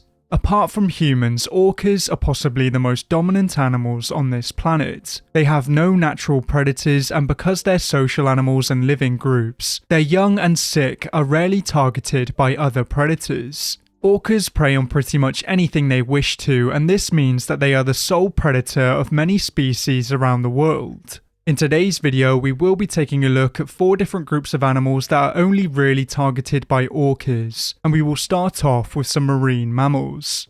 Pinnipeds are a large group of semi-aquatic mammals, and there are 34 species alive today. They are perfectly adapted to live in coastal and icy areas, and they primarily feed on fish, squid, and crustaceans. The southern elephant seal is the largest pinniped in the world, but they do display extreme sexual dimorphism. Males are much larger than females and can reach a maximum length of around 6.85 meters and a max weight of around 5 tons. This size is really quite hard to comprehend, but to put that into perspective, that's around 2.5 times as large as a Pacific walrus. Because of this size, they are rarely targeted by other predators, but of course they are not safe from the orca. Large sharks will sometimes take smaller seals, but for the most part large adults are only really targeted by orcas. Orca groups have a high success rate on both female elephant seals and subadult elephant seals, but they do have a harder time with the adult males. In most cases, they are unable to do enough damage in one blow, and the males manage to get back to shore before succumbing to their injuries. Another large pinniped that has a similar story is the walrus, but of course these mammals are also targeted by the polar bear when on land. A walrus isn't an easy meal for the orcas, mainly due down to their tusks and their feeding habits. They usually hunt on the ocean floor for crustaceans and worms, and this means that they are usually not far from land or safety. Orcas will usually go for easier prey, but if they can get the walruses away from safety, then they become easy targets. Unfortunately, orcas share a trait with other apex predators, and that's that they like to kill just for the fun of it. Hunting instincts can completely take over, and as they are very intelligent animals, they are known to engage in playful behaviour just like other oceanic dolphins. This behaviour often results in them killing animals but not eating them, or sometimes they will play with their meals. Their playful behaviour is thought to be the main reason why they have been sinking and ripping parts off boats recently, as famously orcas have never attacked or killed a human in the wild, and they do not attack the people on the sinking boats.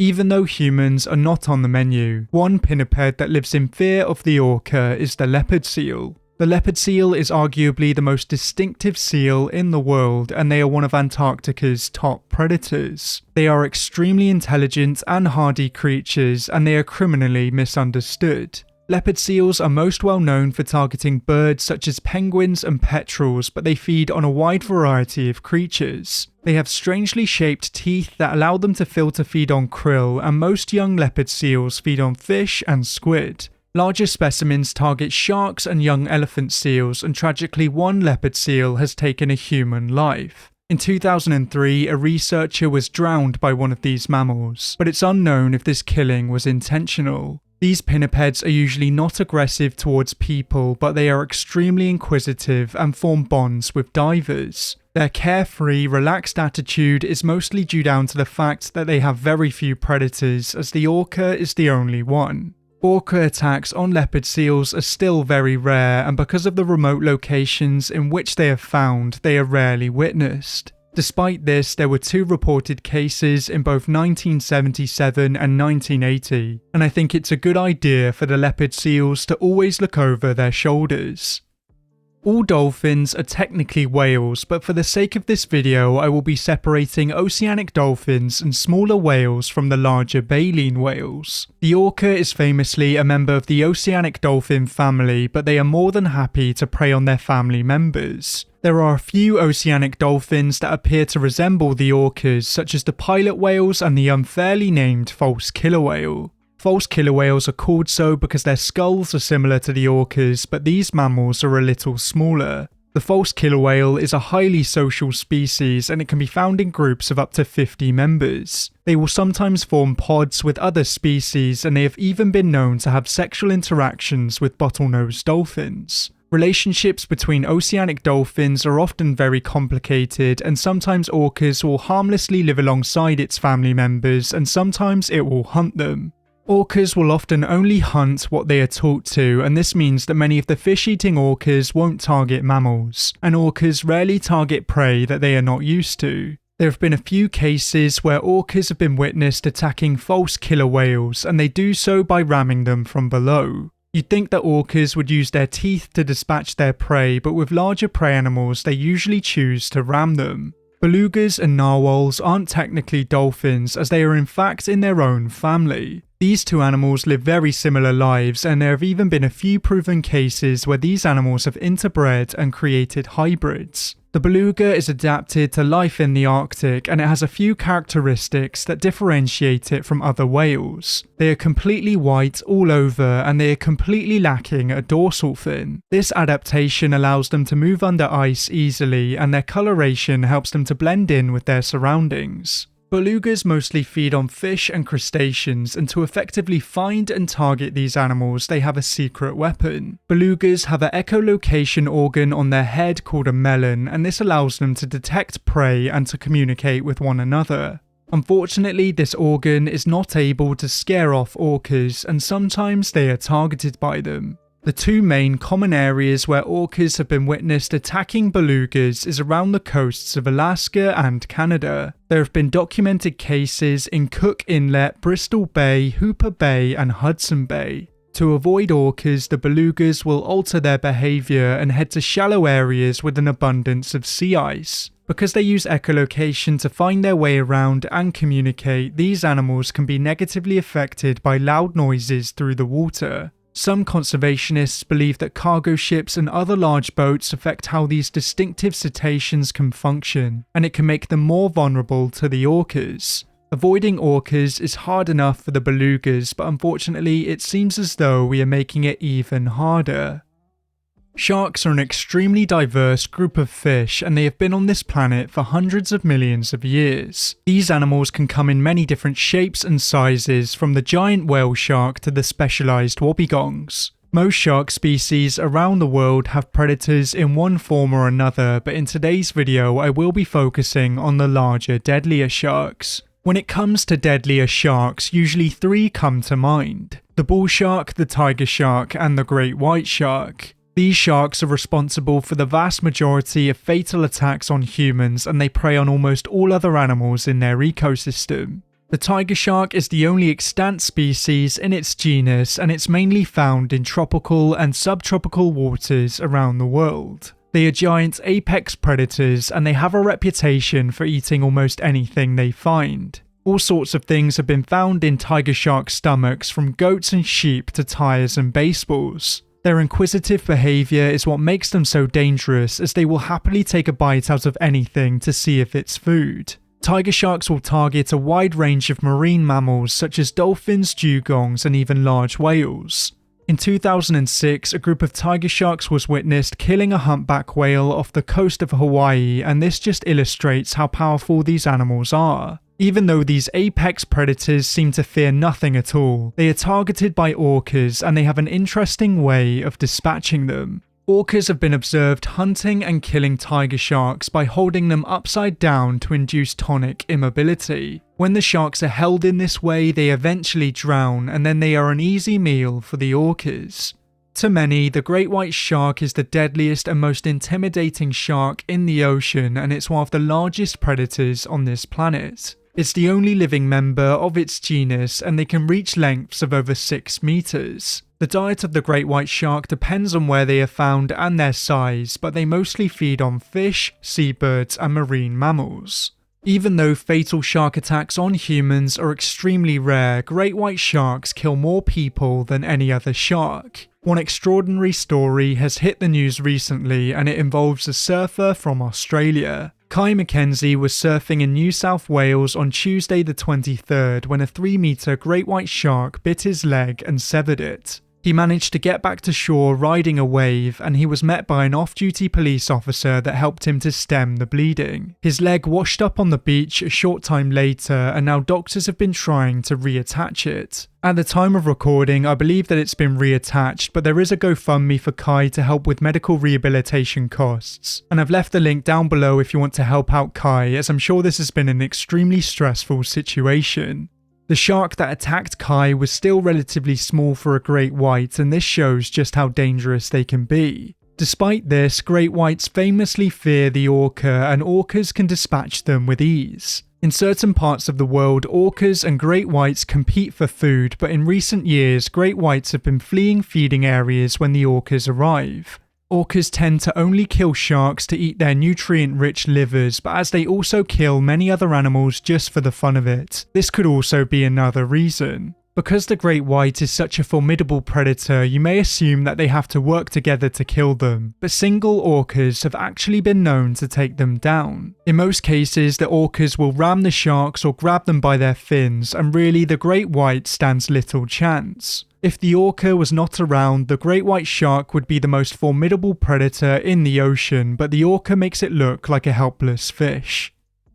Baleen whales are the largest animals on this planet today, and because of this size, they have very little to fear. Young baleen whales are at risk from some predators, but they are usually guarded by their mothers. Even though these animals are off limits for most predators, the orcas don't really seem to follow the rules. The blue whale is the largest animal alive today, reaching a maximum recorded length of almost 30 meters, and a maximum weight of almost 200 tons. Much of the blue whale's life is a mystery, but we do know they get to this size feeding almost exclusively on krill. Just like with most marine mammals, their relationships with other species are complicated, and they have been known to hybridize with the fin whale. A few of these hybrids have been sighted in the Atlantic and the Pacific, and they have features of both species. The blue whale's only natural predator is the orca, but their success rates of hunting these giants is unknown. One place where orcas are known to hunt blue whales is in the Gulf of California, and in this area it's common for blue whales to have rake-like scars. These scars are common in other places where blue whales are common, and one of these areas is Australia. Off southeastern Australia, 3.7% of photographed blue whales had rake marks, and off Western Australia, 42.1% of photographed pygmy blue whales had rake marks. This shows that orcas are much more likely to target smaller whales than larger whales, but taking down a large blue whale is not out of the question. Documented cases of orcas killing blue whales are extremely rare, but they have been witnessed chasing and injuring blue whales more regularly. It's surprising that any animal would even attempt to take down one of these giants, but they have proven to be more than capable. The humpback whale is not like most other whales, and along with the sperm whale, they are known to fight back. Most large whales have no weapons to fight back, but the humpback whale has its large pectoral fins, and the sperm whale has its teeth and its poop. Orcas tend to stay away from sperm whales as they are large and potentially dangerous, but sometimes they will try their luck. Researchers in Australia have discovered that sometimes when orcas attack sperm whales, the sperm whales will poop as a form of defense. Sperm whale feces is very thick and red colored due to their diet, and it creates a thick cloud in the water. This cloud allows the sperm whales to escape, and once the orcas get covered in feces, they quickly stop the hunt. Sperm whale feces is extremely pungent and valuable as it's used as an ingredient in perfumes. The smell seems to put off the orcas, but the humpback whales have a more direct way to fend them off. Orcas rarely attack fully grown humpback whales, but they are known to go after their young. Adult humpbacks will fight back using their pectoral and tail fins, and as they are so large, these attacks can easily kill an orca. The humpback is one of the few animals that orcas seem to avoid, and they will come to the aid of other marine mammals in trouble. There have been over 100 documented cases since the 1950s where humpback whales have come to the aid of other marine mammals being hunted by orcas, and the reasons behind this behaviour are still debated. It's possible that the humpbacks always act aggressively towards orcas as they attack their young, or it's possible that they are actually showing compassion towards other animals. I've covered this interesting behaviour in a previous video, and as whales are very complex and intelligent creatures, it's completely possible that it's the latter. The humpbacks are one of the few animals to fight back, and this just illustrates the dominance of the orca.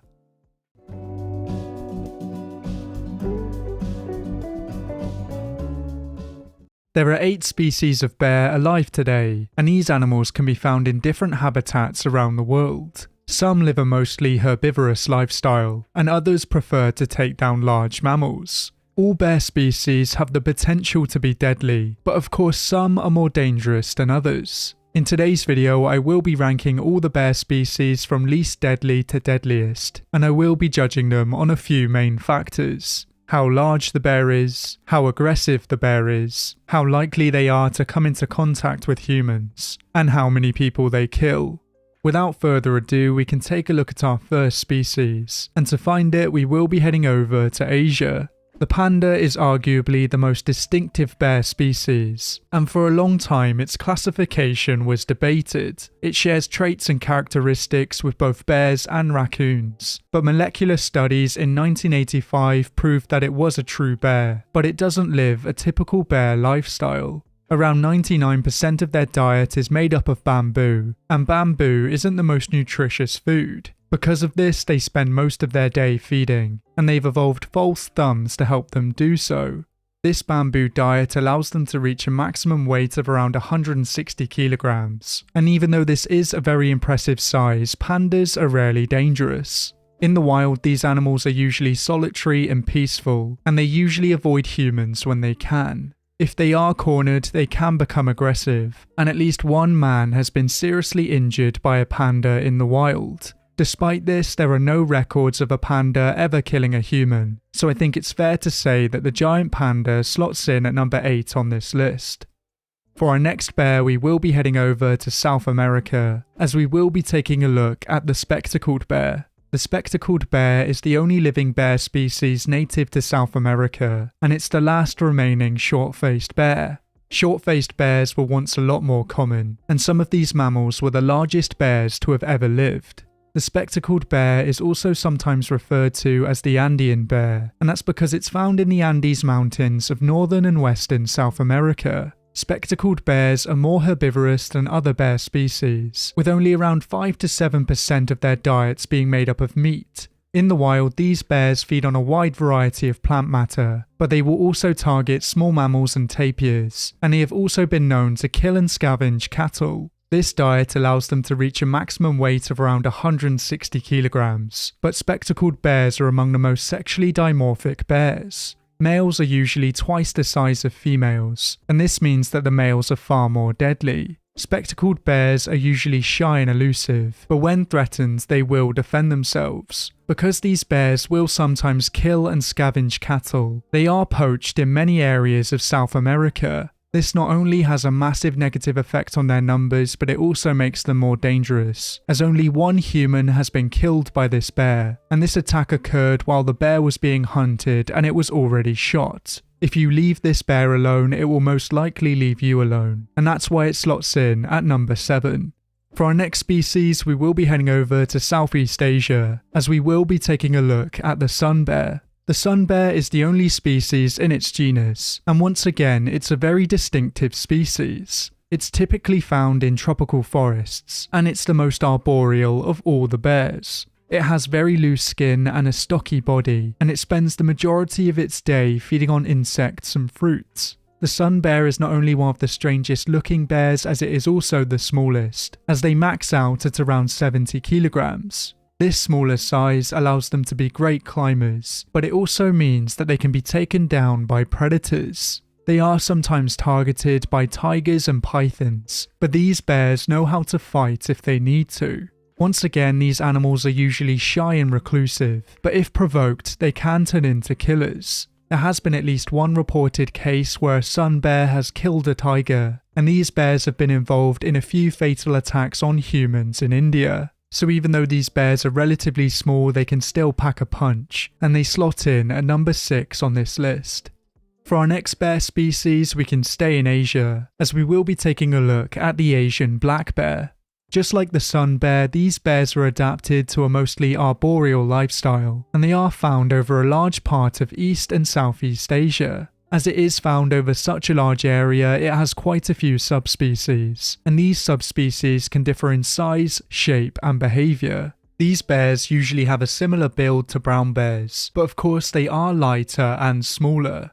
Once again, they max out at around 160 kilograms, and they get to this size by feeding on a wide range of foods. They mostly feed on insects and plant matter, but they will also feed on garbage and carrion, and larger specimens will target ungulates. The majority of Asian black bears are cautious animals, but they are also known for being unpredictable. They are known for being more aggressive towards humans than the brown bears of Eurasia and the American black bears of North America. It's believed that they are so aggressive because they have to deal with many dangerous predators, and their range also overlaps with other bear species. These animals are more than capable of killing humans, and the Asian black bears of Japan are some of the most aggressive. 9 people were killed by these bears in Japan between 1979 and 1989, and there's been a rise in attacks in recent years. That's why these bears slot in at number 5, as some individuals can be extremely aggressive. The next bear we will be taking a look at is another black bear, but to find it we will be heading to North America. The American black bear is endemic to North America, and it's the continent's smallest and most widely distributed bear species. As they are found over so much of the continent, the American black bear has quite a few subspecies, and these bears can be found in a wide range of colours. This is why they're often misidentified as brown bears, or in some cases polar bears. Like most bears, the American black bear lives an omnivorous lifestyle, and they like to feed on the foods that we leave behind. Even though the American black bear is the smallest bear in North America, they are still very large, as they can max out at around 250 kilograms. A bear of this size is not to be messed with, but attacks on humans are still relatively rare. Black bears kill less than 1 person per year on average in North America, and this is despite the fact that there are around 750,000 black bears in North America. This means that young men are 167 times more likely to kill someone than a black bear, and most black bear attacks are defensive reactions to a person who is too close. Despite this, there was a fatal attack in June of last year, and this attack was a predatory attack. So even though these bears have a massive population, they rarely attack humans, but if they choose to kill a human, they are more than capable. For our next species, we will be heading back over to Asia, as we will be taking a look at the sloth bear. The sloth bear is once again quite a distinctive bear, and it's a bear that's often underestimated. The majority of its diet is made up of fruits, ants and termites, and this is part of the reason why they have such strange lips. Sloth bears lack upper incisors, and their lips also allow them to suck up large numbers of insects. This protein-rich diet helps them to reach a maximum weight of around 190 kilograms, and at this size, very few animals will mess with them. As these bears are found on the Indian subcontinent, they have to deal with many dangerous animals. They are sometimes preyed upon by tigers, and they also have to be on the lookout for leopards, crocodiles, rhinos and elephants. This is believed to be the reason behind their behaviour, as they are one of the most aggressive bears in the world. These bears are more likely to attack humans than most other bears, and when they do, they usually go for the face. In one state in central India between 1989 and 1994, 48 people were killed by these bears, and 686 people were injured. There was one famous sloth bear that was responsible for killing 12 people, but eventually it was killed by a famous Indian writer and hunter. So really it's best to give these bears a wide berth, and they're fit for number 3 on this list. For our next species, we will be heading to the Arctic, as we will be taking a look at the polar bear. The polar bear is the largest extant species of bear, and it's the largest land carnivore. They can reach a maximum weight of around 900 kilograms, and they get to this size by feeding on other animals. The polar bear is a hypercarnivore, and it is the most carnivorous species of bear. They'll feed on pretty much anything they come across, and in some cases this is even their own kind. Polar bears are one of the few animals that see humans directly as a food source, and this means that if you come across a polar bear, it will likely try to kill you and eat you. Thankfully, polar bears rarely come into contact with humans, but when they do, the outcome isn't pretty. There was a fatal attack in Alaska last year, and there have been quite a few attacks over the years in Svalbard. If you meet this bear in the wild, you have little chance of survival, and the only reason it isn't number 1 on this list is because it rarely comes into contact with humans. For our final bear on this list, we can travel to quite a few areas across the northern hemisphere, as we will be taking a look at the brown bear. The brown bear is another species that has quite a few subspecies, and some of these subspecies are relatively peaceful animals. The larger, more aggressive subspecies are responsible for the majority of attacks, and as they are found over such a large area, they come into contact with humans frequently. In North America, there are around 2 to 3 fatal attacks each year, and even though fatal attacks are less common in Europe, there have been a few recent fatal attacks that have hit the news. In Japan, brown bear attacks seem to be on the rise, and of course one of the worst brown bear attacks in human history occurred in Japan. This just goes to show how deadly these animals can be, but it's important that we don't villainize them. These animals are simply just trying to survive, and even though the brown bear is one of the deadliest bears in the world, attacks on humans are still relatively rare. Despite this, the brown bear slots in at number 1 on this list, as it is the deadliest bear in the world.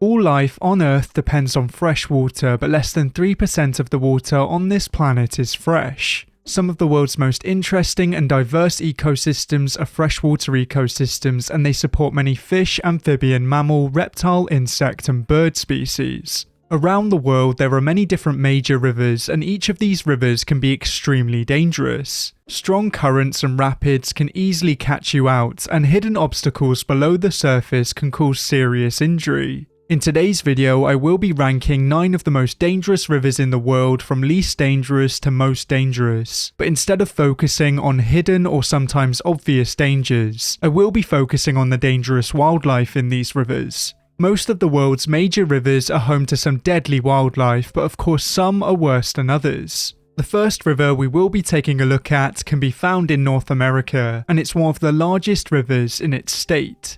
St. John's River is the longest river in Florida, and it's the most significant river in terms of commercial and recreational use. It's 310 miles long and travels through and borders 12 counties, and of course it's very full of life. Each part of the St. John's River has a different feel and look, as some parts are very swampy and are bordered by cypress trees, whereas others are wide, shallow wetlands. Many birds rely on this long winding river, such as yellow-crowned night herons, wood storks and anhingas, but below the water you can find some very gentle giants. Manatees spend winter months in certain parts of the St. John's River, and its waters offer them a safe place to relax and slow down. This river is also home to many of the freshwater fish that you'd expect in North America, but none of these fish are particularly dangerous. Instead, the danger in the St. John's River only comes from a few sources, and one of these sources is a very famous reptile. The American alligator is a formidable apex predator, and very few animals challenge it in its ecosystem. American alligators can be found in quite a few rivers and lakes across Florida, but St. John's River is home to an estimated 13,000 alligators, which makes it the most alligator-infested river in Florida.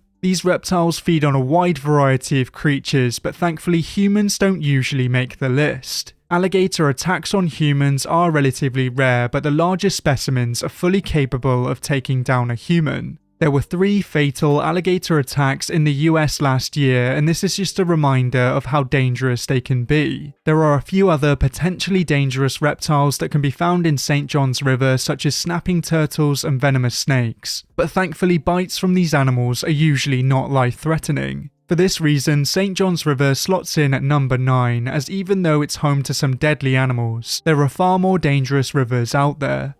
The Mekong is the 12th longest river in the world, and it's the 3rd longest in Asia. Thankfully, the Mekong River is also teeming with life, and it's home to quite a few species of giant freshwater fish. Unfortunately, many of these fish are rare today, as they are affected by fishing pressures and the building of dams and bridges. Millions of people rely on this river, and it travels through China, Myanmar, Laos, Thailand, Cambodia and Vietnam. An estimated 2.6 million tons of fish are taken each year from its murky waters, and this means that it's the largest inland fishery in the world. Up to 25% of the global freshwater fish catch is caught here, and these fish come in many different shapes and sizes. Fortunately, this river is still healthy enough to support one of the planet's rare river dolphins, but unfortunately, like all other river dolphins, they are threatened. Large sections of this river are extremely wide, and it's one of the busiest in the world when it comes to boat traffic.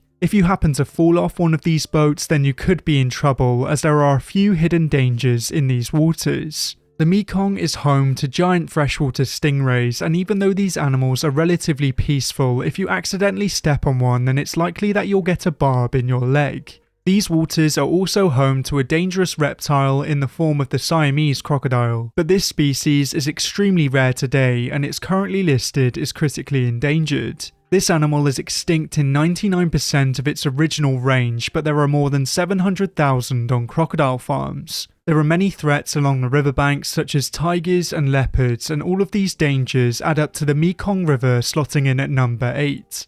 The Ganges is an extremely important river when it comes to culture and wildlife, but unfortunately this river is not as wild as it used to be. Famously, the Ganges is one of the most polluted rivers in the world, and this is mostly due down to human waste and industrial contaminants. The health and state of this religious river is one of the main reasons why people view it as dangerous, but it's home to quite a few dangerous animals too. There are many endangered distinctive species in the Ganges such as the gharials and the Ganges river dolphin, and these animals have been struggling in recent years due down to the health of the river and human-related threats. Thankfully, there are some healthier stretches of this river, and in healthier sections you can find some potentially dangerous fish. The Goonch catfish is one of the largest catfish in the world with a maximum length of around 2 meters, and this fish is an efficient ambush predator and it will feed on pretty much anything it can fit into its mouth. Even though this fish has not been involved in any confirmed fatal attacks, it is rumoured to have attacked and killed people in the past. Just like many of the Floridian rivers, the Ganges is also home to some very dangerous reptiles, as mugger crocodiles are common along certain stretches, and nearer the coast you can find saltwater crocodiles.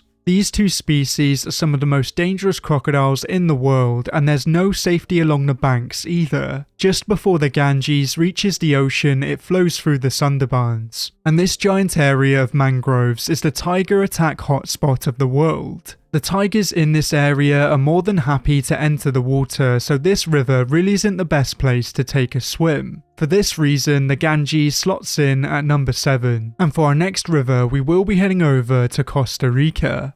The Tárcoles River is one of the largest rivers in Costa Rica at 69 miles long, but it's also considered to be the most contaminated river in the country. You'd think that this would mean that it would be devoid of life, but this couldn't be further from the truth. It serves as a hunting ground for many different species of wading birds, and flying birds are also attracted to this river due to its abundance of fish. Costa Rica is one of the most biodiverse countries in the world, and this means that many weird and wonderful creatures can be found along its riverbanks. Reptiles such as basilisk lizards and iguanas are commonly spotted, but there are far more dangerous reptiles that enter these waters.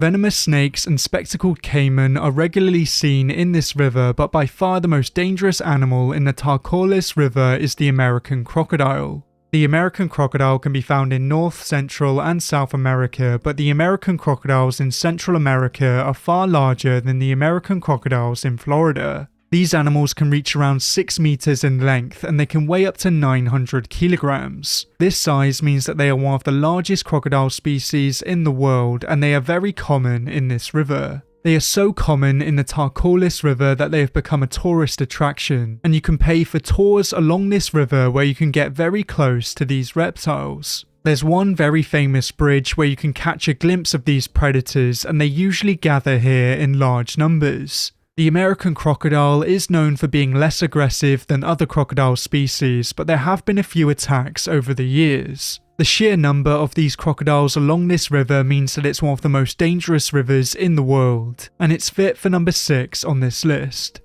The Brisbane River is the longest river in southeast Queensland, and unsurprisingly it flows through the city of Brisbane. This river is a very important river for Australia's endemic animals, and it's home to species such as the Australian lungfish and the platypus. It's a very popular river for fishing also, as it contains many species of edible native fish and crustaceans. If you were to think of a dangerous Australian animal that can be found in rivers, you might think of the saltwater crocodile, but surprisingly this is not a problem in the Brisbane River. Crocodiles are not native here, and they are usually found much further north. Despite this fact, you'll only find a few brave or unaware individuals swimming in this river, as it's a notoriously dangerous place to swim. Some of Australia's venomous snakes often enter this river, but the most dangerous threat by far are bull sharks. As I'm sure many of you already know, bull sharks often enter freshwaters and can even travel hundreds of miles upstream. They are known to travel up many rivers across the world, but the Brisbane River has one of the highest densities of bull sharks of any river in the world. You might not always see them, but they are definitely there, and they are often hauled in by fishermen. These sharks have been found as far inland as Ipswich, so really large parts of this river are shark infested. The bull shark is one of the 3 big shark species responsible for the most fatal shark attacks around the world, and for this reason the Brisbane River slots in at number 5. The Adelaide River is another creatively named Australian river, but surprisingly it doesn't flow through Adelaide. The Adelaide River and the city of Adelaide are found in completely different parts of the country, but they are both named after Queen Adelaide. Because the Brisbane River and the Adelaide River are both found in Australia, they share a lot of the same wildlife. But as the Adelaide River is further north, its waters conceal a colossal reptilian predator. The Adelaide River is home to one of the largest saltwater crocodile populations in Australia, and these predators will target anything in their ecosystem. They will happily target native animals such as kangaroos, but in more recent times they are known to target cattle and invasive water buffalo.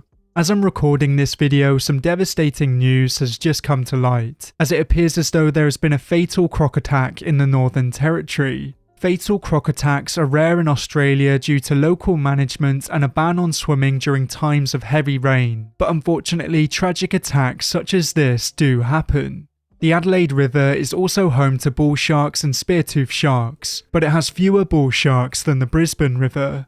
The Adelaide is one of the deadliest rivers in the world due to its high number of apex predators, and for that reason it slots in at number 4.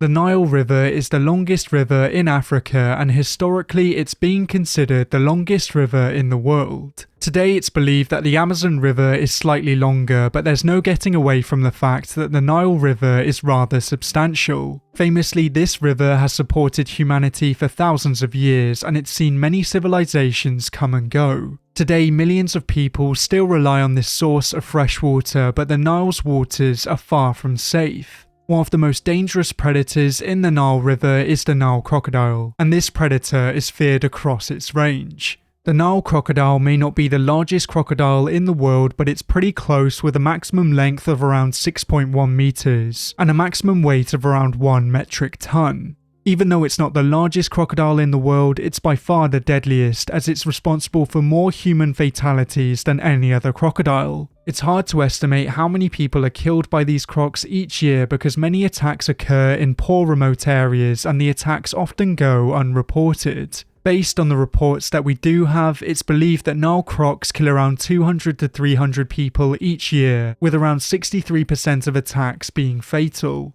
There have been a few famous man-eaters over the years, but the crocodiles are not the biggest threat in the Nile. Hippos can be found over large stretches of the Nile, and famously these large herbivores are some of the most dangerous animals in Africa. Hippos kill a large amount of people directly, but they also cause a large amount of fatalities by capsizing boats. Many boats used along the Nile are very lightweight and are poorly maintained, and this means that they're easy for a large animal such as the hippo to overturn. The crocs and the hippos mean that the Nile is one of the deadliest rivers in the world, but it's only fit for number 3. The Amazon River is the longest river in the world, and it's arguably the most biodiverse freshwater ecosystem. There are many freshwater creatures that can't be found anywhere else in the world, and it's home to some of the largest freshwater fish and a few large freshwater aquatic mammals. The Amazon River is known for being a very dangerous river, but some of the animals in this river aren't as deadly as they may seem. Even though many films and TV series would have you believe that the piranha is an extremely dangerous animal, in most cases they will leave you alone, and only in the most extreme cases will they attack humans. The electric eel is more of a threat, but once again it will only usually attack if it feels threatened. A shock from this animal can stop your heart, and if you're in the water while being shocked you can easily drown. The waters of the Amazon are home to many giant mysterious fish, and even though some of these fish are very rarely seen, they have been rumoured to take the lives of humans. You won't find many, if any, crocodiles in the Amazon, but you will find large numbers of caiman, and most of these reptiles are not to be messed with. The black caiman is the largest caiman in the Amazon, and these crocodilians are capable of taking human lives. Amazonian waters also hide the infamous bull shark, and one lethal land predator also frequents this murky river. The jaguar is more than happy to get its paws wet, and it does a lot of its hunting in the water. They enter the river to hunt capybara, snakes and caiman, and if you find yourself in the water, you could be on the menu too. There are thousands of mysterious parasitic fish and insects that are rarely seen but are often talked about, and this only adds to the mystery of this river. The sheer number of dangers means that the Amazon easily slots in at number 2, and next up is the most dangerous river in the world. The Congo River is a very wild and violent river, and it's the second longest river in Africa after the Nile. It's the world's deepest recorded river with measured depths of around 220 meters, and it's the third largest river by discharge after the Amazon and the Ganges. The threats in the Congo River are very similar to the threats of the Nile, as Nile crocodiles and hippos are present. A few smaller species of crocodile are also found in the Congo, and so are some large predatory fish. The Goliath tigerfish is possibly the most intimidating freshwater fish in the world, but thankfully it rarely attacks people. Bull sharks travel up the Congo River on a regular basis, and this is what gives the Congo the edge over the Nile. The dangers in the Congo come from all angles, and the wildlife in the Congo is among the most dangerous in the world. Even though I am judging the rivers on this list based on their wildlife, the rapids and the currents of the Congo make it even more dangerous, and it's not rare to see bodies floating down the river due to its dangerous waters and the regular conflicts and unrest along its banks. If you aren't killed by the currents, you'll be taken by the wildlife, and for this reason the Congo River is the most dangerous river in the world, and I wouldn't recommend taking a swim.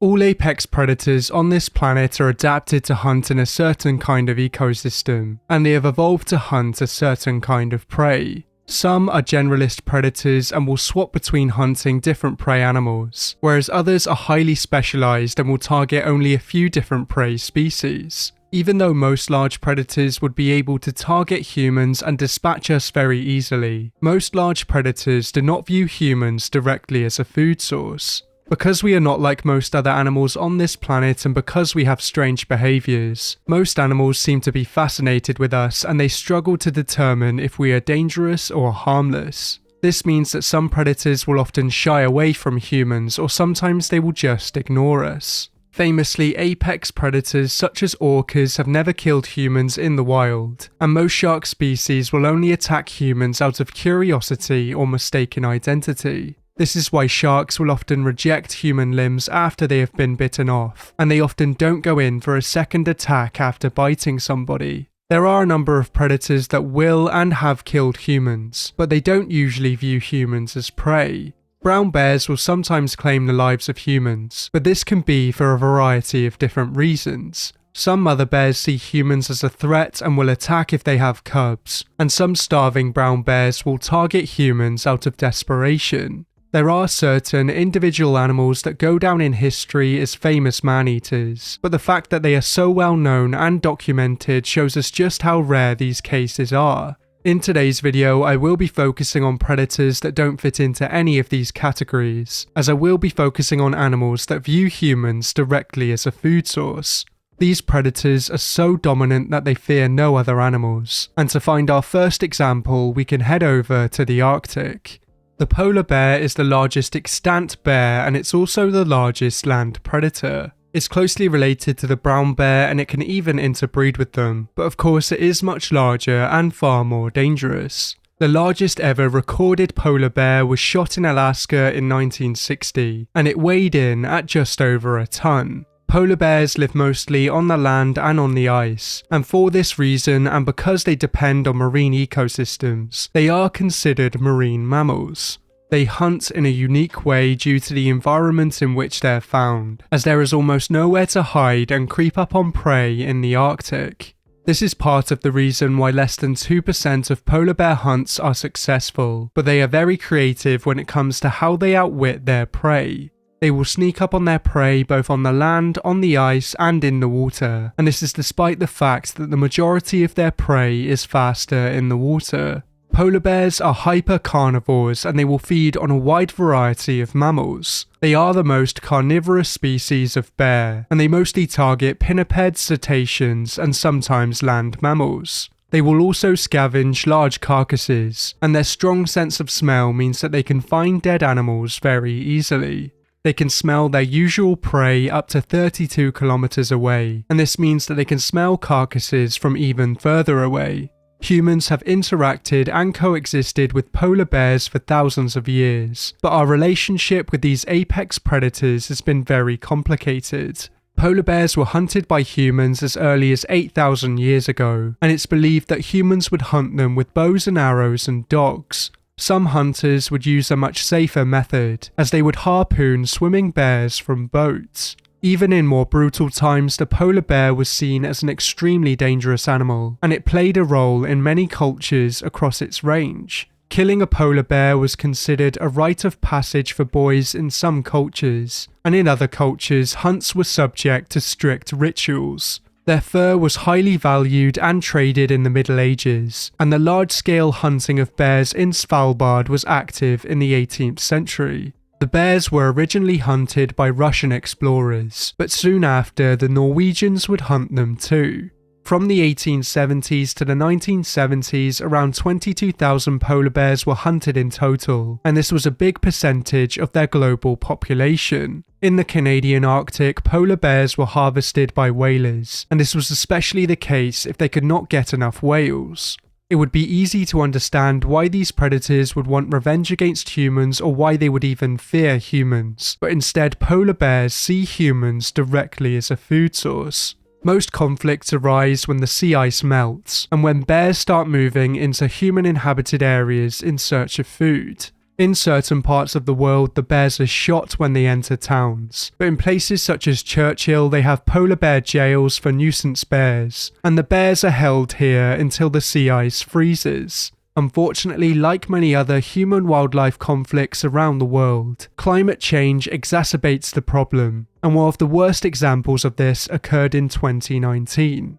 Over 50 polar bears swarmed a small town on a Russian archipelago, and this led to the local authorities declaring a state of emergency. Thankfully, because of awareness and monitoring, attacks on humans are still relatively rare, but there have been a few famous cases over the years. From 1870 to 2014, there were an estimated 73 attacks on humans, which tragically led to 20 deaths. The majority of fatal attacks were carried out by hungry male bears, and they mostly occurred around human settlements. It's thought that as the bears become more desperate, they could move closer to towns and cities, and this could mean that the situation could get worse in the future. The polar bear should never be villainized, as it's just trying to survive in a very harsh ecosystem, and over the years we have slaughtered far more of them than they have of us. Despite this, they are one of the few apex predators that will actively hunt humans, and they fear no other animals on this planet. Crocodiles are a large group of reptiles that can be found in Africa, Asia, the Americas, and Australia, and they are usually the top predators in their ecosystem. Crocodiles can come in many different shapes and sizes, and not all crocodiles are a threat to man. You can usually tell what a crocodilian eats based on their snouts, as fish-eating crocodilians usually have very thin snouts, whereas animal-eating crocodiles tend to have wider, more robust snouts. Even though most people view crocodiles as mindless killers, each species has different behaviours and traits, and even some of the largest species rarely attack humans. The American crocodile is one of the largest crocodiles in the world, but they very rarely claim the lives of humans. The deadliest crocodiles are found in Africa, Asia, and Australia, with the Nile crocodile being one of the deadliest. In their native habitat, they are apex predators, and they are only really killed by hippos, elephants, and sometimes their own kind. They usually target large mammals that enter the water or drink at the water's edge, but smaller specimens mostly feed on fish. In many areas across their range, Nile crocodiles live alongside man, and this is one of the reasons why they kill more humans than any other crocodile. Most fatal attacks go unreported, but it's believed that they claim the lives of at least 200 people each year. This means that they are far more deadly to humans than lions, but of course hippos are still the deadliest large land animals in Africa. Gustav is one of the most famous man-eating crocodiles to have ever existed, and it's rumoured that he killed 60 to 300 people.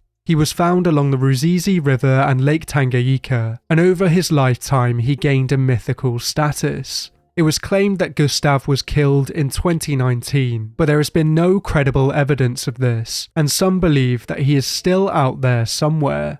The saltwater crocodile is the largest species of crocodile in the world, and it's also another very dangerous predator. This crocodile can be found in fresh, brackish and salt waters, and across their range they will feed on pretty much anything they encounter. Because saltwater crocs are ambush predators and because they strike very quickly, humans often can't react in time, and you stand little chance against such a large predator.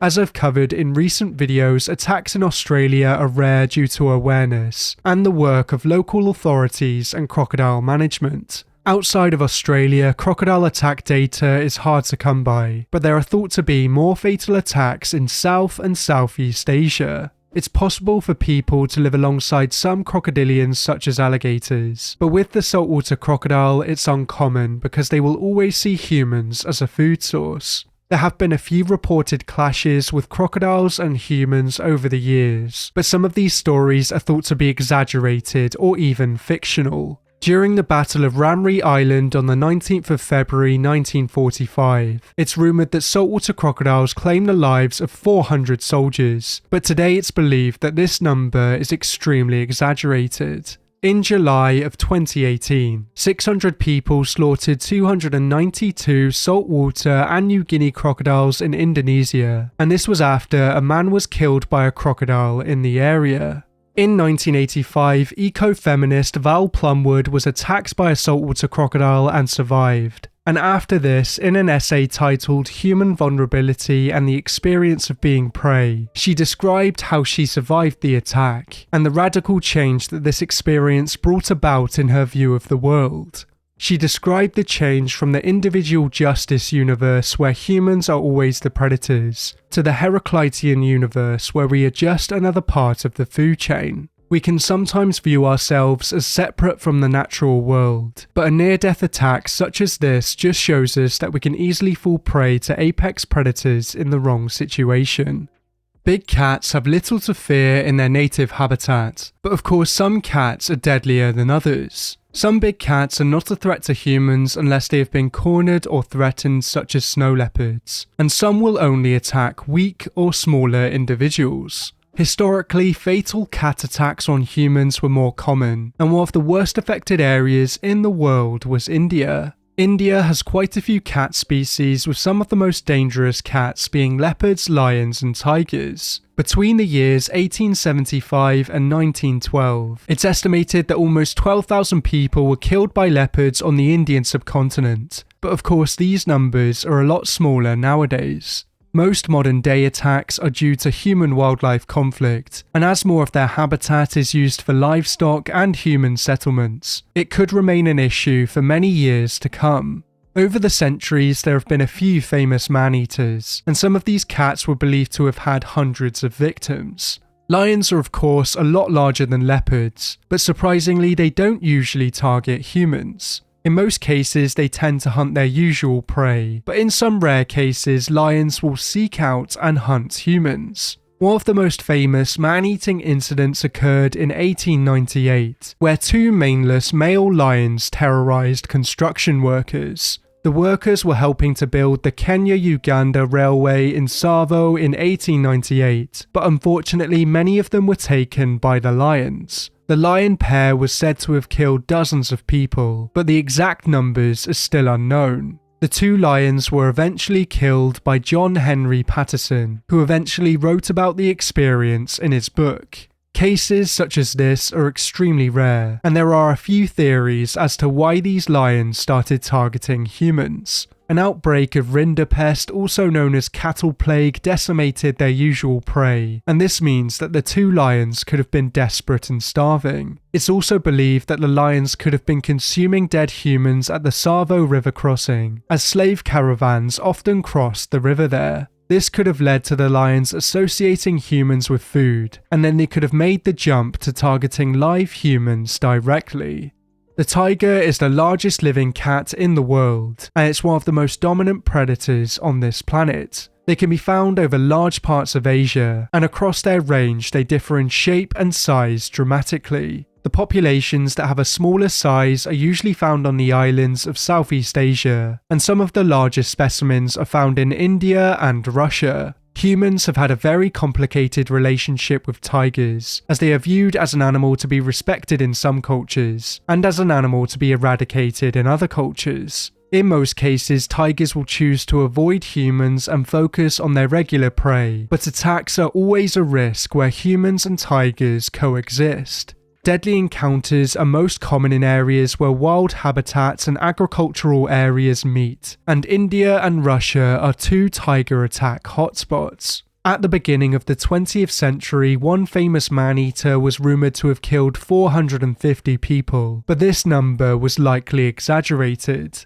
This tiger was eventually shot by Jim Corbett, and after its death, a strange discovery was made. The infamous tigress suffered from broken teeth, and she was unable to kill her normal prey. This is strangely a common occurrence with modern-day man-eaters, as a large number of man-eating individuals tend to be old or disabled. Even though fatal attacks are a lot rarer nowadays, there are still some locations such as the Sundarbans where tigers seem to view humans as prey. This is where most modern tiger attacks occur, but thankfully only a handful of people lose their lives to tigers here each year. In a few areas across their range, tigers do view humans directly as a food source, but they are less likely to hunt humans than the previously featured crocodiles and polar bears.